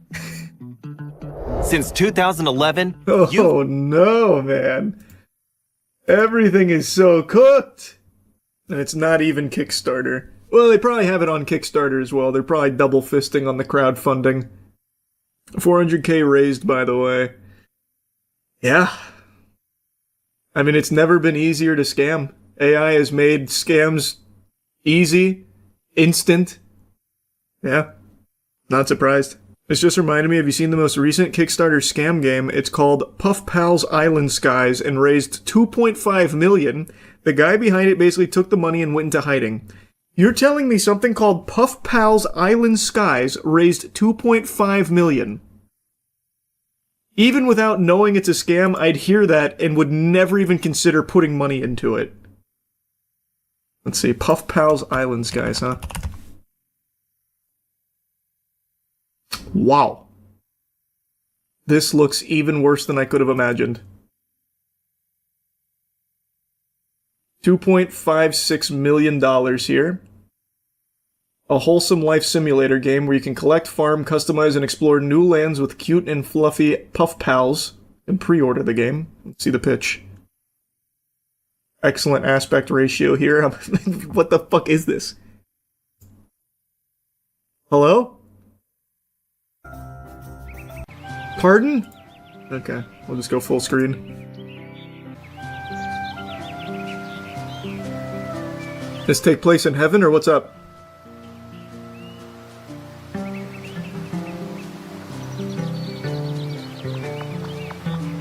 Grow and customize your very own farm. No AI voiceover here, this must have predated the wave. Very cool. Not my kind of game. So what happened? You said the creator went into hiding. So he took the money and ran? See the comments. 9,000 comments. Requesting refund, requesting refund, requesting refund, requesting refund. Hey, got some bad news for you. Doesn't work on Kickstarter. There's no obligation. And no one's coming to help you. Learn from the air umbrella. Most recent update is May 20th from Fluffnest. Let's take a peek.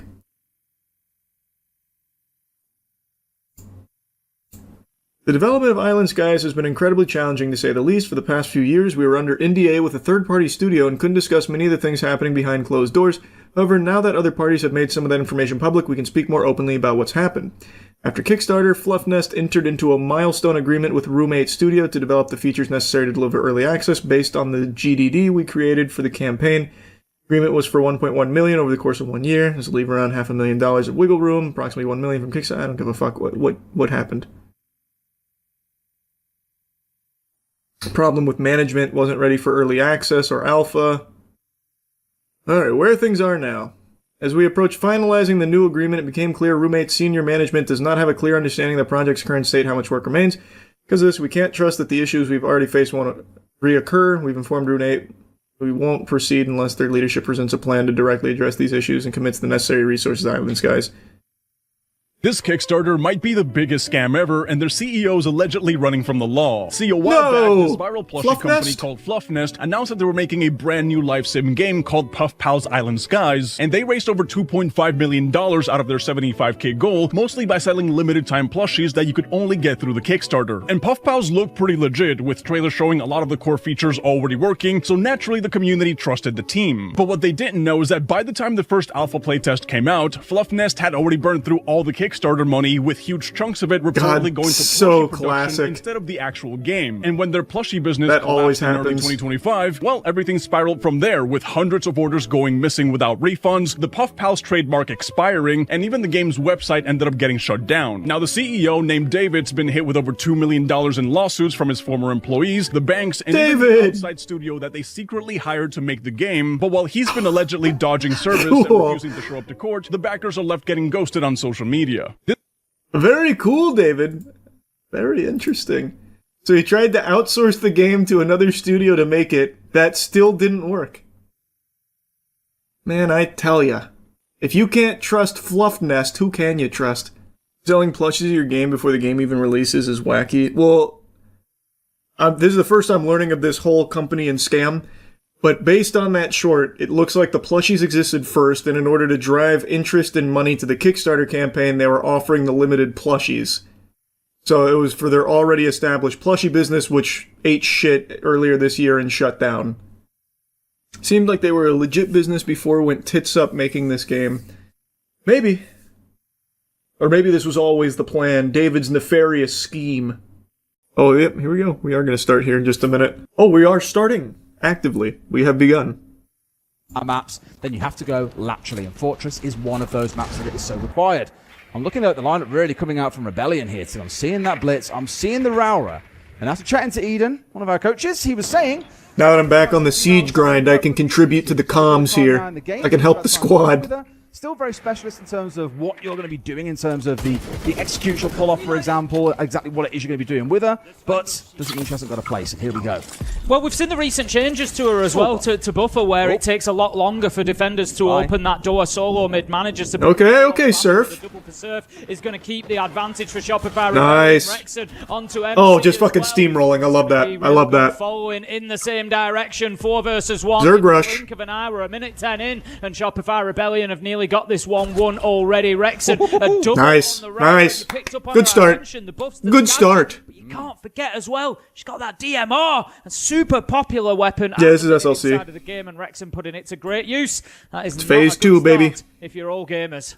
Absolutely, that was a little bit. And then I have the league tournament I'm playing in an hour. Once you don't want to get too carried away with it, but if that's the kind of pace this game's going to be played at, then all gamers sorely need to wake up here. Otherwise, it could be a pretty quick game. Same lineup coming out for the most part, for Rebellion. Imagine they'll stick to it and then, of course, change over based on what site that we're stepping into next. But very, very comfortable. Move down towards that southeast side. Here, I'll change category on Twitch, yeah. Which means you'll probably see an extension from all gamers up towards the site that we were just defending. And imagine Rebellion will probably try to look to crush onto them once again. Yep, Surf and Rexon certainly doing the jobs there. Like you say, it's going to be maybe a little bit of a mirror reverse of what we saw in the last round, because it's going to be moving over to... What are they writing down? Bro, if you don't watch Siege Esports, you don't quite understand how deep it gets. Like, they have binders full of strats. They have entire playbooks of strats, so they always do like mid-match note-taking and stuff to adapt to different different setups, comps, and ideas. It is crazy deep. Exactly there to move around a little bit. Okay, well, I like the idea of last time. It was a fast push in that was at least somewhat stemmed by Solomon, but I think he went down so fast when he was dropping down those Chanka pellets to try and slow down the push. Yes, he got a kill off the back of it, but him then falling just meant it was freedom for Rebellion to charge on through. Now here, of course, he stepped away. Let's just get another one of those kind of rounds there. That felt really good. These days. Really, I think just went in there and just fucking lat spread on him. Otherwise, the Bandit was banned away, and the other 3 were picked up a large number of times. Still very much in the meta. Tim, I think nice. Outgunned. Good shit, Surf. We're going to see a lot of intense aggression coming out of Shopify Rebellion, but it's not actually all falling in their favour. Come on, baby. Let's go, Rexon. Let's go, Ambi. Pick up the last 2 of that flurry of kills, which leaves Diffuser down cold, and all gamers in a 3v2 advantage. Ambi and Rexon are last alive. They've got some good utility there. 1 Selma left, and also the Glaz.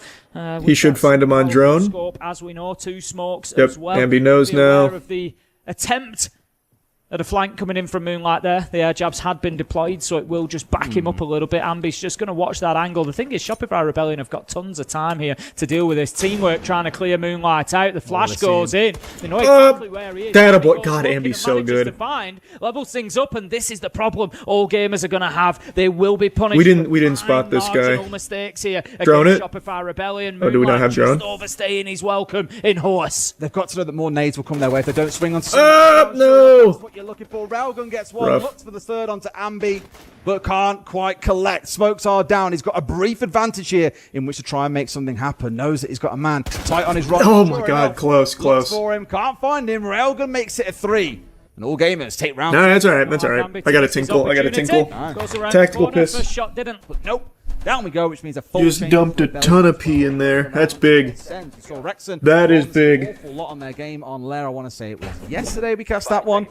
So more of the same here, along with the Dockery coming in, just in case there is any craziness coming out of the other side. And when I say craziness, Tim, when we saw Moonlight playing his first round here at the tournament on the Vigil, he netted a 4K. So I think there's a little bit of consideration for what he might achieve. And here we go. Ooh, scary. Certainly he's being a high risk there, trying to stay and look for a shot back onto Ambi. But Ambi doesn't find his target either. Yeah, we did see Moonlight able to put that Boss G to good use yesterday, and just gives it another whirl. Not going to find. Come on, gentlemen. Time, but sure that more opportunities will prevent themselves. Canadian goes in aggressively on the blitz, just looking to take ground here and start pushing through, claiming that space above the site if he can by getting inside of games. He's going to be supported by Ambi in that. In fact, looks like they're forgoing games a little bit and instead are just going to look to head down the stairs. We don't generally see too much verticality onto this site. It is there. It is possible. It tends to be limited to the hatching briefing. You just try and work around that, drop and get a plant. But in order to do that, you got to. You're warming up in the wrong game. Well, this is my team. Clear out those defenders that are directly. This is a very important major for us. And now I've seen the first one of those light screens being rolled. I warmed up last night. I went 15-4 last night in my last game. But also a little bit of attention draw onto the side of all gamers, getting them looking the wrong way. Because now the ceiling's starting to be opened up by Rexon at the same time. So always the problem when you don't have this vertical control of a site is you are forced to then move around a lot as a defender. Certain spots no longer defendable because if you sit there, you're probably getting shot in from above. But of course, keep your eye on Canadian. He's the one with the diffuser in back pocket, Tim. So he's the one looking to get this done. Yeah, out go the smoke. There you go, Ambi. Attaboy, Ambi. Goes MC as Ambi manages to find that long-range kill, just supporting his shield, making sure that he's got the space that he needs. We're going to see the smokes fly. Nice. Now, it's not a good spot to be in for Railgun. God, he must have fucking scared him there with that. Ambi manages to find solo mid 5 versus 2, and this is what I meant by Shopify Rebellion. God, Ambi's so good. Yes, it's been intense, yes, but it wasn't that attempt at just running in and rushing and rolling over the top of him. Instead, it's been clean. It's been about clean situations, picking them apart a piece at a time. Great round from the North Americans. 2-1. I want to know who's kicked Ambi's dog. He's on like 7 kills here after 3 rounds. It's been absolutely flying, and that one especially found himself a 4K. And it does feel, Tim... Yeah, I'm top lane in the tournament today. A bit too much for all gamers. It's only been a quarter. It's still very early on. But you're seeing here how they are rolling over them with absolute confidence, and there's been very little so far that all gamers have been able to do. I wouldn't be shocked to see a Tachanka ban come out here, truthfully. It's been the one thing that we've seen them trying to crutch onto. Nope, going to be the Goyo instead that we saw back in round 1. So they'll leave that on side and say, you know what, you want to keep running the Tachanka that's nice and slow? That's fine. It's a bigger target for us to go after. Did you watch them play FaZe yesterday? I did. We could have absolutely won that. Canadian wasn't having the best series there, but we were overall playing extremely well against FaZe. Repeat from all gamers on defense. It'll be over to Commanders and Bathroom. I really thought we had that, man. It was a shame. I'm pretty sure Nadian finished with 0 yesterday. It was a bit of a goose egg, but there were so many good signs there from that series for us. More of a full clearance from Rebellion. I could be wrong, but Railgun's already setting up down towards games and dorms. We've got a little bit of attention towards Courtyard as well. Briefings being dealt with. League tournament today, but my team, Rebellion, is in a major right now, so I'm watching that in the meantime. Yeah. On this top floor, meeting is always the fishbowl of this top floor. It's where all the battles really happen because there's a number of single doorways to work into. You've seen them no matter what you do, don't pick Mordekaiser for the tournament. Why? I'll probably play Mordekaiser. I went 15-4 with him last night. We've seen teams getting stuck there for like 2 minutes. That one bad game was because I hadn't played him. and then I learned them, and then I fucking asserted my will. Try and free things up, create pressure elsewhere to let your team move through a little more comfortably, or, as many teams have done historically, lean in towards shields instead as a way of getting control of it. Of course, Rebellion could bypass all of that and instead just push their way in from the top side of the map. But I'll probably be looking at Malphite or Mordekaiser, some south side clearance to do maybe Trundle.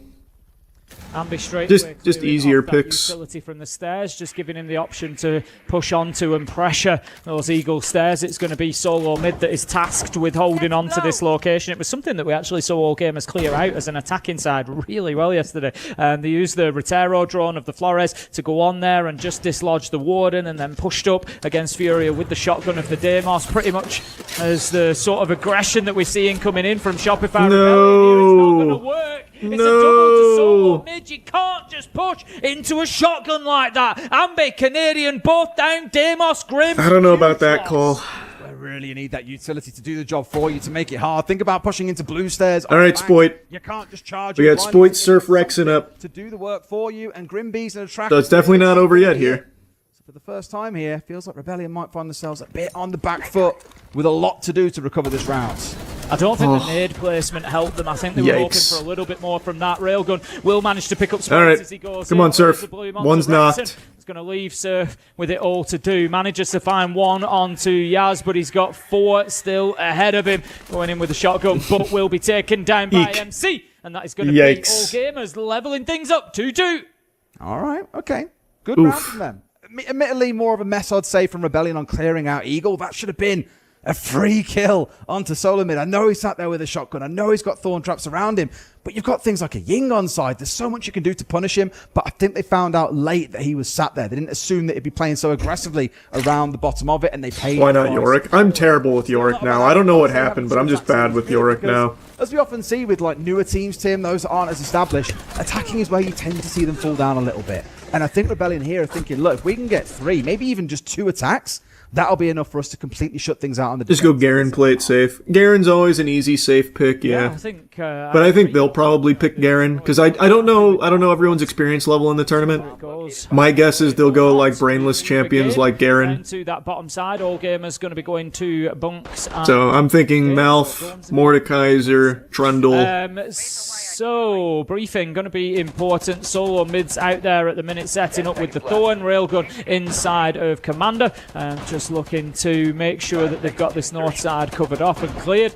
And the Shopify Rebellion don't have an easy time of getting into the map. That's the one thing you don't want to give people on Fortress, is an easy time getting. No, I'm not a team captain. I think he's doing Iron Players as team captain, which is fun. The round starts falling apart quite quickly. You got to fight them for that. Would be a little bit silly if you could very easily walk into a map called Fortress, Tim.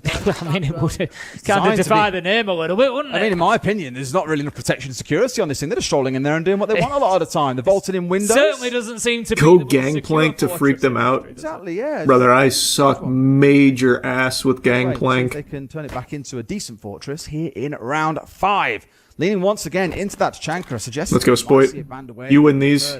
You see the red dot. You win these. Operator for all gamers to lean on. I think with the smoke being banned away, they're bringing it along as the alternative here. Probably smart. Option they've got to slow down the attacks of Rebellion. It's why you've seen them coming in at quite some pace. I think this round could be the same. Canadians on that shield still, and they've got the double intel operator.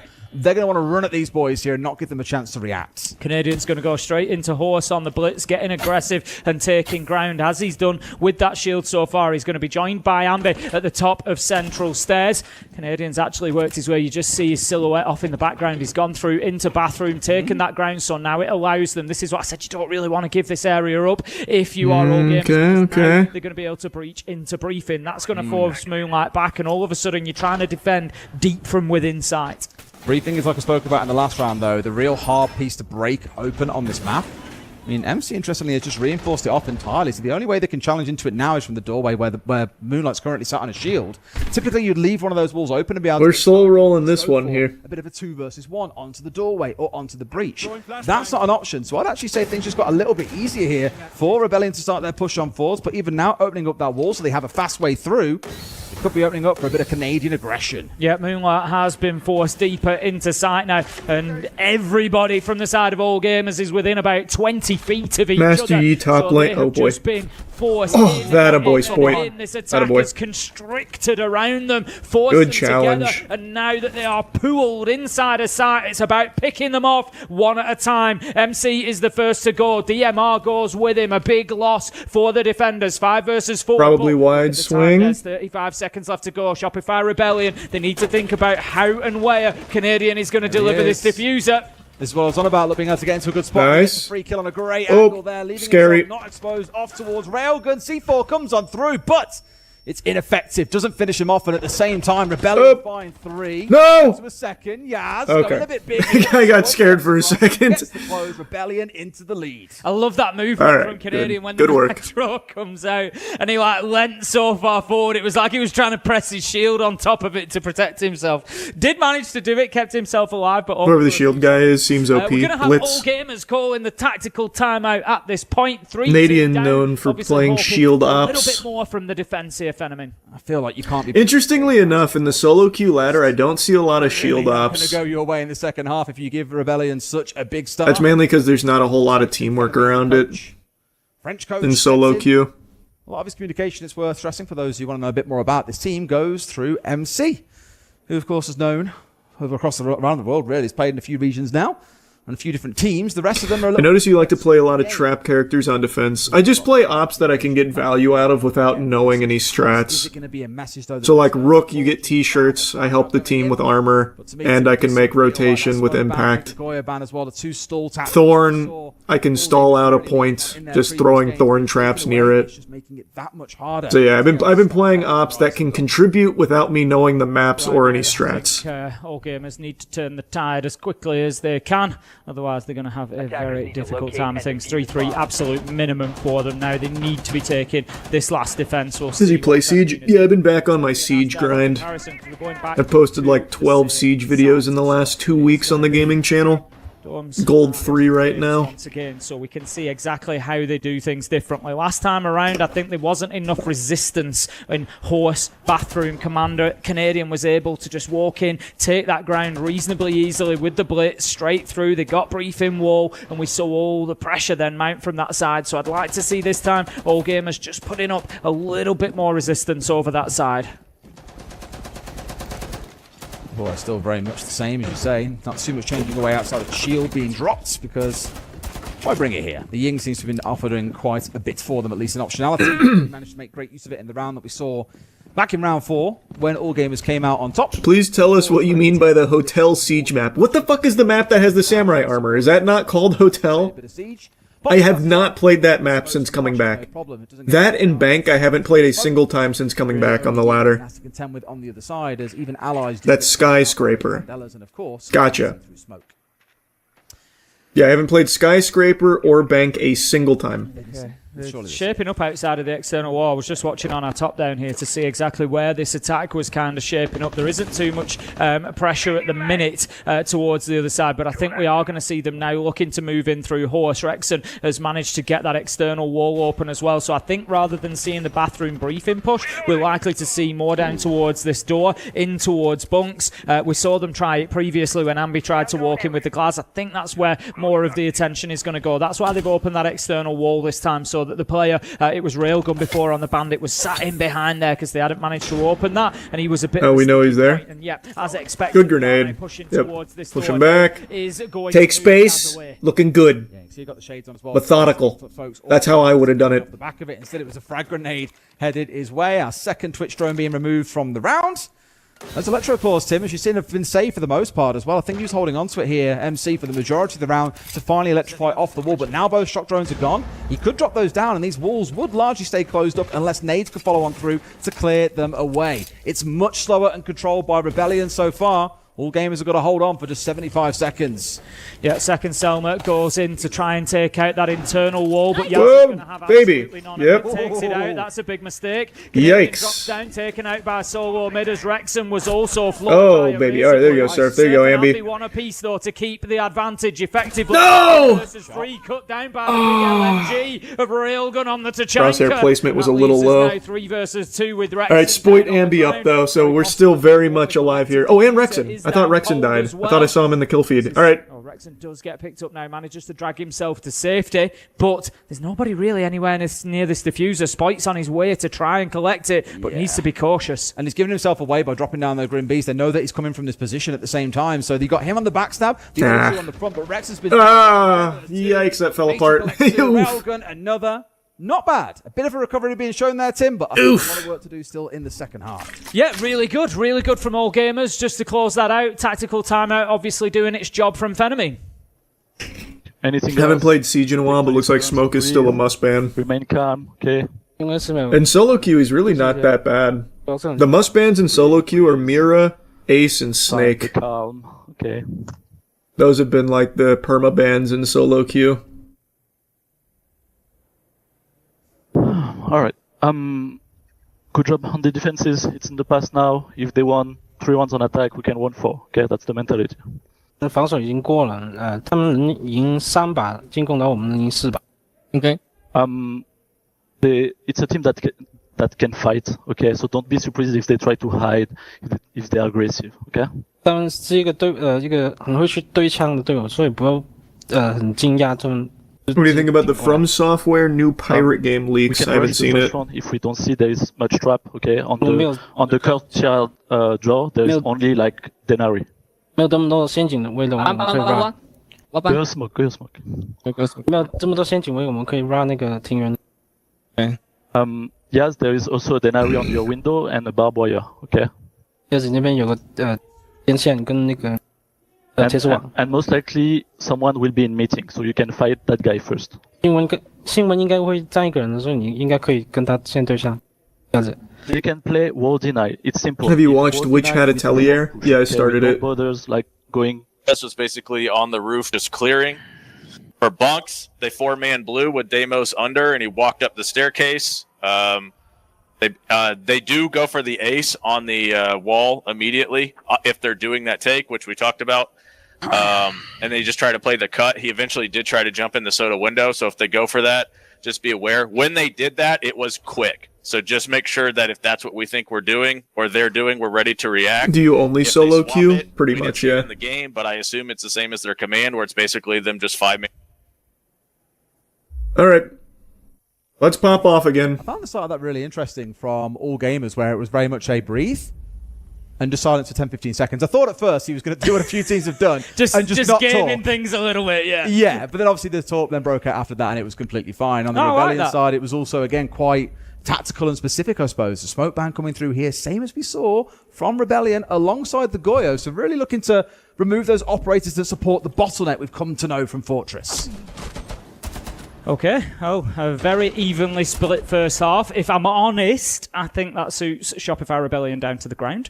I think going on to the defense, I would expect them to now really start to take control. Yeah, let's put the screws to them. Not to say that all gamers cannot come out and surprise us, come out and have those big attacks. We saw them do it yesterday against Furia. They have got some serious gunners on their side. Who's your favorite operator? I know he doesn't really prove my point at the minute. Probably Callie. But my point is on the attack. I love playing Callie. Great things over the last couple of days. Definitely one to watch out for. Railgun quietly getting the job done. You know, this is a player that's played a lot of support through CNL if you have a look at his numbers, but he is coming out and delivering here at the minute. He's doing fab. And also on the other side, I want to talk about Solo Mid. 3-0 on entry on this map so far. And that's in a map where we've seen a lot of fast aggression coming out from Rebellion. And yes, some of those entries were secured off the back of the Chaka. Fine. It's more the fact that he has been able to stem the tide a little bit and get his big defense time. Where he found the 3K, found the entry, and of course, let's lock in the round for his team. But let's see how they fare on the attack. As I've said, my concern with newer teams, Tim, is on the attack is when things tend to look a little bit misaligned. Because if you're even half a second to a second out of step with each other, that's enough time for a defender to spin on their heels and get a real nasty flick onto a second player. Canadian just in that position to try and stop the push up Eagle stairs. We'll just continue to hold that on the long angle. Interestingly, he's got the rotation available into sight, so he can't really give up his position too easily. Just having a look, a couple of reinforcements are left in pocket, so if he does rotate back in through there, there is the option there to be able to reinforce that wall. Because what you don't want to do is lose control of Eagle and then have them come down there, take control of that corridor. Is Queso in the tourney? I have no idea.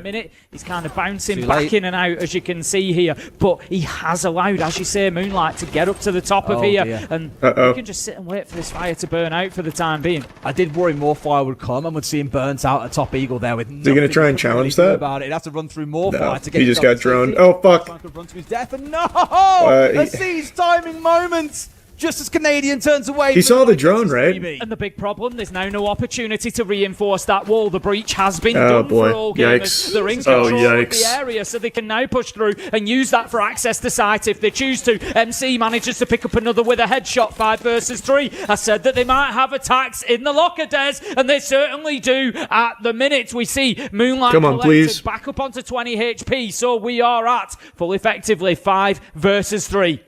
I said earlier on in our last fight when we had Enterprise in a similar spot, it's a measure of a team's maturity to be able to close out man advantage situations. In this one, they've got 2. Both kills coming from Reapers. It's making very effective. This is going to be very, very hard. Shotguns ready for close. Very hard indeed. Candela up over the top. Oh, they're pushing. He should be able to hear it, though. Up against the Kiba.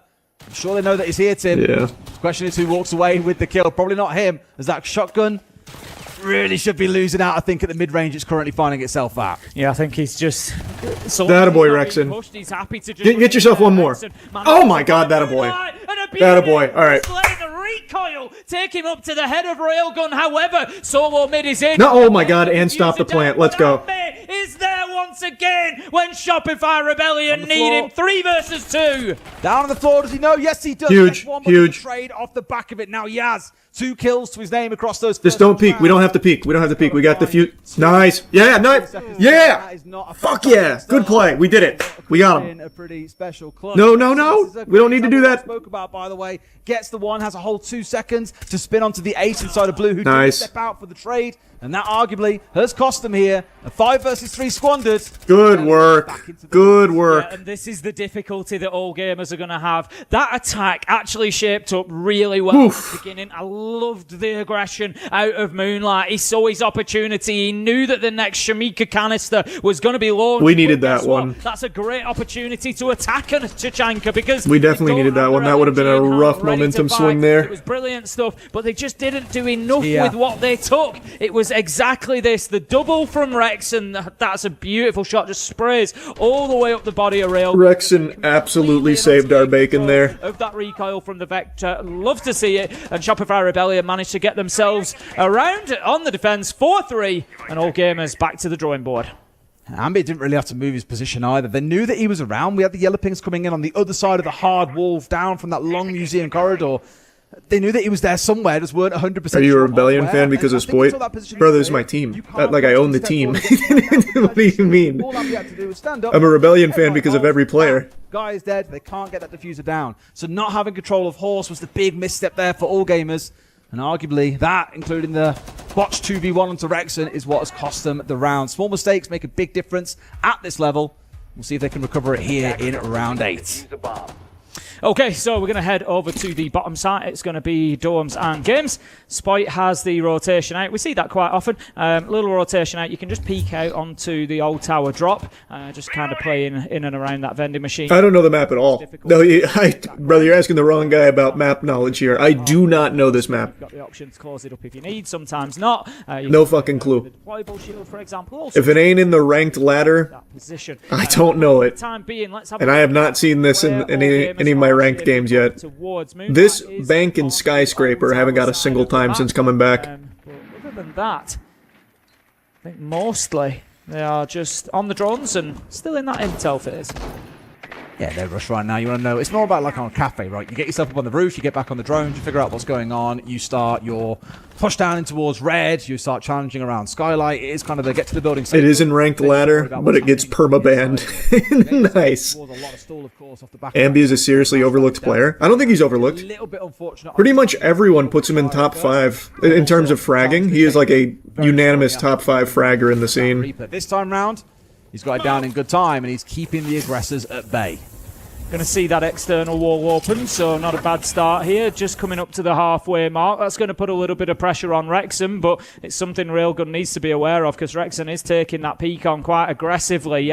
He's just going to move himself towards Horse Door there. Look to try and put a little bit of pressure onto this top side of the Shopify Rebellion defense. It's actually Railgun. I mentioned that fight. It's him that comes away. Okay, way to trade it. Do we know he's here? Do we know he's here? He's there for the trade. Something Yeah, we Shopify do. Rebellion have We know done he's pretty here. well so far. He's keep Oh, on top nice. of those numbers. Keep Good on shit, top Surf. of them, they will. In style, Surf. Nice, with a Nitro. throw over the top. Finds his man. Moonlight down. 4 versus 3. Yeah, 2 of them pushing in here as well. You're coming into That a boy, Spoit. The C4 could come their way. Ooh. Chanka does fall down, though. That's not the end of the world for them. In fact, it's now just really Surf and Spoit. They need to force to move away because Ambi is up towards the top Oh, side of fuck. the map. Oh, God. He'll Yep. work his Oh, way. nice. That would have been their goal Nice, shot. Surf. But Surf has got this one unlocked him. A great C4 We don't need to challenge this. Moonlight, and now We don't gotta Sports challenge him teammate out here, that's fine. Yaz left in a 1vx once again. Good work. Holy fuck, Surf. And Spite was absolutely beautiful. I'm not going to go as far as to say Spite activating the glasses was bait, but it did give his location and it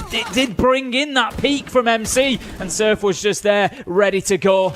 Brilliant stuff from them two, and now they know where Yaz is coming from. They know it's central stairs, and they're just going to wait for the push to come onto the single door. He's running the Thorn Gauntlet. Well, things do not get any easier for him here, and Shopify Rebellion with 15 seconds left to go. Yeah, they don't have to peek or anything. We're fine. Oh, teasing him. There's nothing that Yaz can realistically do, so they're just going to hold and bide their time. Round will tick away. Nice, nice. Looking good, boys. Looking good. As we suggested, it's looking tough for all gamers to get this one done on Fortress now. Yeah, it's like I said back at the end of the first half, Tim. Like League tourneys in 30 minutes. When you're going to see the cracks start to show. On defense, But there's a draft first, so it doesn't immediately go into the tourney. I still have no clue whose team I'm on or anything. It's relatively straightforward, but timing is everything when you're on the attack. And I think as we saw, once the Amaru got into spot there, was a little bit stuck. And Moonlight was a bit like, okay, where do I go for now? And you gave 3 seconds maybe, and then a C4's at his feet. Not much more they can do to recover off the back of that, unfortunately. That's 2 in a row now for Rebellion, who have pulled themselves ahead, have got a 2-round advantage, and we're into that also crucial round 9. We speak about this quite a lot. As You hoping to be with Tyler 1? That'd be cool. This one, they're up 6-3. But I'm fine to go anywhere, man. I'm just looking to have some fun. If it goes 5-4, Jinxie's like one of the very few streamers that's just actively keeping community-oriented gaming alive, where it's just wacky tournaments all the fucking time. otherwise I do fear it's going to be lights. I don't really care Yeah, whose the team I end up on. Blitz, we've It's now just a got fun Hook thing as in well as a general. combo. So those operators are suggesting to me that all gamers are going to try this method that we see of attacking this site, where you take over top floor. They want particularly games, dorms, and briefing control. You open the hatch, you send the light screens down. You don't have get your SLC nades in there, drops. You clear out the utility. I have no idea. On Blitz, you get them down, and then you drop the hatch and you plant. That's going to be the attempt. Snake there to try and clear out that top floor quickly and try and help with that push. That's what I would expect. Looking across the side of Rebellion, if we have a look, everybody is downstairs. So they've given that top floor over to all gamers. So Jinxie, please play Deadlock next. they're going to be able to follow in behind them, but they should. I think eventually he will. I don't know when, but I do see a world where he tries Deadlock at least. But they're a very efficient way, I think. For a guy who put fucking Clash of Clans in his like top 10 games of all time list, he is like the most open-minded gamer of that breed, where he's willing to try like a bunch of different things, which is hidden cool. himself away over in Old Tower. It's really going to be dependent on when Moonlight uses that scanner as to whether he gets spotted or not. Could be a real crucial part Clash Royale, Clash Royale, Clash of Whether they Clans, know whatever his the fuck, I army's don't there, know. Whether he's able to I don't do know damage. Clash. His Surf drops away. I think he was maybe spotted out by a drone. That's going to force him out, and that's great play from all gamers on the attack. They've now got complete top floor control. They need to keep some guns on it because they don't have a nomad or a gridlock to be able to hold off those flanks and make sure they don't get hit. But now they can get that book to work. They can open up the hatch and they can start thinking about getting some vertical pressure down into that site. That's it, yeah. Yaz can do an awful lot of work from here as well. There's still the one hatch they haven't opened up actually inside of briefing that you can see Canadians currently dancing around underneath. There we go. This is to say it. It's opened up. Proper cast of time in moment, that one, Tim. And with that done, they've now got 2 hatches they can drop through. Normally you see the push coming in down the stairs where Solomid has currently got himself established. They'll look to work their way through, and same as we saw from Rebellion back in the first half, aggressing towards that side, punish those who were sat a little bit out. I haven't really seen what we're playing here. Okay. Okay. All moved off site here, moved out. We had the vertical cam. I couldn't quite tell where we were. So we'll wait for you. Yeah, this is the problem with verticality on this site. If you're ever wondering why do we not see more verticality, why do we not just see these complete vertical approaches? It's because it is possible to avoid it inside a site. Light screen comes out, trying to get themselves down and established at the bottom of those stairs. Surf, he's going to continue to just hold his position here. Will be picked up by the Grimbees. That was a checkmate right there, unfortunately. 5 versus 4 now as all gamers start the push. He got a little damage in, so that's Snake something. scan coming in as well to That was just tough to play from. They knew where he was. They flushed him out. To push them forwards. Yeah, Moonlight's on the alert there. If he can distract them from behind here, and sure enough, that scan will have done a little bit of that job for them. This is when they can try and look. This could be a big pick here, Nadian. The Canadian is ready and waiting. Lets his man go by, though. Okay. Well, Ambi's fucking cleaning him up, though, which is nice. And that's a freebie. You've got to ask why didn't he step up a little bit sooner. But here comes Canadian off towards the left, knows where his man is, and it's going to be a free kill for him. All right. We take those. That got weird. That got really weird. He's been in that spot, Tim. What's scary is they've got the entry 3 times in a row here. All gamers have, but have lost all 3 rounds. Yeah, a decent attempt there from all gamers, but ultimately... What an odd round that was, though. We take those, but that was weird. On that site, realistically, where you need to get down there and get... Yeah, I'll be watching the Rocket League Major. Watch party in the Rocket League Major. Particularly in a post plant. I watch basically all of our team's tournaments. From Ambi up on the top floor. He was that does include League.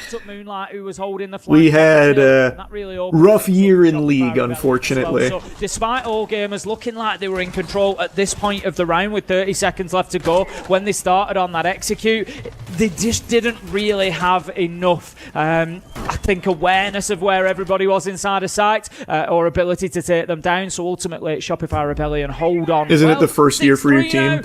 It is our first year in League. The North American side, they're looking to move. Well, a year and some change, kinda, but still, yeah, we're still a new Oregon League, but.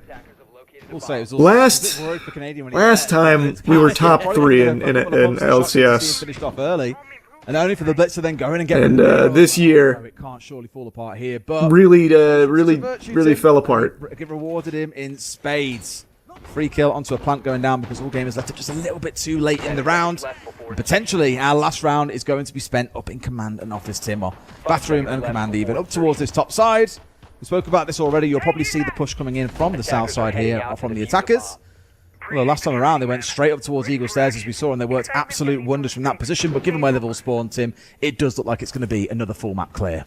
Yeah, I would expect. So MC has gone over to that Eagle side, but he's actually moving around quite quickly, I think, and looking to come and join his team, maybe towards the bottom. Will you watch party more SLC? Will you watch party more SLC? Yeah. He's on the bandit. It's just usually at a hard time for me to watch party. Today I just didn't have anything going on, so I was able to do an early stream. This is a tournament. By Ambi, so all gamers, this really is a trial by fire. Map clearance of Ambi and Spoit, not going to be easy. Now trying to take away a few gadgets, but you've got to keep these drones alive is the hard part, and Canadians already sniffed out one without anything being taken away from the defenders. It's not an awful start now with the Roteros to roll on through. In fact, I'm looking at it. Look at how many drones we've got to work with. They're giving across all the operators are rolling here. The Twitch, the Flores, and the Brava. Robot Wars in there. It's a full drone lineup. We can see there Canadian was playing the rotate that I spoke about last time. If you remember, I said, they keep reinforcements in pockets so they can close that wall up should they feel the need to. Canadian has chosen to do that this time. So even if all gamers do push their way into Eagle, there is going to be further work to be done. They're going to need Railgun up there. He is towards that side. You and the boys should try getting into WoW hardcore together. No, my friends play retail, and I only like retail. But I don't actively play World of Warcraft anymore. I haven't played in a while. A full-size hall, I can tell you that. There we go. Maybe he did it on purpose. Maybe he wanted a little... It's new Chinese tech. Maybe he wanted a funny-sized hall. I don't know. I mean, it has done. It's got that little weird head hole above it. I'm pretty sure it wasn't intentional, but we'll take it. Attaboy, Ambi. Ambi's going to start things out. Oh, baby! The steamroll. Oh, wow! What the fuck? Literally, all right, hey. Very little that seemed very casual. Good shit. An easy 7-3 dubski. Far side.